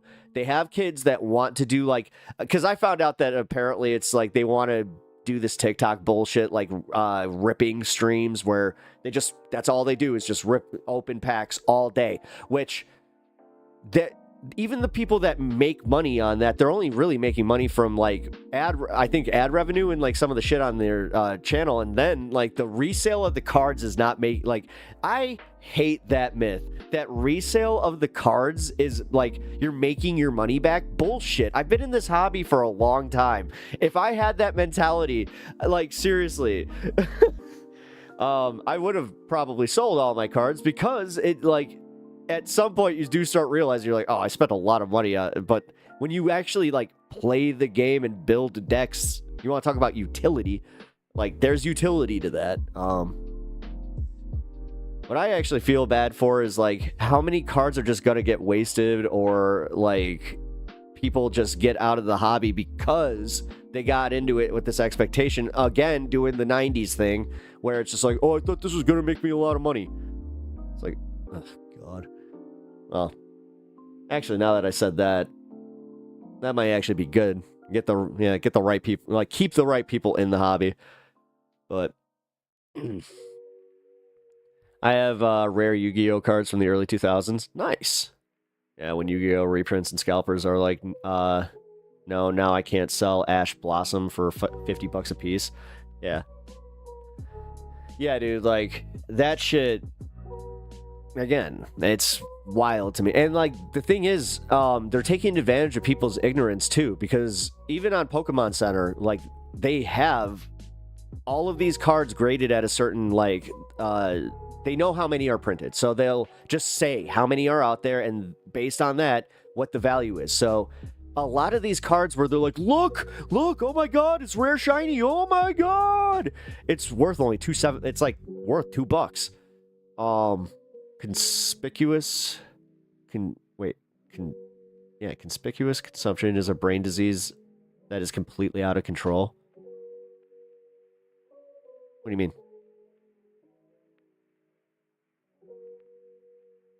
Like $300 for Bonfire and a 20-year-old card because Konami was like, let's make a good Pyro deck for once and neglect Pyro type for years. Oh shit. See, now that's where I always think it's funny, where like cards like that, they have their collector value, right? But they also have their play value. So like you can't use reprints in tournaments. So if you're a tournament player, you're gonna spend that $300 to get that card. That shit, that's okay, because that's a rarity issue. Like, and if they make like original cards, like Magic does this a lot, where they'll bring back certain old cards, and then all of a sudden that card becomes like super popular, sells out, becomes a little more rare. Capitalism preys on the magpie brain. Well, yeah, literally. I mean, FOMO, like, dude, I've been part of the, like, dude, Pokemon is really good at getting you into the FOMO thing. Like, that's why I think like I was saying at the beginning of the show, I'm not kidding. I want to get off like Facebook. I can tell you right now, the main reason I was using Facebook was for like knowing when Pokemon drops are coming. Now I don't care. I'm honest to God at that point where I'm like, you know what? I'll get it when I get it. It was nice while it lasted. If I have to exit, collecting and, playing the game, it's unfortunate, but it'll correct itself and eventually I'll be able to buy it and play it again. I'll just play Lorcana for now or something. I barely have time to play card games as it is. I still have miniatures to play. Like, this was a different thing when I had more time. Like, because I used to spend most of my free time doing that shit. But now here I am with you guys, so true, Oomfy. Yeah. It's wild when Konami made a meme reality. Really? Well, yeah. I just hate. Yeah, there's so much of this shit that's like, we really did wake up in the bed. I mean, how do you think I feel? Like, for real? Like, can I just say this? With my year so far, things were going pretty well. I gotta be honest. Like, at the beginning of the year, my stream was starting to take off. And then, everything just started cascading around me. And then, to add just a little sugar to that turd, all of a sudden they're just like, yeah, you know what? You're going to have a bunch of these freaking scalpers ruin your favorite hobby. Great. Hoarding YouTubers. Yeah, that's what, yeah, you're kind of watching these guys that like are so proud of their big, scalping hauls. Trust me, they're not making that money back right now.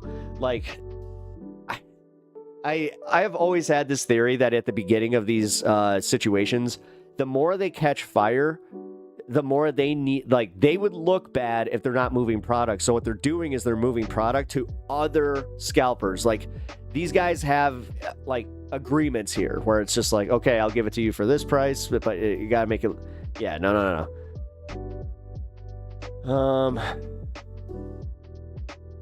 Either that or they really are just taking advantage of a bunch of dumb kids that think they're gonna be the scalpers, which that happens too. The fans were like, I want Hungry Burger support, and then Konami actually fucking did it. It was like a standalone ritual card that was like a mediocre and then was pretty much useless. I mean, every card game has that shit. I mean, One Piece has it now.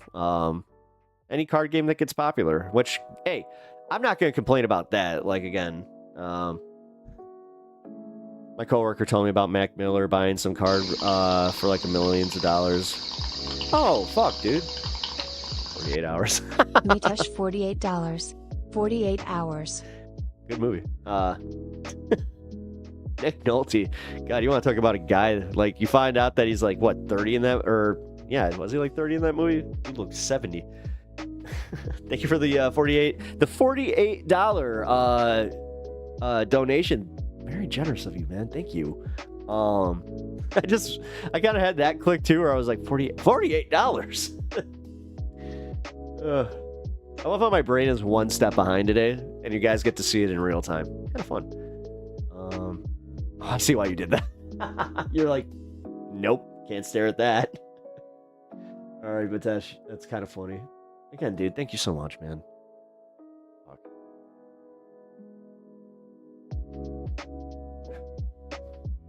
Make me go from doing the laughs and having all the fun. And don't worry, like, I'm trying to just not let that happen, but I gotta be completely real with you. I just miss my mom, you guys. That's gonna be a thing for a while.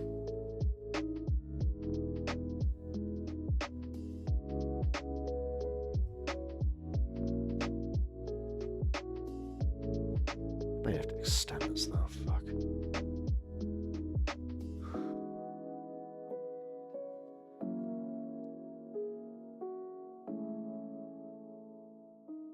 Oh, dude. Hey, we hit 50%. Hell yeah, man. Oh, never mind. Holy shit. Sorry, man. Like, I've been kind of panicking about this stuff because, yeah, not going into too many details. Planning somebody's, memorial is, there's a lot of weird logistics that you just don't think of. And then all of a sudden they pop up and you're like, oh. Think about that. Oh, hey, shit. We're at 4:12 in the program. And on top of it, hold on.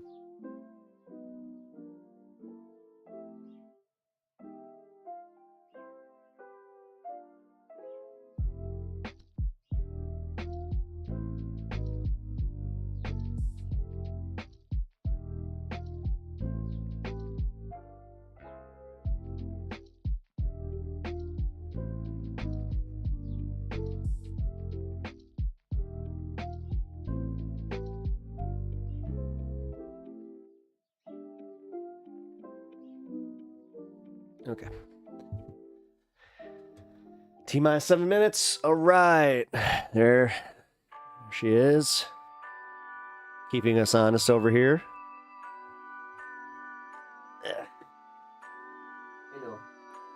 I know, you get nervous whenever I'm in the wheelie chair. One time. It took one time me accidentally rolling over his tail, and he was just like, I'm never letting that happen again. So every time I even move in the chair, he's just like,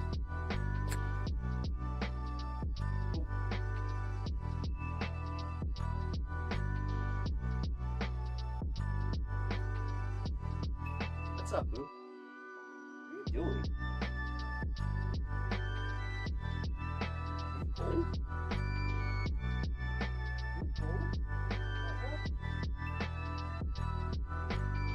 Oh, look at that smile.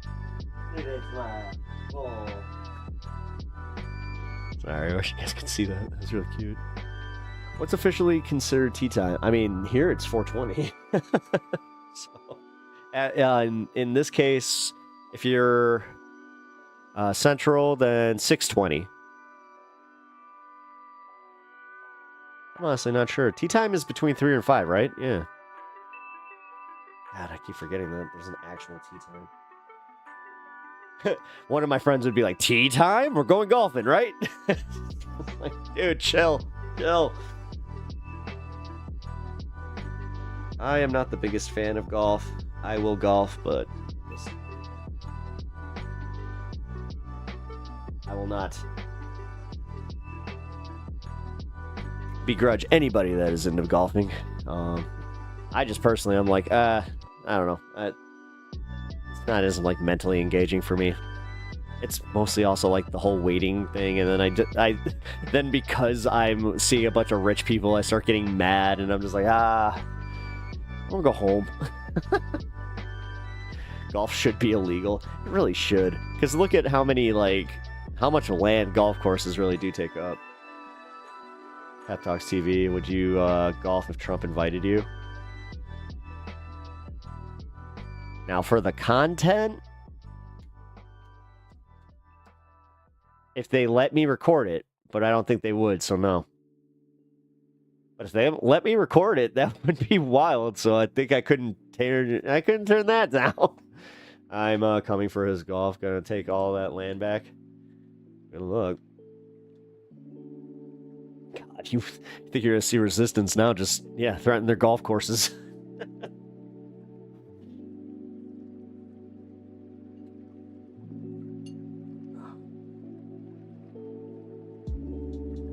Oh.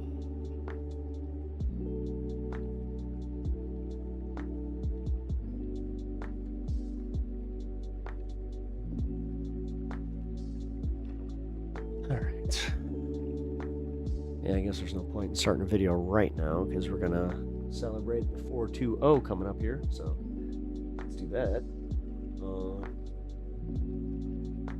Are you serious? My bitrate's unstable over on Twitch? Again?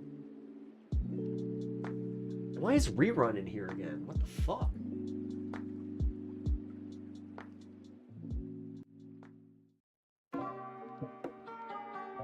Yo. Twitch is doing some weird shit over here.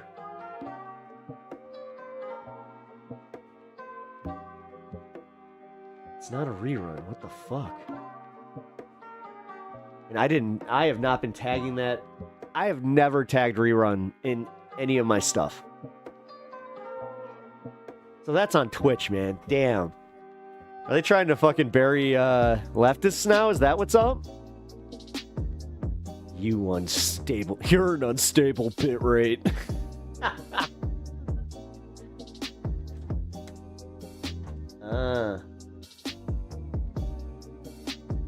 Really? You're just gonna tell me that you changed your terms of service? Do you accept and not let me read it?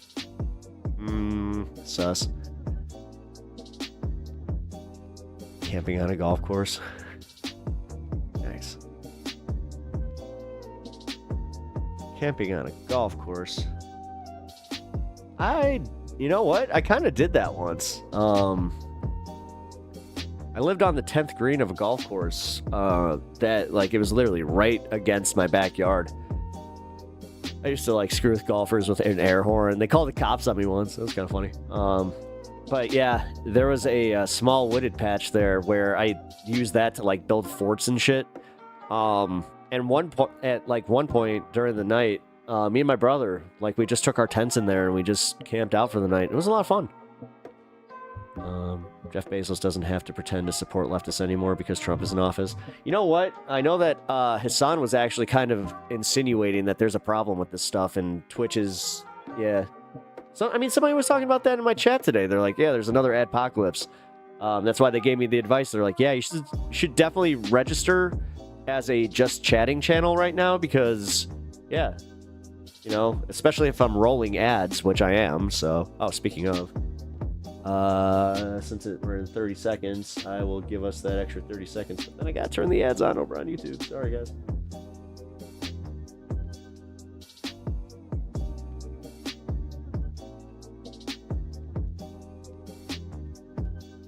And we're good. Right? 10 seconds. Uh-oh. 3 seconds. Go.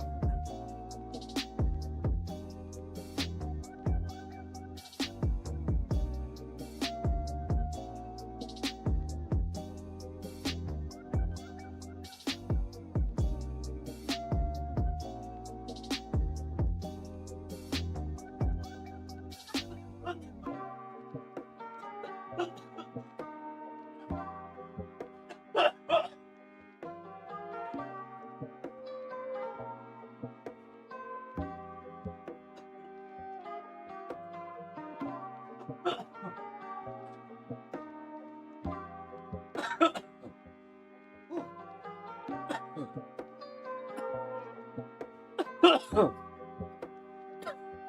right.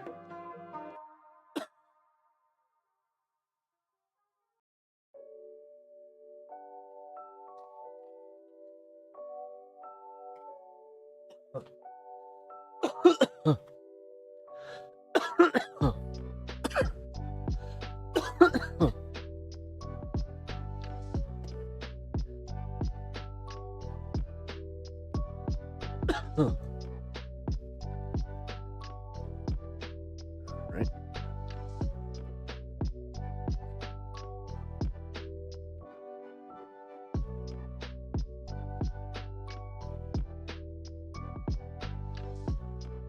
All right, cool.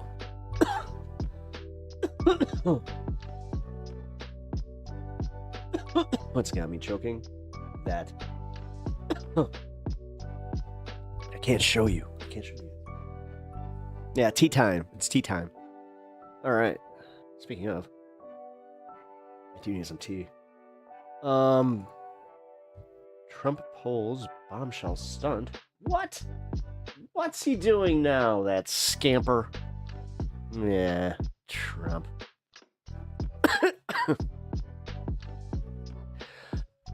Oh, God. Could you imagine if we actually, that's how we start reacting now? It's like, oh, you silly goose.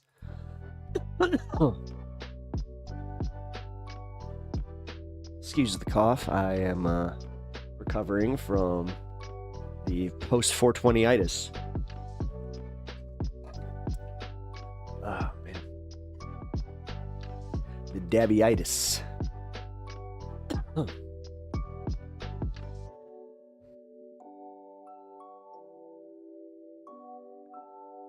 All right, y'all. So we have We got our daily Kyle Kulinski. Let's go.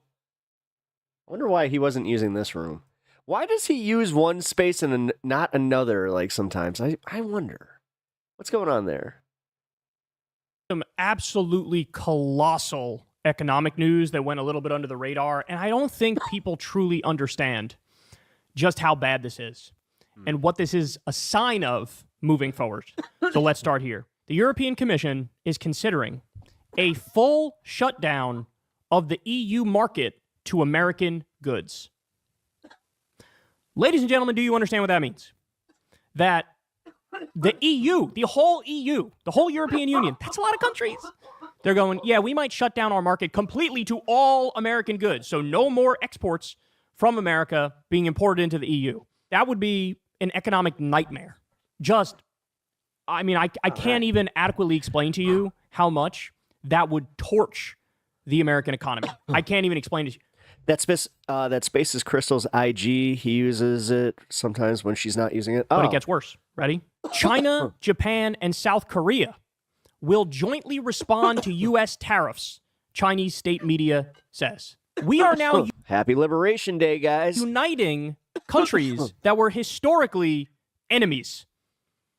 China and Japan, there's a lot of bad blood between those countries, dog. Imperial Japan did unspeakable things. I thought like Instagram. To China.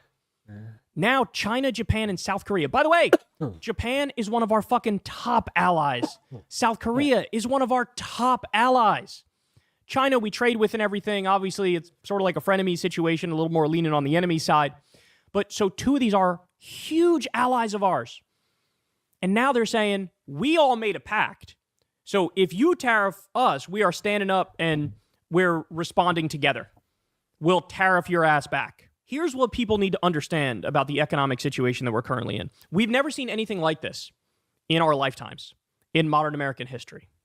The one thing about America that's held the country together with duct tape and bubble gum is the low price of consumer goods, right? So there's been massive inflation in this country in housing. You can't fucking buy a house. Nobody can afford a house. Healthcare, education. On these fronts, like these basics of living, massive inflation, skyrocketing inflation. But because of our trade policies, we effectively have had low prices for consumer goods. So you go to Walmart, you go to the grocery store, and the prices are relatively low, it's relatively stable, and you can afford that. So we've made up for not being able to get healthcare and live in houses that we bought and going to college. We've sort of made up for that on the back end by saying, well, at least consumer prices are good and you can get cheap shit from China, right? There you go. What Trump is doing is he has no plan to impact in a good way housing prices, healthcare prices, education prices, et cetera. So that's going to stay high. And now he's committing to absolutely skyrocketing the price of consumer goods. So then what you're looking at is inflation on all fronts. If you do a across the board 20% or 25% tariff, do you guys understand? That is effectively a tax on consumer goods for the bottom 95% of Americans of 20 to 25% or more, because some goods cross the border multiple times. And so Americans cannot afford that. But the problem even goes deeper, y'all. When you alienate all of your allies, when you put your middle finger up to them, when you isolate them, when you say, I'm punishing your ass, guys, the dollar is the world reserve currency. So in a sense, the whole world is dependent on America as the center of this complex economic trading mechanism, right? And so when you do that, you're begging them, hey guys, you can't trust us. We are not stable. We are not secure. We are not good to our word. And if we'll throw you under the bus on a whim, why the fuck would the rest of the world say, it's okay, we're still going to deal with America and we're still going to have the dollar as the world reserve currency? Trump acts on the assumption that it's impossible for the world to dump the dollar as the world reserve currency. Right. He acts on that assumption. Yeah. That like, we are the indispensable nation and no matter what, nobody can not deal with us. But if you piss these countries off enough and they come together like we're already seeing, then the days of the dollar as the world reserve currency are fucking numbered. And when that happens, it is a wrap for the American economy, and the American people will experience pain the likes of which people haven't experienced in this country since the Great Depression. Because at that point, the dollar becomes almost worthless, right? And then what Trump could do in a scenario like that is he would probably try to orchestrate some bailouts of the wealthy, or maybe even try to bail out the working class at that point, because it would be so hair on fire bad. But now the confidence in the dollar is destroyed. So when you print money as the world reserve currency, the confidence is so strong in the dollar that it's okay. You can get away with very little inflation if you do that. But if you print money and you're no longer the world reserve currency and the confidence in the dollar has already been destroyed, then you're talking about inflation. Then you're talking about hyperinflation, right? You're talking about the U.S. being in a position like a third world country would be when they try to print their way out of an economic downturn where it doesn't work because there's no confidence in that currency. So stop and think about what his economic approach is.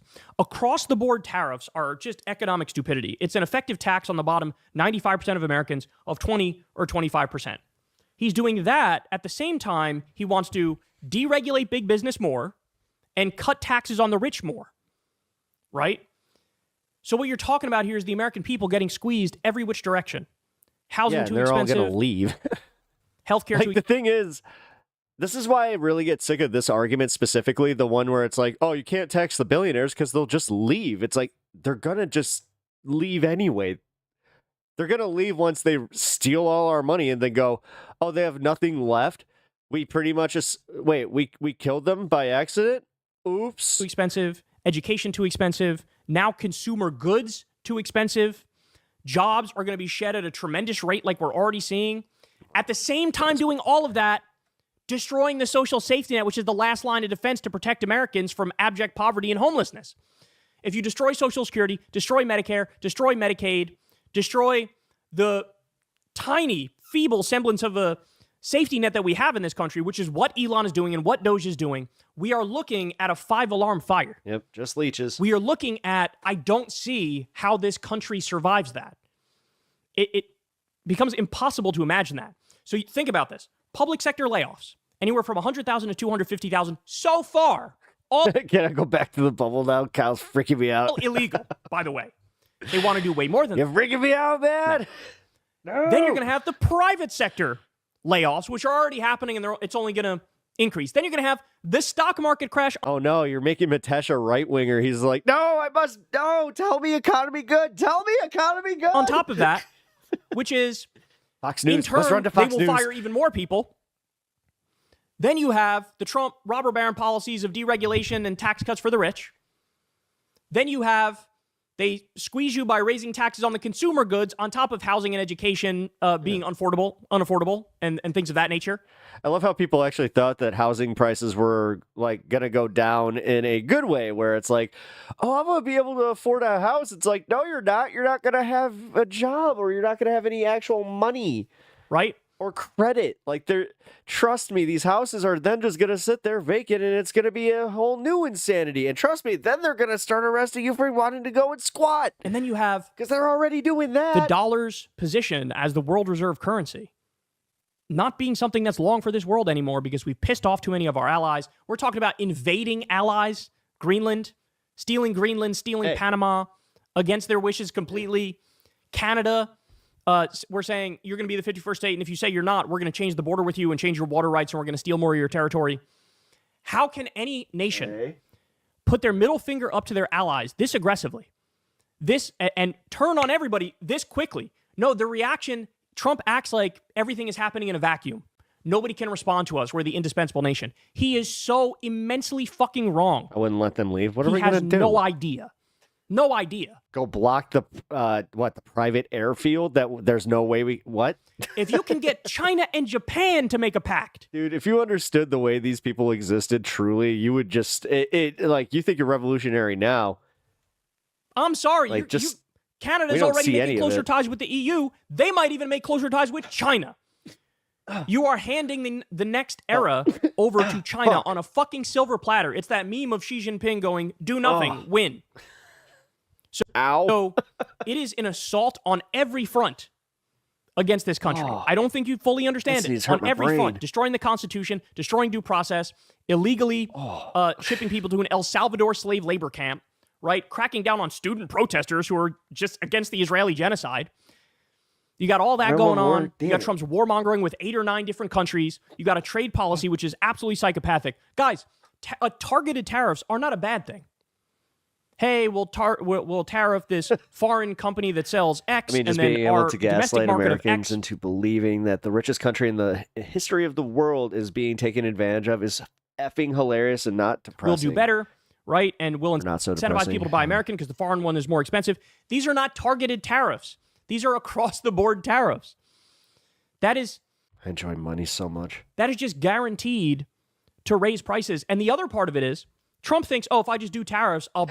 Kirk, you're just like, you know what? Bring back... I'm in a mood. I'll bring an American manufacturing boom back. He doesn't understand that's not how it works. To get an American manufacturing boom, you need to do industrial policy. You basically... Everybody's just like, grenade! And then you're like, it's a dud. You need, yes, socialism, where you take tax money and you prop up the industries that you want to thrive in this country. The idea that, the wealthy will just, I'm tariffed, so I guess I'll bring all of my factories back to the United States. That's not going to happen. It's not going to happen. And he acts like he doesn't know that, which is just astonishing to me that he doesn't know that. So, this is, the American economy is cooked.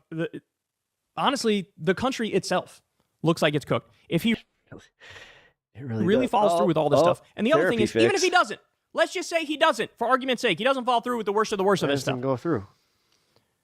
If you are the leader of a country that's been an ally to the U.S., and now Trump is threatening you, threatening to steal you or, threatening tariffs or whatever, why would you sit around and wait to see whether or not he does it? That bothers me. No, of course, you're already going to get the ball rolling. You're already going to try to work with other countries. You're already going to look to China for more stability, for global trade and things of that nature, right? That's what you're going to do already. So even if he wouldn't follow through with all of the most extreme versions of this shit, it would still be a matter of time until the dollar is no longer the world reserve currency. And ladies and gentlemen, when that happens, when the dollar is no longer the world reserve currency, this country's going to look very, very... He's in his transformer mode where he goes from like big lanky dog into like little suitcase. Very different.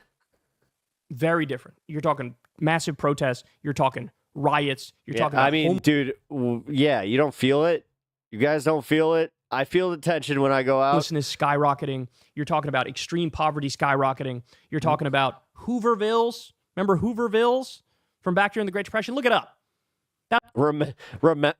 What? We're 30, dude. What? That's what we'll be looking at. We're in our United States 30s, 40s, America. whatever. Because you're going to have public sector layoffs as are already happening. Private sector layoffs as are already happening. The total destruction of the social safety net, our meager social safety net in this country, already happening. Mixed with massive tax increase on the working class. I mean, it really is. At the same time, you already can't afford health care. Dog loaf. Look at, he does go into like little loaf. Education and housing, right? And I mean, for real, he somehow gets himself so small that he can fit in just between my legs. So it's very cute. Further to say the one thing holding this country together, the low cost of consumer goods, to basically totally throw that out on a few whim. Pictures of that because Trump wants to get us back to 1890 style politics. Although when he's like completely like toe to toe, I think he was close to like 5'11". Like it is just so misguided and so idiotic and so stupid. You can't help but think it's purposely orchestrated. And the logic of it is what? Every time there's a massive economic downturn. Oh yeah, because those are marrow treats too, man. Those are a stink. The wealthy come out the best. The top 1% come out the best. Look at the 2008 Great Recession. Look at the COVID downturn. Billionaire wealth skyrocketed in that time frame. Everybody else got fucked, but more concentration of wealth in the top 1%. That's what he wants. That's why he brags about the 1890s, which are the fucking Gilded Age. He doesn't care about the bottom 99%. He cares about the top 1%. For them, this would be good in the sense that income and wealth inequality are through the fucking roof, and they own everything, and everybody's got to rent from them, and everybody has to rely on them, right? Buckle up, man. Buckle up. I knew Trump's second term would be bad. I had no idea it would be this bad on every single front, every single this soon issue. This soon. There's shock and awe, and then there's just just shock. Just, huh? Constitutional rights, foreign policy. This is not shock and awe. This is shock and huh? Policy, economic policy, you name it. Everything is just worse than the worst case scenario. And these stories Again, thank you for the $2 donation. I don't know why the animation didn't go off. Here, like the turning point, I think has already happened. I know why. I have to update this. I don't know if there's any turning the ship around. I really don't. Damn it. I really don't. You think about like the assassination of Archduke Franz Ferdinand and how that led to the Great War, right? We probably already had that moment here. And the history books will look back and be like, oh yeah, it was that thing, right? The threatening to invade Canada, whatever the fuck it was. Yeah. Or the Trump saying to Israel, like, yeah, you bomb Iran's nuclear facility, whatever it is. We are going to be completely isolated, alienated, and alone. And it's going to be us, Israel, and Saudi Arabia. But honestly, Saudi Arabia is smart enough. I'm sure they're making contingency plans with Russia or China or whatever. So they'll abandon us when the time comes, right? But this country is going to be completely isolated, completely economically stagnant, complete and utter crash, the destruction of the social safety net, the destruction of jobs. It's going to be something out of a dystopian sci-fi novel, and it brings me no joy in saying that. Hey, y'all, I honestly held the view that this was likely to happen in some weird shape or form. My only hope was that it wouldn't happen, or that it wouldn't happen. My hope didn't turn out. Do me a favor and like and subscribe. It helps out big time. Oh, your only hope was that it wouldn't happen. I mean, Got the it. algorithm. Sorry. Click the bell as well for Wow. notifications when videos drop, and watch that video on screen right now. No, you want to. not right now. I don't want to. I want to watch this one, the Kerry Lake versus Cenk Uygur. Welcome to an emergency late episode of Piers Morgan Uncensored. President Trump says that today is Liberation Day for the United States and that he's about to make America wealthy again. Has he just declared trade war on the rest of the world? Is this the dawning of a new age of prosperity in the United States? Or are we all about to be liberated from our money? Well, our first-class panel will take you through it all in a What's up with this guy and throwing out shit? moment. First, though, here is the president addressing global media in the White House Rose Garden. You guys want the cool hat? Who Hello, wants that hat? Americans. This is Liberation Day. Waiting for a long time. April 2nd, 2025 will forever be remembered as the day American industry was reborn, the day America's destiny America's industry was reclaimed, and I'm doing greedy Trump voice. the day that we began.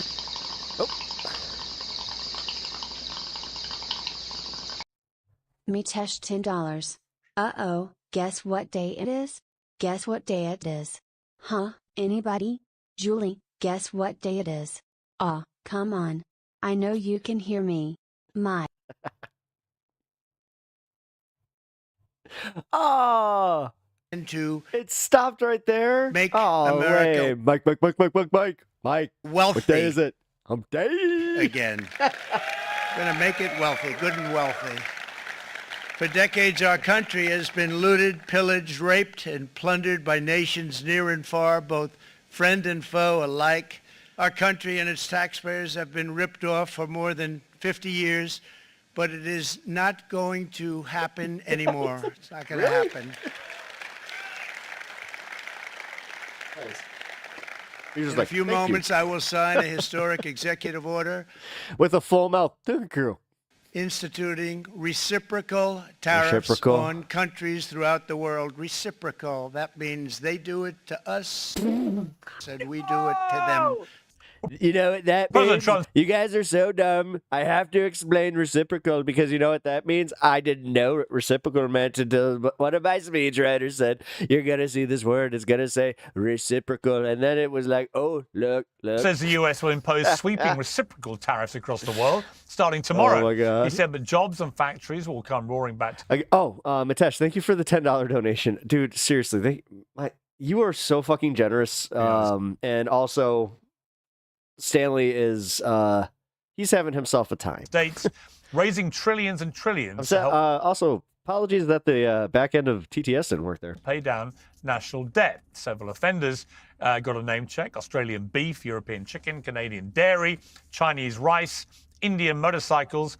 Yeah, and that means that like everything he just listed there is going to get more expensive for us. It's not like this stuff isn't just going to exist. Like cars from all over the world. Their products will all face a hefty tariff in the US from now on. So is it going to raise a lot of money for the US or take it out of American pockets? Joining me to discuss all this are the founder and CEO of the Young Turks, Cenk Uygur, the author of Bad News and Second Class, Batia Ungar Sargon, the senior advisor for US Agency for Global Media, Kerry Lake, and the author and Financial Times columnist, Gillian Tett. Well, welcome to all of you. Gillian, let me start with just the two of them. You as the presumptive guys, I thought this was like when he said emergency debate, I thought this was going to be a short one. Put it in simple terms here. After all the conjecture, the rumor mills, the threats and so on, have we just ended up here with Trump saying it's going to be reciprocal tariffs across the board? And as a principle, actually, what is wrong with that? Well, I think that Trump models his political style on the wrestling ring. Anyone who's been to a wrestling match in America knows there's a lot of manufactured aggro, dramatic moves, name-calling, But often the audience knows that's partly manufactured because there'll then be some kind of, quasi victory or a climb down. So what we're seeing right now is a lot of theatrics, a lot of drama. There is still a chance that he will go forth now and strike deals with other countries to water down the tariffs. But thus far, it does look as if he's throwing down the gauntlet to the rest of the world. For him to describe this as reciprocal comes out of a theory amongst some of his advisors that after World War II, the US embarked on an uneven trade pattern to enable the rest of the world to develop quickly in the name of peace, and they think that's basically run past its sell-by date. Now, in some cases, they may be right. But imposing tariffs in this way is unlikely to rebalance trade in the way that Trump actually wants. It's unlikely to unleash this great big boom or economic boom that he talks about. It's much more likely to unleash stagflation. Because the reality is today, the world trading system is so interconnected that taking this kind of unilateral move is highly likely to push up prices for American consumers as well as elsewhere in the world. And the sheer uncertainty and shock and the dismantling of these trade networks is almost certainly going to cause businesses to panic and for essentially economic activity to go down. So I suspect it's going to be quite painful for Americans like the rest of the world, at least in the short to medium term. What if most people blink and come around to Trump's way of thinking very quickly? GPUs just took a major hit. Could it then A, work, and B, be a vindication of what? Oh, work. This isn't wrestling. This, like, dude, as much as I make the fucking, like, connection where it's like, hey, it's kind of like pro wrestling, huh? I don't mean it. Obviously like, is slightly bully boy tactics. But could those two things happen? I mean, could it be that it works and actually to America's benefit? Well, it depends what you mean by working. I mean, yes, there are countries which will give some concessions. There certainly are businesses that will move a bit more manufacturing into America. And so, yes, it may work in the sense that Trump will be able to claim some short-term victories. However, the more likely reality is that almost every single company, every single country is now looking for alternatives and trying to look for ways to create alliances outside America. And global trade right now is rising quite rapidly, but mostly between countries that are not America rather than with America.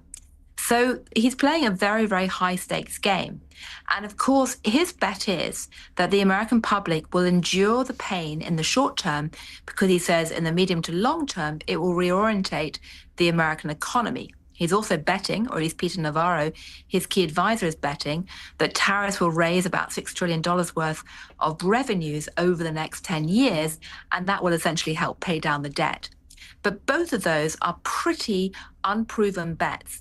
And in the short to medium term, it's more likely that the rest of the world starts looking for alternatives rather than simply becomes a vassal state. I mean, the one to watch, in my view, is Canada above all else, because Mark Carney is a pretty strong character. He's respected by Trump, and he knows he's sitting on the ability to both cut off electricity supplies to a large part of the American voters, but also to blow up Trump's cheap energy. Do you think he had a cabinet meeting where they were just like, sir, this whole like 51st state thing, there is shut off power. Wait, what do you mean? I thought that we created all the power. Policy is. It's like, New York, he's like, wait, I have a tower there. Hold the phone. Well, and I think it's unlikely that he's just going to roll over because he's facing an election.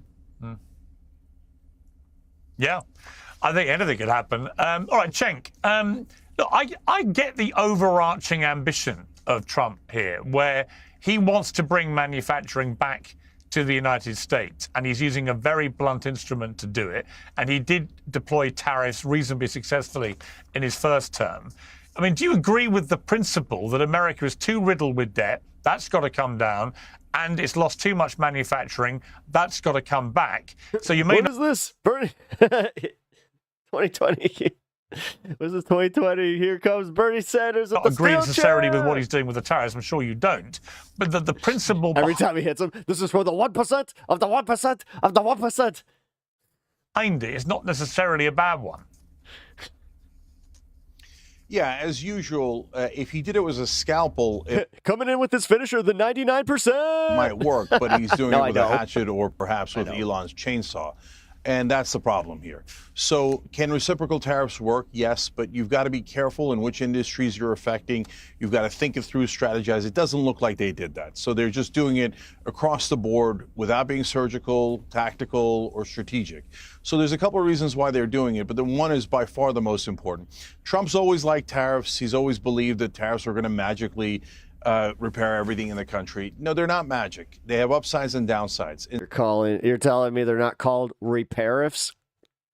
In some cases, they make sense to protect manufacturing. In other cases, they don't because they lead to inflation and stagflation. So number two is he uses it as a negotiating tactic. He's used that a lot, but now people are starting to call his bluff. And I'm actually a little bit worried that this is actually going to be a stimulus for the rest of the world to unite against us because they have no choice. The European Union, Canada, Mexico, Japan, etc. South Korea will have to say, how are we going to respond to America? How are we going to How is anything from these two in the respond in the middle against here going to America? equate to anything more than just nuh-uh? America? And I don't like them being united against us. I think that's counterproductive. But most importantly, Piers, none of this is going to last. He said, "Oh, this is going to last for years and years." There's no way that's going to happen. So it's way too much of a hatchet, and it'll hurt the stock market in the short run, the mid run, the long run, etc.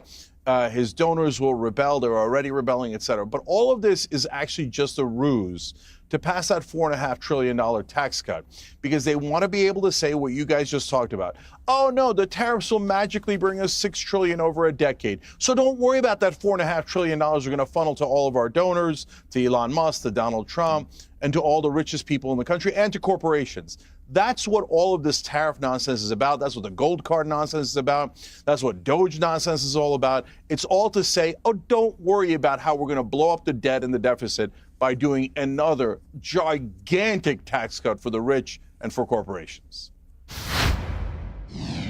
Piers Morgan Uncensored is now proudly independent. If you like the show, we ask for only one thing. Subscribe on YouTube and follow Piers Morgan Uncensored on Spotify and Apple Podcasts. Now let's get straight to the point. Support for today's show comes from a business focused on a critical issue, prosperity. US national debt is at crisis levels, inflation has made life more expensive for everybody, and the stock market is precarious. It's enough to make anyone's financial future feel grim. So what is the solution? Well, a simple one is to opt out of the chaos and invest in something solid and reliable, physical, gold and silver. And there's only one name you need to remember, American Hartford Gold. This company has earned the trust of thousands of customers with an A+ rating from the Better Business Bureau and glowing reviews you can see for yourself. They offer an incredible range of gold and silver bars and coins. They can be delivered directly to your door, or they'll help you set them up in a tax-advantaged gold IRA. First-class customer service makes the whole process simple, secure, and straightforward. American Hartford Gold is committed to getting the truth out there and giving you peace of mind in uncertain times. And if that wasn't enough, you'll get up to $15,000 worth of free silver when you make your first purchase and mention my name, Piers. So make the smart move. Call 866-692-2474 or text Piers, that's P-I-E-R-S, to 65532. That's 866-692-2474 ad read. or text Piers to 655. Yeah, we get it. You like gold. I like gold. Why do you disagree with him? Well, I disagree with Did I a do it yet? lot of what Austin I've heard. Powers? I mean, first of No. all, it appears when you called it a trade war, that President Trump is starting a trade war. No, he's actually trying to bring about fair trade. We've heard that phrase, fair trade, bandied about quite a bit over the past decades, but it's not been fair at all to America. Look at our manufacturing. It's just been hollowed out, and we've got to rebuild American manufacturing, not only for our economy and for the hardworking men and women and for Americans. We need jobs and we need to make things here in America, but really for national security as well. I mean, we're making everything in Asia, overseas, in India. We've got to make really important items here, whether it be medicines, whether it be vehicles. We need to do this for our national security. You know, so much is made in China over the years, an adversary of ours. If they just turn things off to America, for lack of a better term, we're screwed. And President Trump is not just looking out for his donors. First of all, Cenk, he's not running. He's not running for office again, although he could probably very easily That's not what he win. said. He says he is. He is looking out for the American worker, the American man, the American She just like was like, oh, right. woman who's been out of a job, having to work 2 or 3 I don't have that talking point anymore. Oh, no. jobs just to try to keep up with what used to be a good manufacturing job. And we're going to be seeing manufacturing come back. And let me tell you, as we get rid of some of the jobs here, I call them welfare jobs in the federal government, people making a fortune, hardly doing anything in a federal government job. As we start to move people out of those jobs, we're going to have a ton of incredible jobs opening up as all of this investment from foreign companies comes in. We're going to be so proud to see made in America on products once again. I applaud President Trump for taking a bold move. This isn't the art of the deal. This is the art of the trade deal. And we've been getting abused by the international community for so long. And, you see it in these trade deals where they make it so it's very negative toward America, but they try to tell us that it looks good, the trade deal's good for us when it hasn't been. This is actually a trade deal that will be good for America.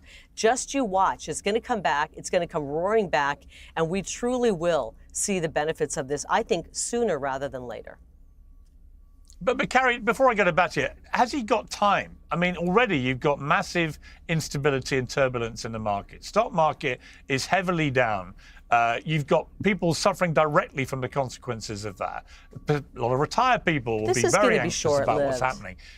It's going to be. Well, you say that, but well, it may be. But this is the first time we've ever done this. This is the first.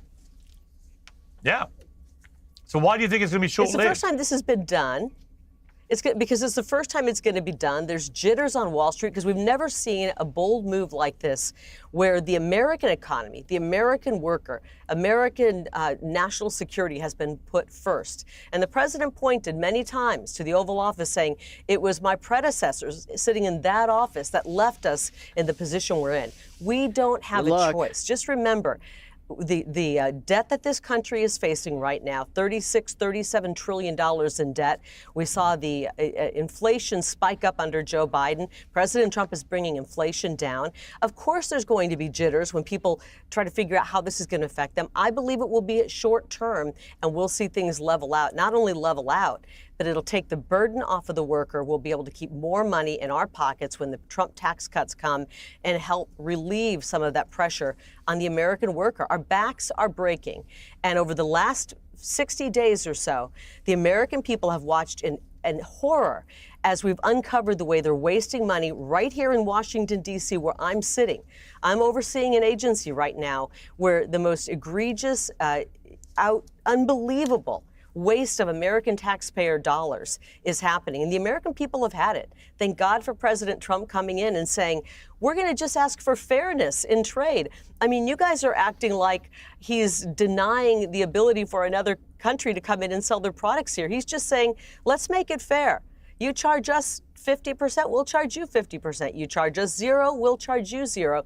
And better yet, bring your manufacturing, bring your company into America. You'll pay 0 in taxes. You'll save on the freight charges, and you will have access to the greatest consumer the world has ever known, the American consumer. Nobody wants to give up on the American consumer. Okay, back to it. Look, she's like, nailed it. I can see arguments on all sides of this, but the concern I would have if I was Donald... Man, selling your soul to the devil really makes your mouth dry, huh, there, Carrie? Trump. Is that the turbulence at the moment is pretty extreme.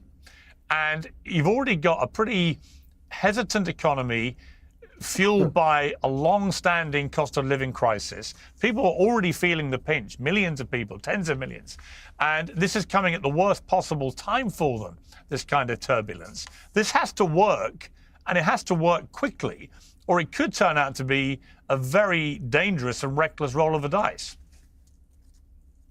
What I find so frustrating about the conversation around tariffs is that we all agree on the problem.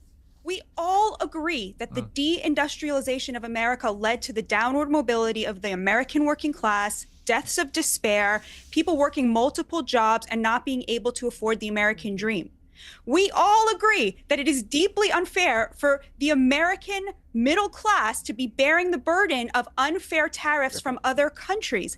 We all agree that it is great for the president to have leverage in order to demand reasonable things, like that countries stop allowing fentanyl to murder 100,000 Americans every year, and that Mexico do its part to police its own border. And yet when somebody has the courage to show up and say to Wall Street, screw you, I am waging war. I am waging class warfare on behalf of the American working class.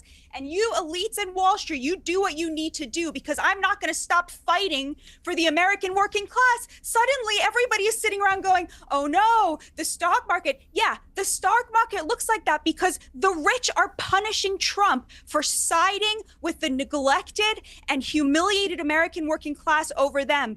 We have already seen these tariffs work, Pierce. The number of people crossing the southern border is at 0.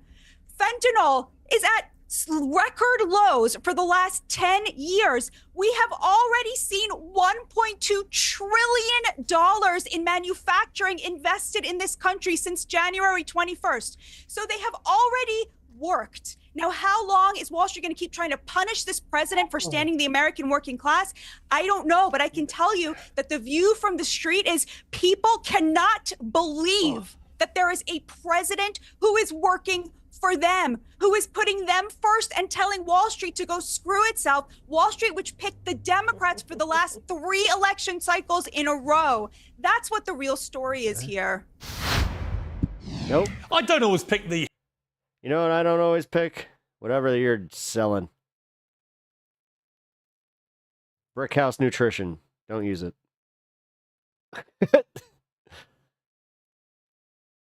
That's how you get back at these guys. There you go. Anyone could out pro-Trump Carrie Lake on a panel, but there we have it. Gillian, I detected that your right eyebrow moved an indistinguishably tiny amount. I don't think anyone could out pro-Trump Carrie Lake on a panel, but there we have it.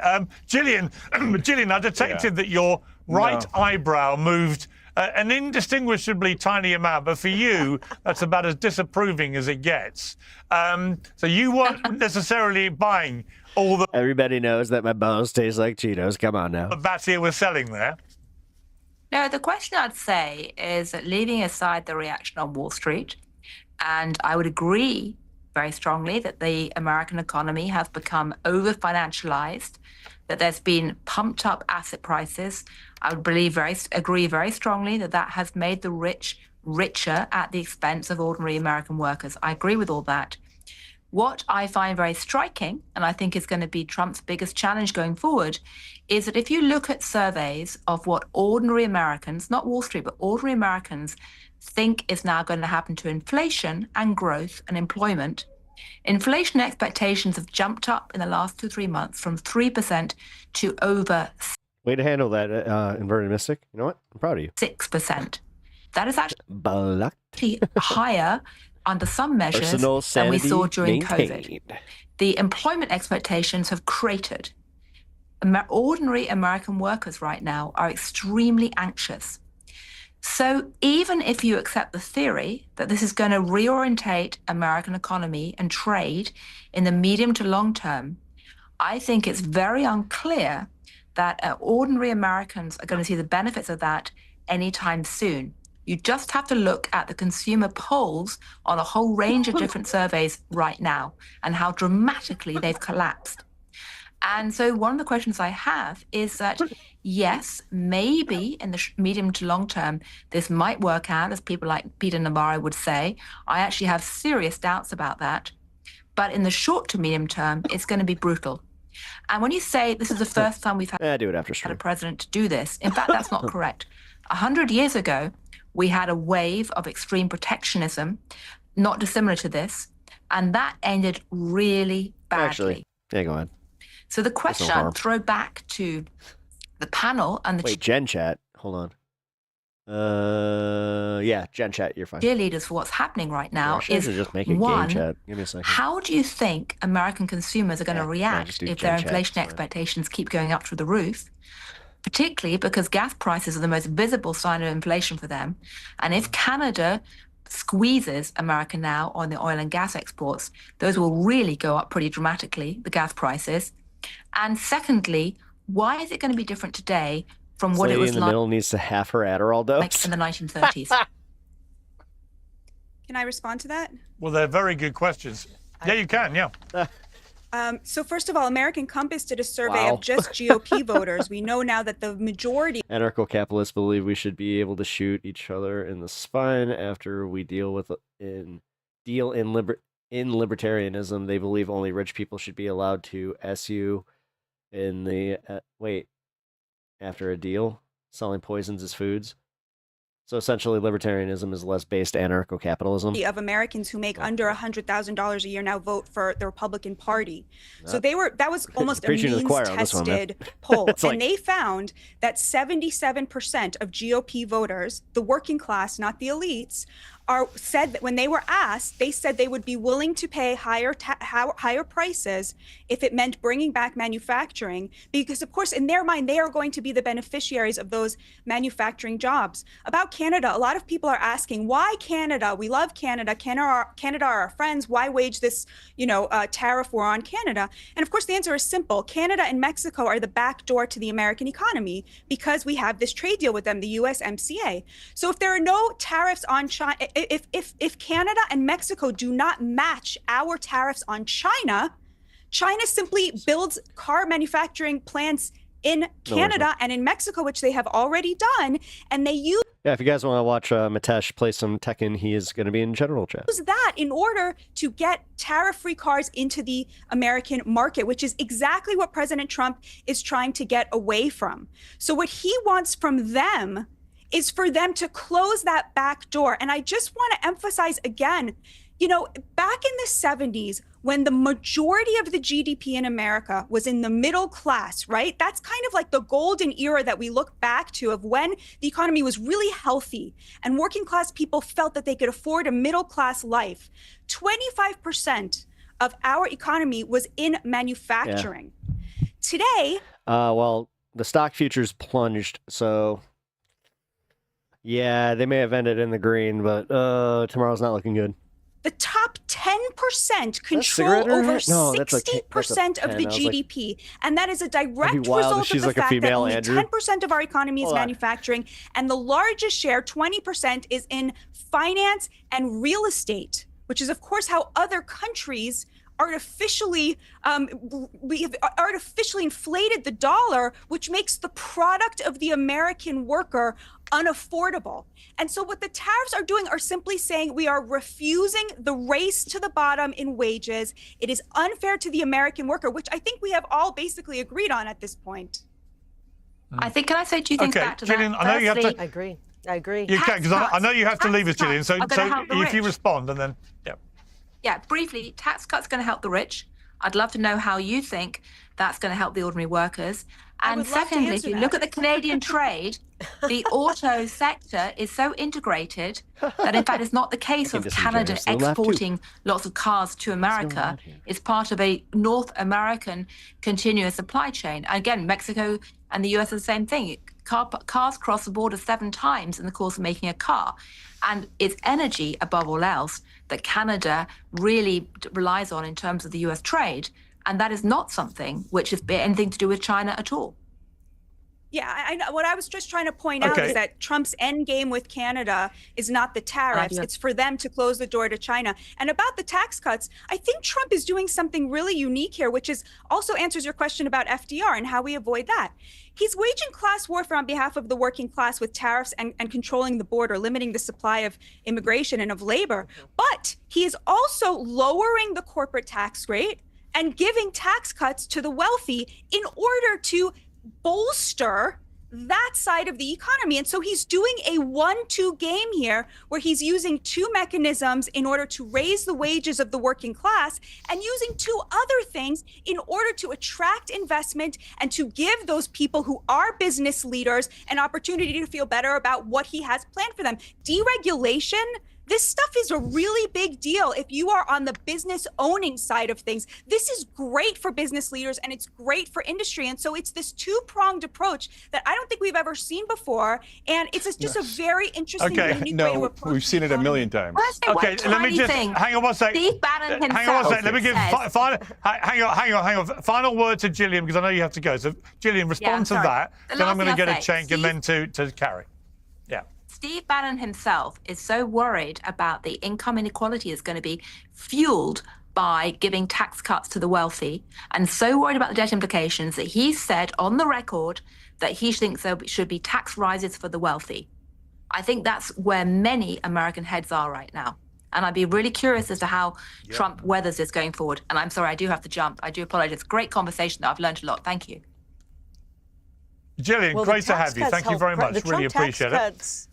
Great talking to you, Jillian. The Trump tax cuts No, I got to get in here. Americans. This is a lot of nonsense. We'll say goodbye to Gillian, and we're going to carry. Cenk, do you like paying more taxes? Okay. Cenk, do you want the Trump tax cuts to so go listen, away? can I just and one other regulate here question, and actually one give other truth question. and reality Why is to it this fair that nonsense Vietnam propaganda? is charging us 90% in tariffs and we're not charging them the same? President Trump's actually being very fair by Carrie, saying you we'll want charge a giant half of corporate tax cut, don't you? You both want a giant corporate tax cut. That's what this is about. It's all a giant want a ruse. You're not tax going to hear cut. I don't anything want- about tariffs after they Cenk, pass I that see tax where the cut. money's This being is not spent populism. here. It's the exact opposite. Okay, you want it, right? You want the $4.5 trillion tax cut for all your corporate buddies, right? I do and you're want a trying to tax disguise cut. that as populism? No, I want it for all of course you Americans. do. Not for you, for the giant corporations and the wealthy. That's what the tax cut's My for. mom would So love that let me just insult. back up and explain all of this, okay? So number she one, has a Kerry wet originally bag. started talking about national security. That's always the excuse that they use. Biden used the same excuse. He said, the CHIPS Act, it's national security. We have to make the chips here at home for semiconductors. Yeah, there's some truth to that, and there's some truth to protecting manufacturing here and for national security. But what do they use it for? Biden used it to shovel over $50 billion in subsidies to the donor class. Now, Trump is going to use it for $4.5 trillion in giant corporate tax cuts where they're going to take it from 21% to 15%. Steve Bannon is right about that. All populists, both on the right and the left, are right about that. Even if it was true that these magical things like these tariffs are going to last for years and years, no, they're not. After the tax cuts, you're never going to hear the tariffs again, okay? But even if that were true and they were to raise $6 trillion, well, okay, great. I'm telling you, Cenk is right about that. So we have a He's dead on about that. $7 trillion debt right now, and the populace are the only ones who actually care about it.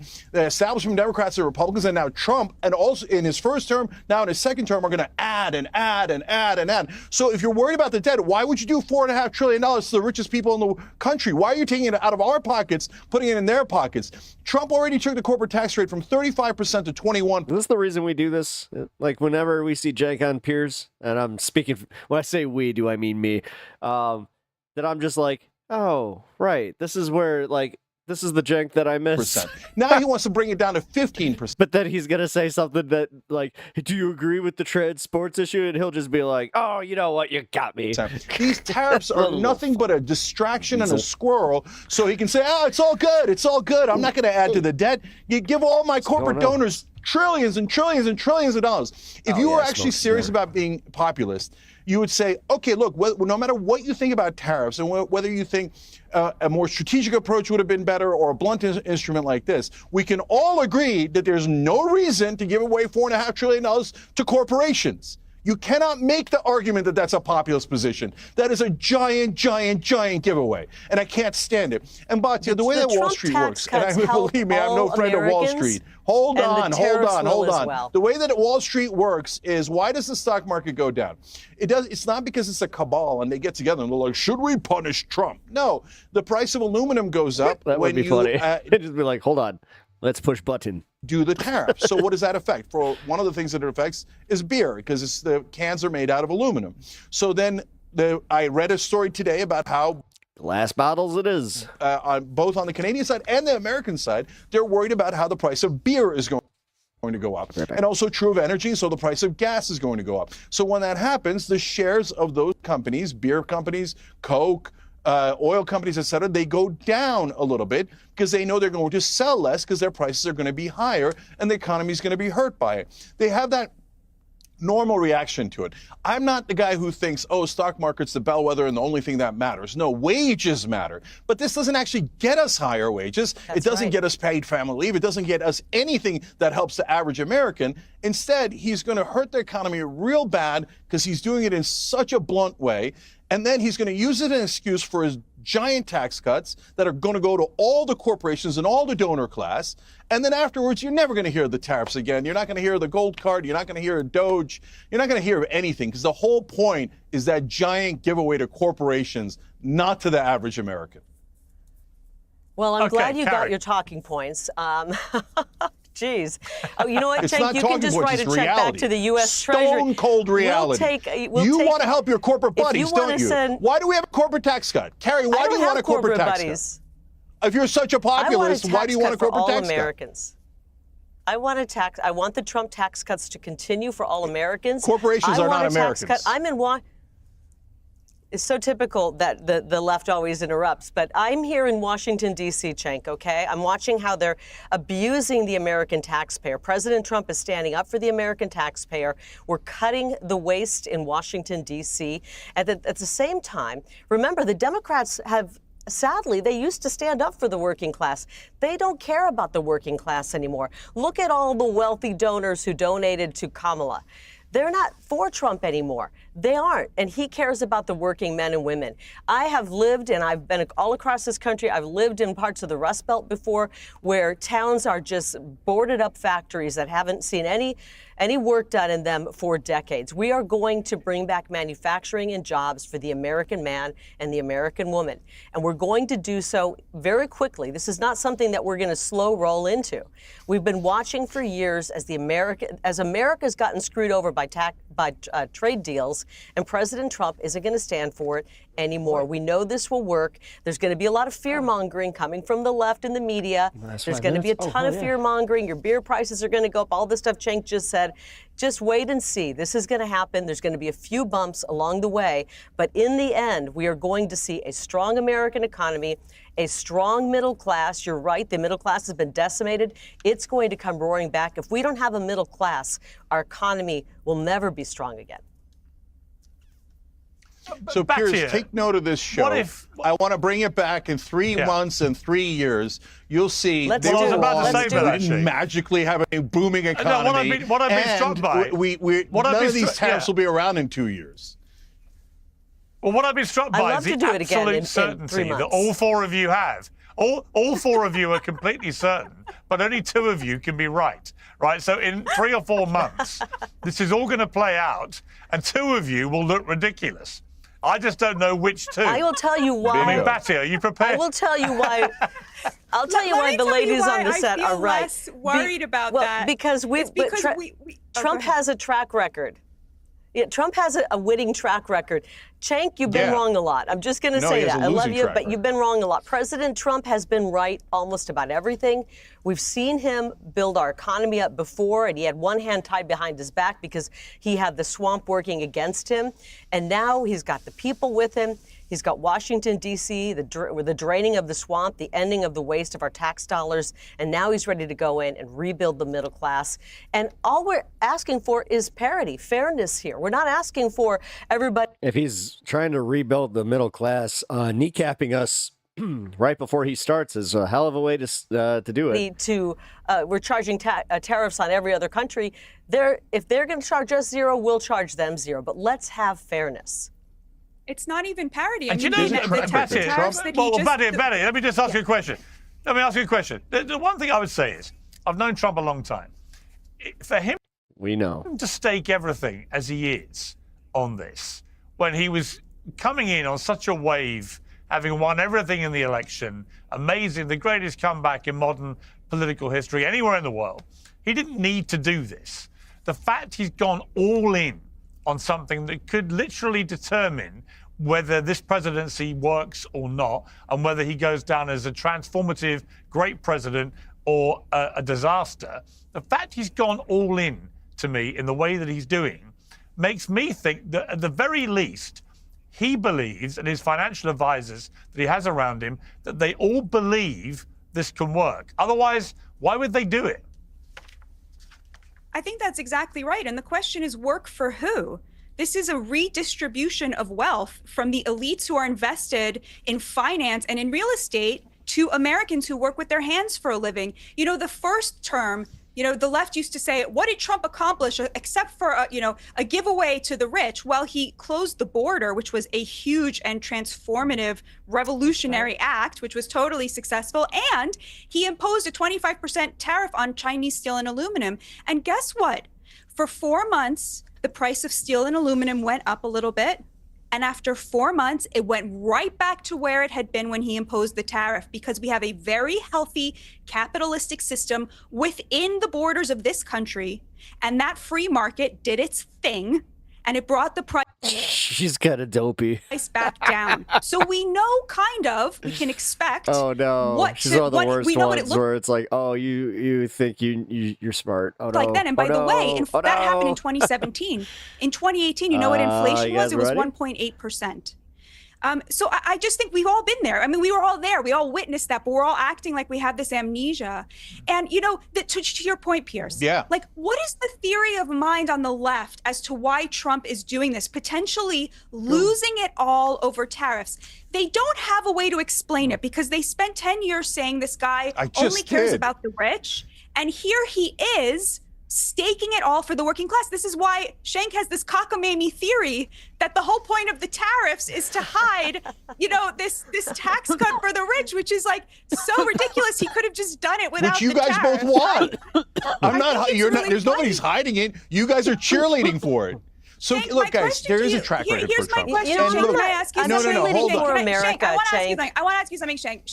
Shank.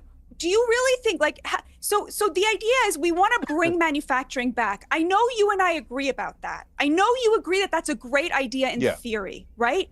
What Trump said on the campaign trail and what he's doing now is he's saying, I need to incentivize that business to come back. They're not going to come back on their own. They're looking at their bottom dollar. It's much cheaper to manufacture in China.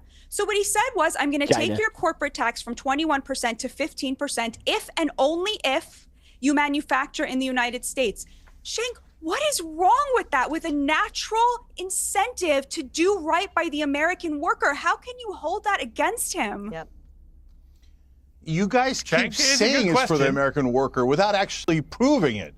So here, I'll address all of it. So first of all, Trump does have a track record. And guys, I'm not in the Democratic talking point camp. So Carrie, you say Democratic establishment is in bed with the donors. I totally agree.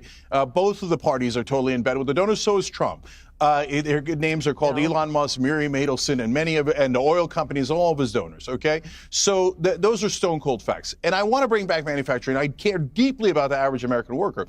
But Trump has a track record of with the deficit. What did he do last time? He had over $8 trillion.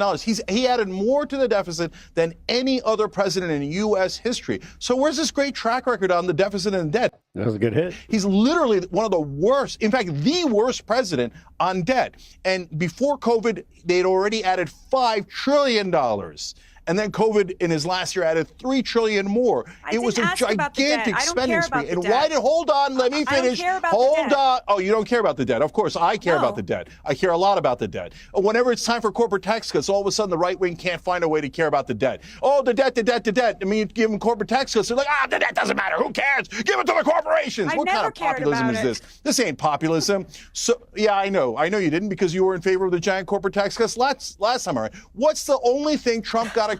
Look, to be fair, you guys are right. He's done a good job on the border this time around, even better than last time, okay? So look, I give him credit where he deserves. But on the other hand, on economic issues and helping the average American, all he did was add a giant amount to the debt.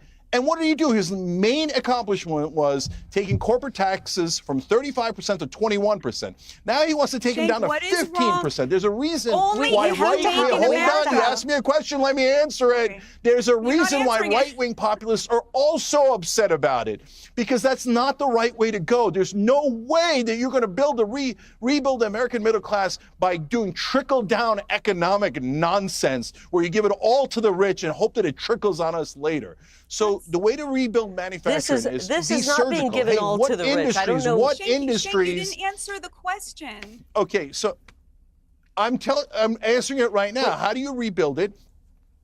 I don't think the tariffs are out of the question at all. I think that you could do targeted tariffs based on the industry you're trying to rebuild. And you have to have the mindset of has to last at least 2-3 years or until both sides take the tariffs off. But they're not going to last 2 or 3 years. You know, Trump, the minute he loses, by the way, his economic numbers are now in the toilet. So he's in a world of hurt there.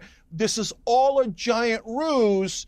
And then the minute the tax I don't like that. cuts are in, He just said something look, that I what's going disagree to happen with. is we've got an because Alan. it's bad news. Hold on, you're going to love this, Piers. We've got an Alan Lichtman kind of situation here, where they're claiming that magically corporate tax cuts are populist and are not going to add to the debt. When you guys are all wrong, and they take the tariffs away after the corporate tax cuts, and the corporate tax cuts destroy the debt and the deficit, are you guys going to come back and apologize for being comically wrong? Excuse me.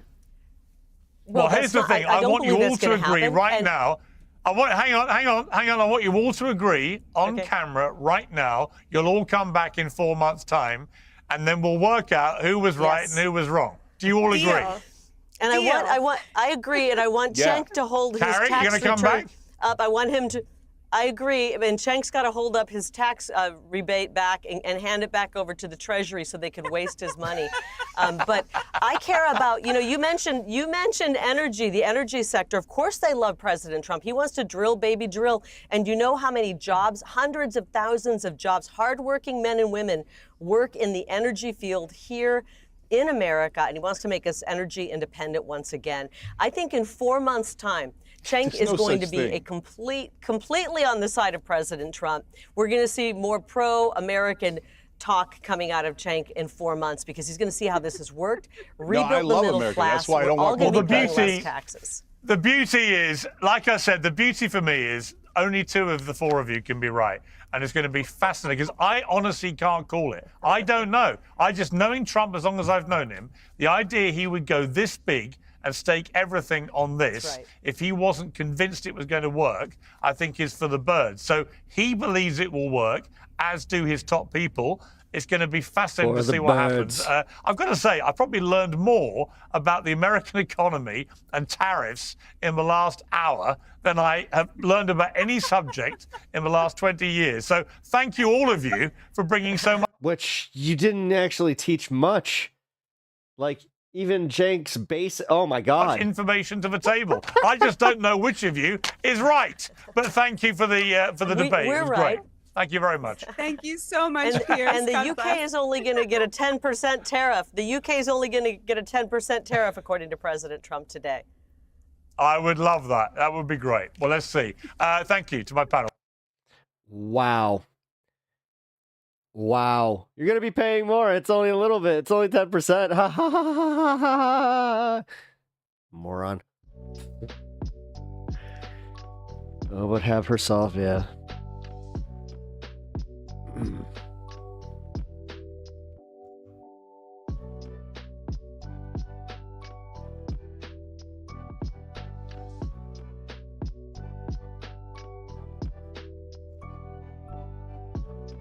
Natasha, how you holding up in tech in there, bud? I would check on you, but I also don't want to necessarily just go for it. So, I'm gonna be taking off here in a minute.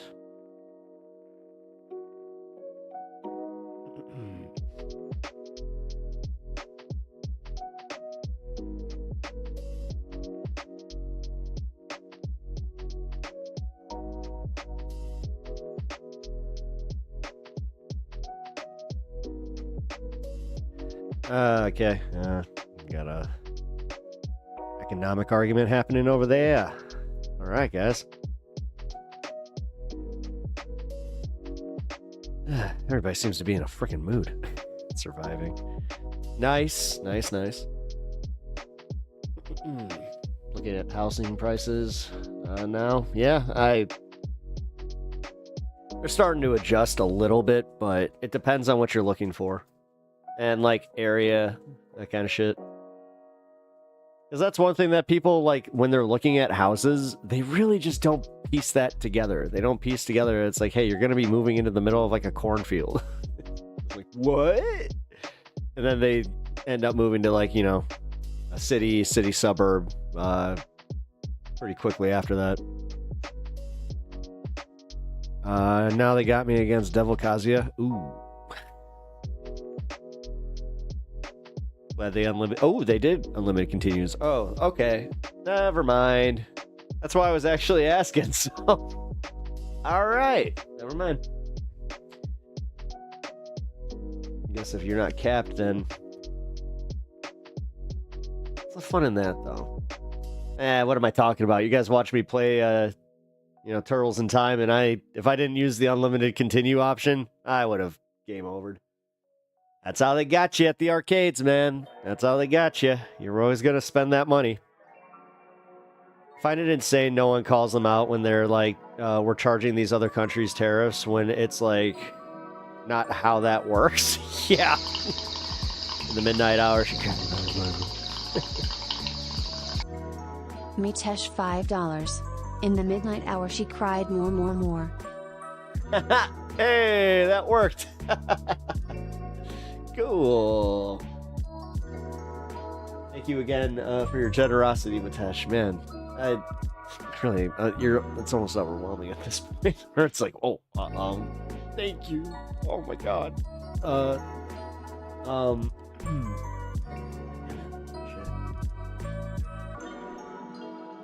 I've got to get yeah. It just reminded me, actually, because you asked earlier, I do have to call my sister after I get out of stream here.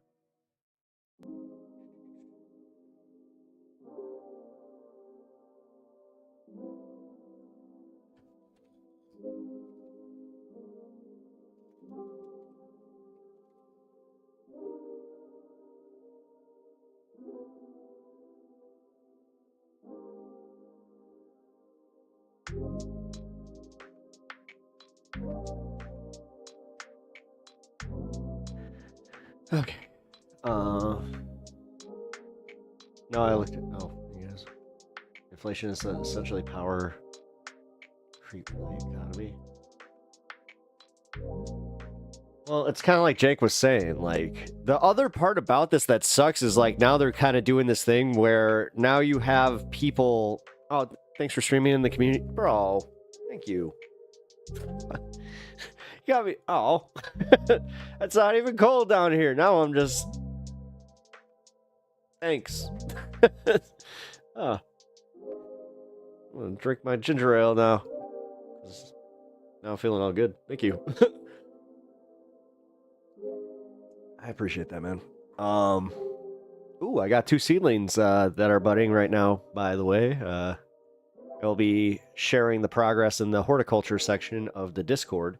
So if you have not yet joined the Discord, please do. I will drop the link in both chats over on Twitch and YouTube. And if you guys haven't already liked the stream and subscribed to the channel, please do. I am two subscriptions away from the 1,200, so that'd be awesome. Very much appreciate it. But also, follow over on Twitch if you haven't already. Really helps my channel out, man, and I appreciate all the support. I hope you guys know that. Also, I'll just say, if I've been on edge, I think you all know why, and apologies if I have gotten a little, testy at points. So, which I think I've been all right. Here's the Discord in the YouTubes, and here's the Discord in the Twitch. There we go. Wow, that goes through fast. Holy shit. Full disclosure, guys.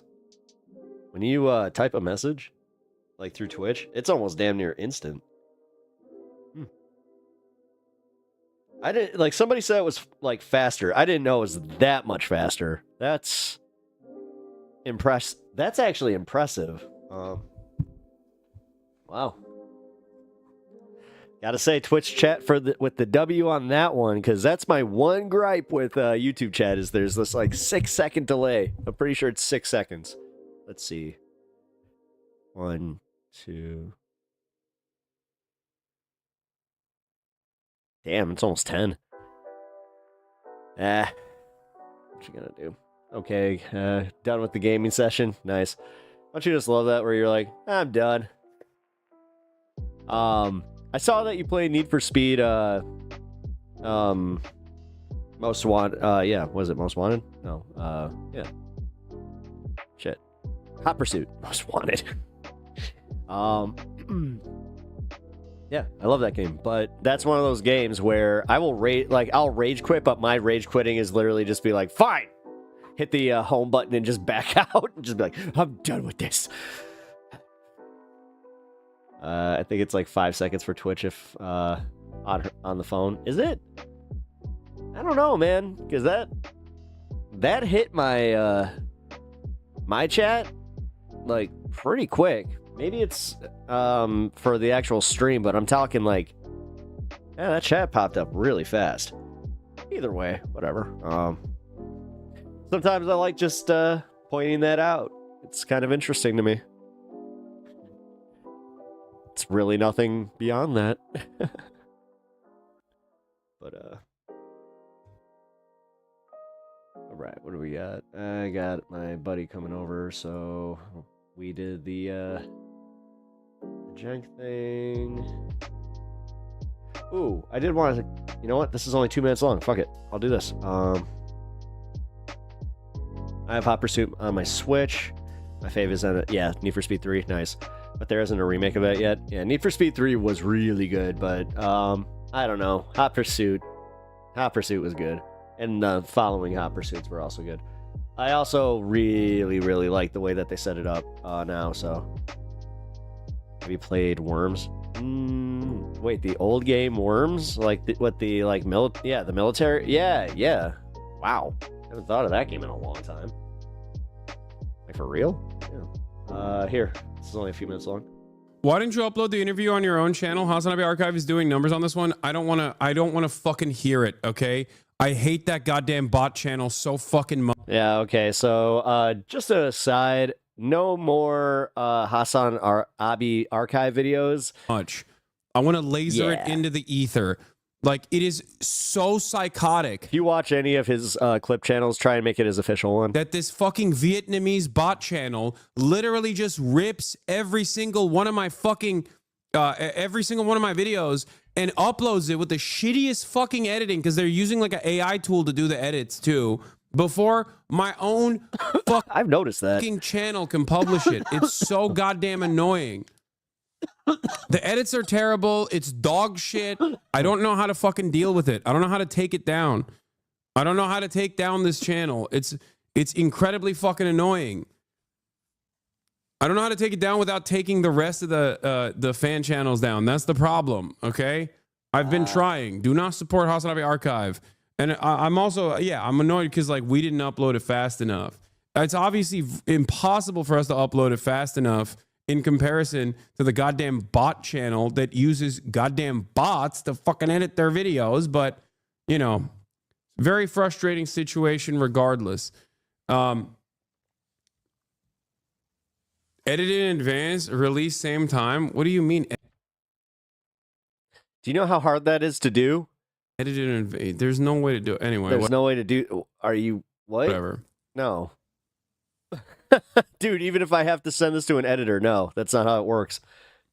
Asmongo hired his top 3 clip channels years ago, and that's how they popped off so hard. Maybe you should do the same. Brother, stop. Just fucking stop, okay? I don't want to hear a goddamn suggestion from people who don't understand the process behind the scenes. Oh my fucking Lord, dude. I don't want to hire the clip channels because they make more money this way. What the fuck are you talking about? Me hiring clip channels would imply what up, Coys? That I would be taking over their revenue. You understand? And then I would have to then eliminate all of the other fan channels. What are you fucking talking about? That's not my... You guys are so fucking stupid! Oh my God, we already started off on a... I'm already pissed off. Pay Hasanabe Productions! You see... I think sometimes it's just this whole thing. It's just streaming. Sometimes it just you hit a chatter threshold and you're just like, I can't do this. You're fucking stupid.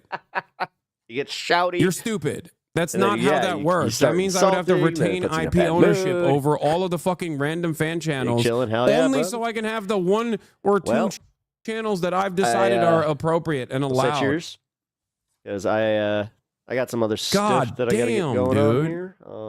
Let's see. Oh yeah, Oh, yeah, yeah. the I Bill Burr started. shit. It's Damn been it. fucking not even like 4 minutes, and my I'm so annoyed. That is annoying. It's annoying that he has to deal with that. Oh, this is 21 minutes. Damn it, this is too long. I have to do this tomorrow. Shit. Well. Damn it. At least we got some content for tomorrow. Ooh, what was this one? What got taken down? A daily dose of Hassan Abi. Nice. That actually means that his he did it. I think he did it. I think he finally did it where he's like, you know what? Fuck this. He might have actually seen the numbers. That might have done it. Because, man, if they're making the money that like Hassan's clip channels were making, yeah. I don't know. That's got to be a wild thing to deal with. Which, again, this is why when somebody was just like, oh, yeah. This is kind of why I don't mind this. I'm good. I like my community. Wouldn't mind a little bit of growth, but too fast would be bad. So, let's see. Whew. You ever accidentally blow like a vape through your nose and it does that thing where you're like, ooh,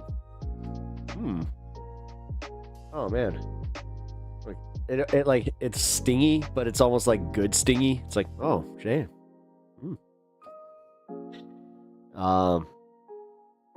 Man, that really hit hard. Holy shit. Oh god. Oh, that's what I needed to load up. Hold on. I wanted to do my mom's memorial at the end of stream here.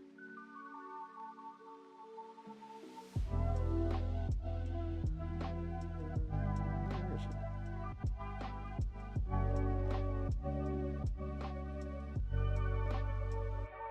Shit, really?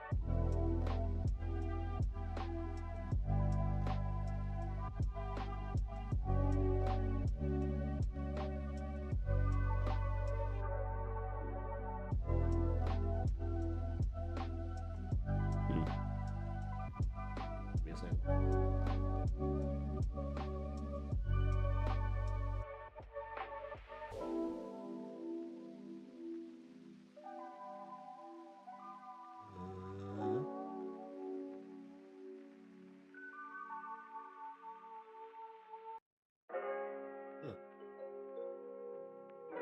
Okay, so I guess my mom's tribute slide is now gone? Did I set a timer on that? Oh, shit. Oh, man. Oh, I think I was dumb and I set a, because it was this really cool little slide thing that I had made for my mom. Damn it.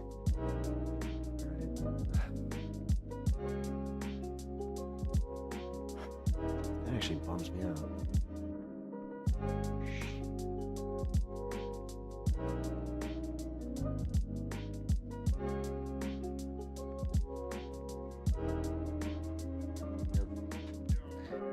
Crap.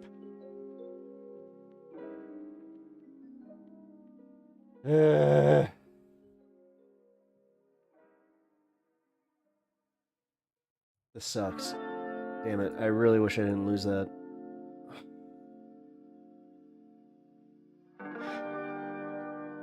Well, I'll just make another one, but still. Dude, I did a really good job on that.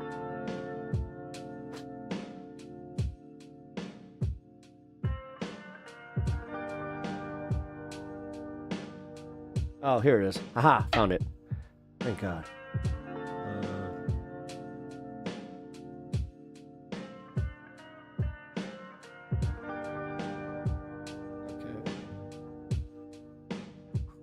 I was scared there. I didn't want to fucking lose that at all.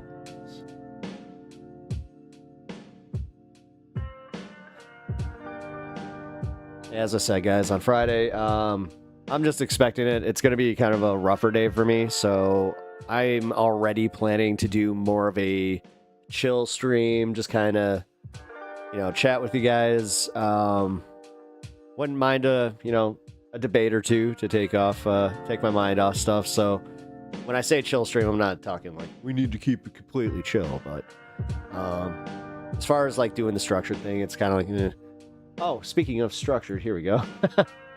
Need to do the ground news segment real quick, as I said, I gotta get going here. All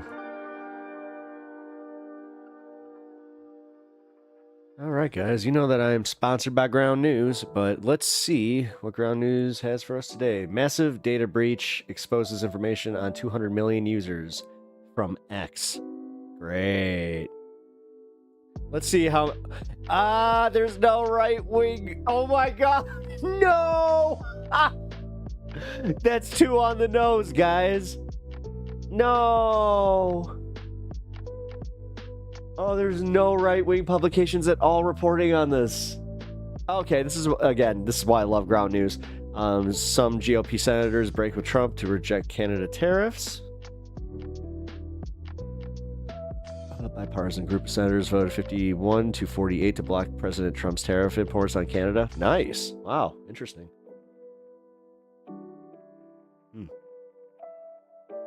Wait, why did the... Wait. That makes me wonder, why is that not... Wait. Stock futures plunge as investors digest... Holy shit! Oh my god, fucking Mitesh. Bro. Okay, Mitesh $137. Whoa, we're halfway there. Whoa, living on a prayer. You got somebody in a Bon Jovi move. Whoa, we're halfway there. I can't do the falsetto on that one, so you guys will have to.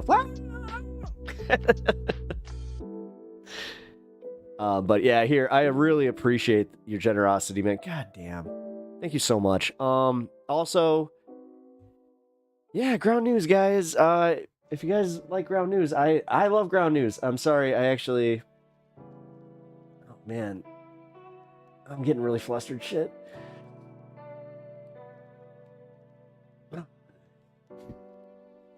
Ground News is a great sponsor. I love them, and honestly, if you haven't already gotten yourself a subscription, you can get it through here. Thank you, Mitesh. Oh, man. Shit, dude. Again, your generosity is... Thank you so much.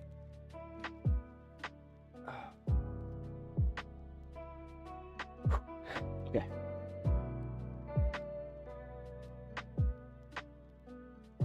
Uh-oh. I gotta go, guys. So I'm gonna end stream. Again, Mitesh, dude, thank you so much. Like, I cannot thank you enough. I'm also, oh, man.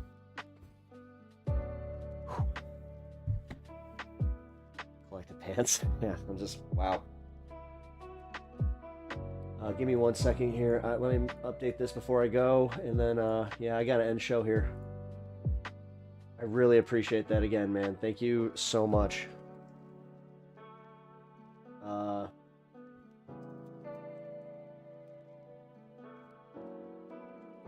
right. Yeah, we gotta go upstairs, buddy. I know.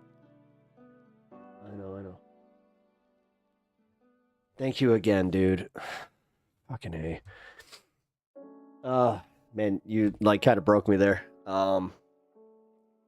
Again, thank you. My mom would love this.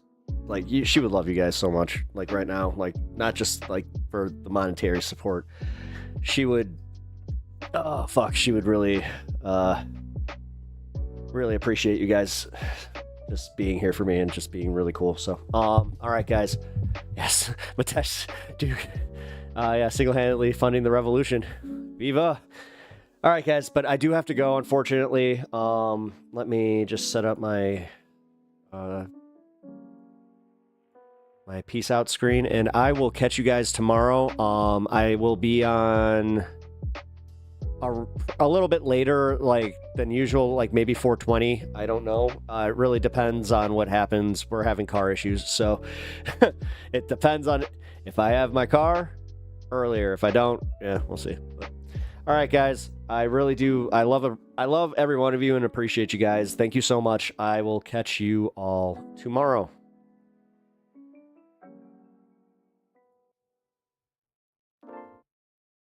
Who the heck is Pep Talks? I'm not gay, but I fantasize about Marco Rubio. Pep Talks. Pep Talks. Let's eradicate the Kung Flu. Pep Talks. Pep Talks. Who the heck is Pep Talk? They want our women. They want our children. Pep Talk. Sometimes no means yes. Grab them by the pussy. Obama is a racist. Pep Talks. I'm literally coming. Pep Talks. Pep Talks. We found weapons of mass destruction. My fellow Americans, it has been confirmed today from Pep Talks that we are indeed all high on politics.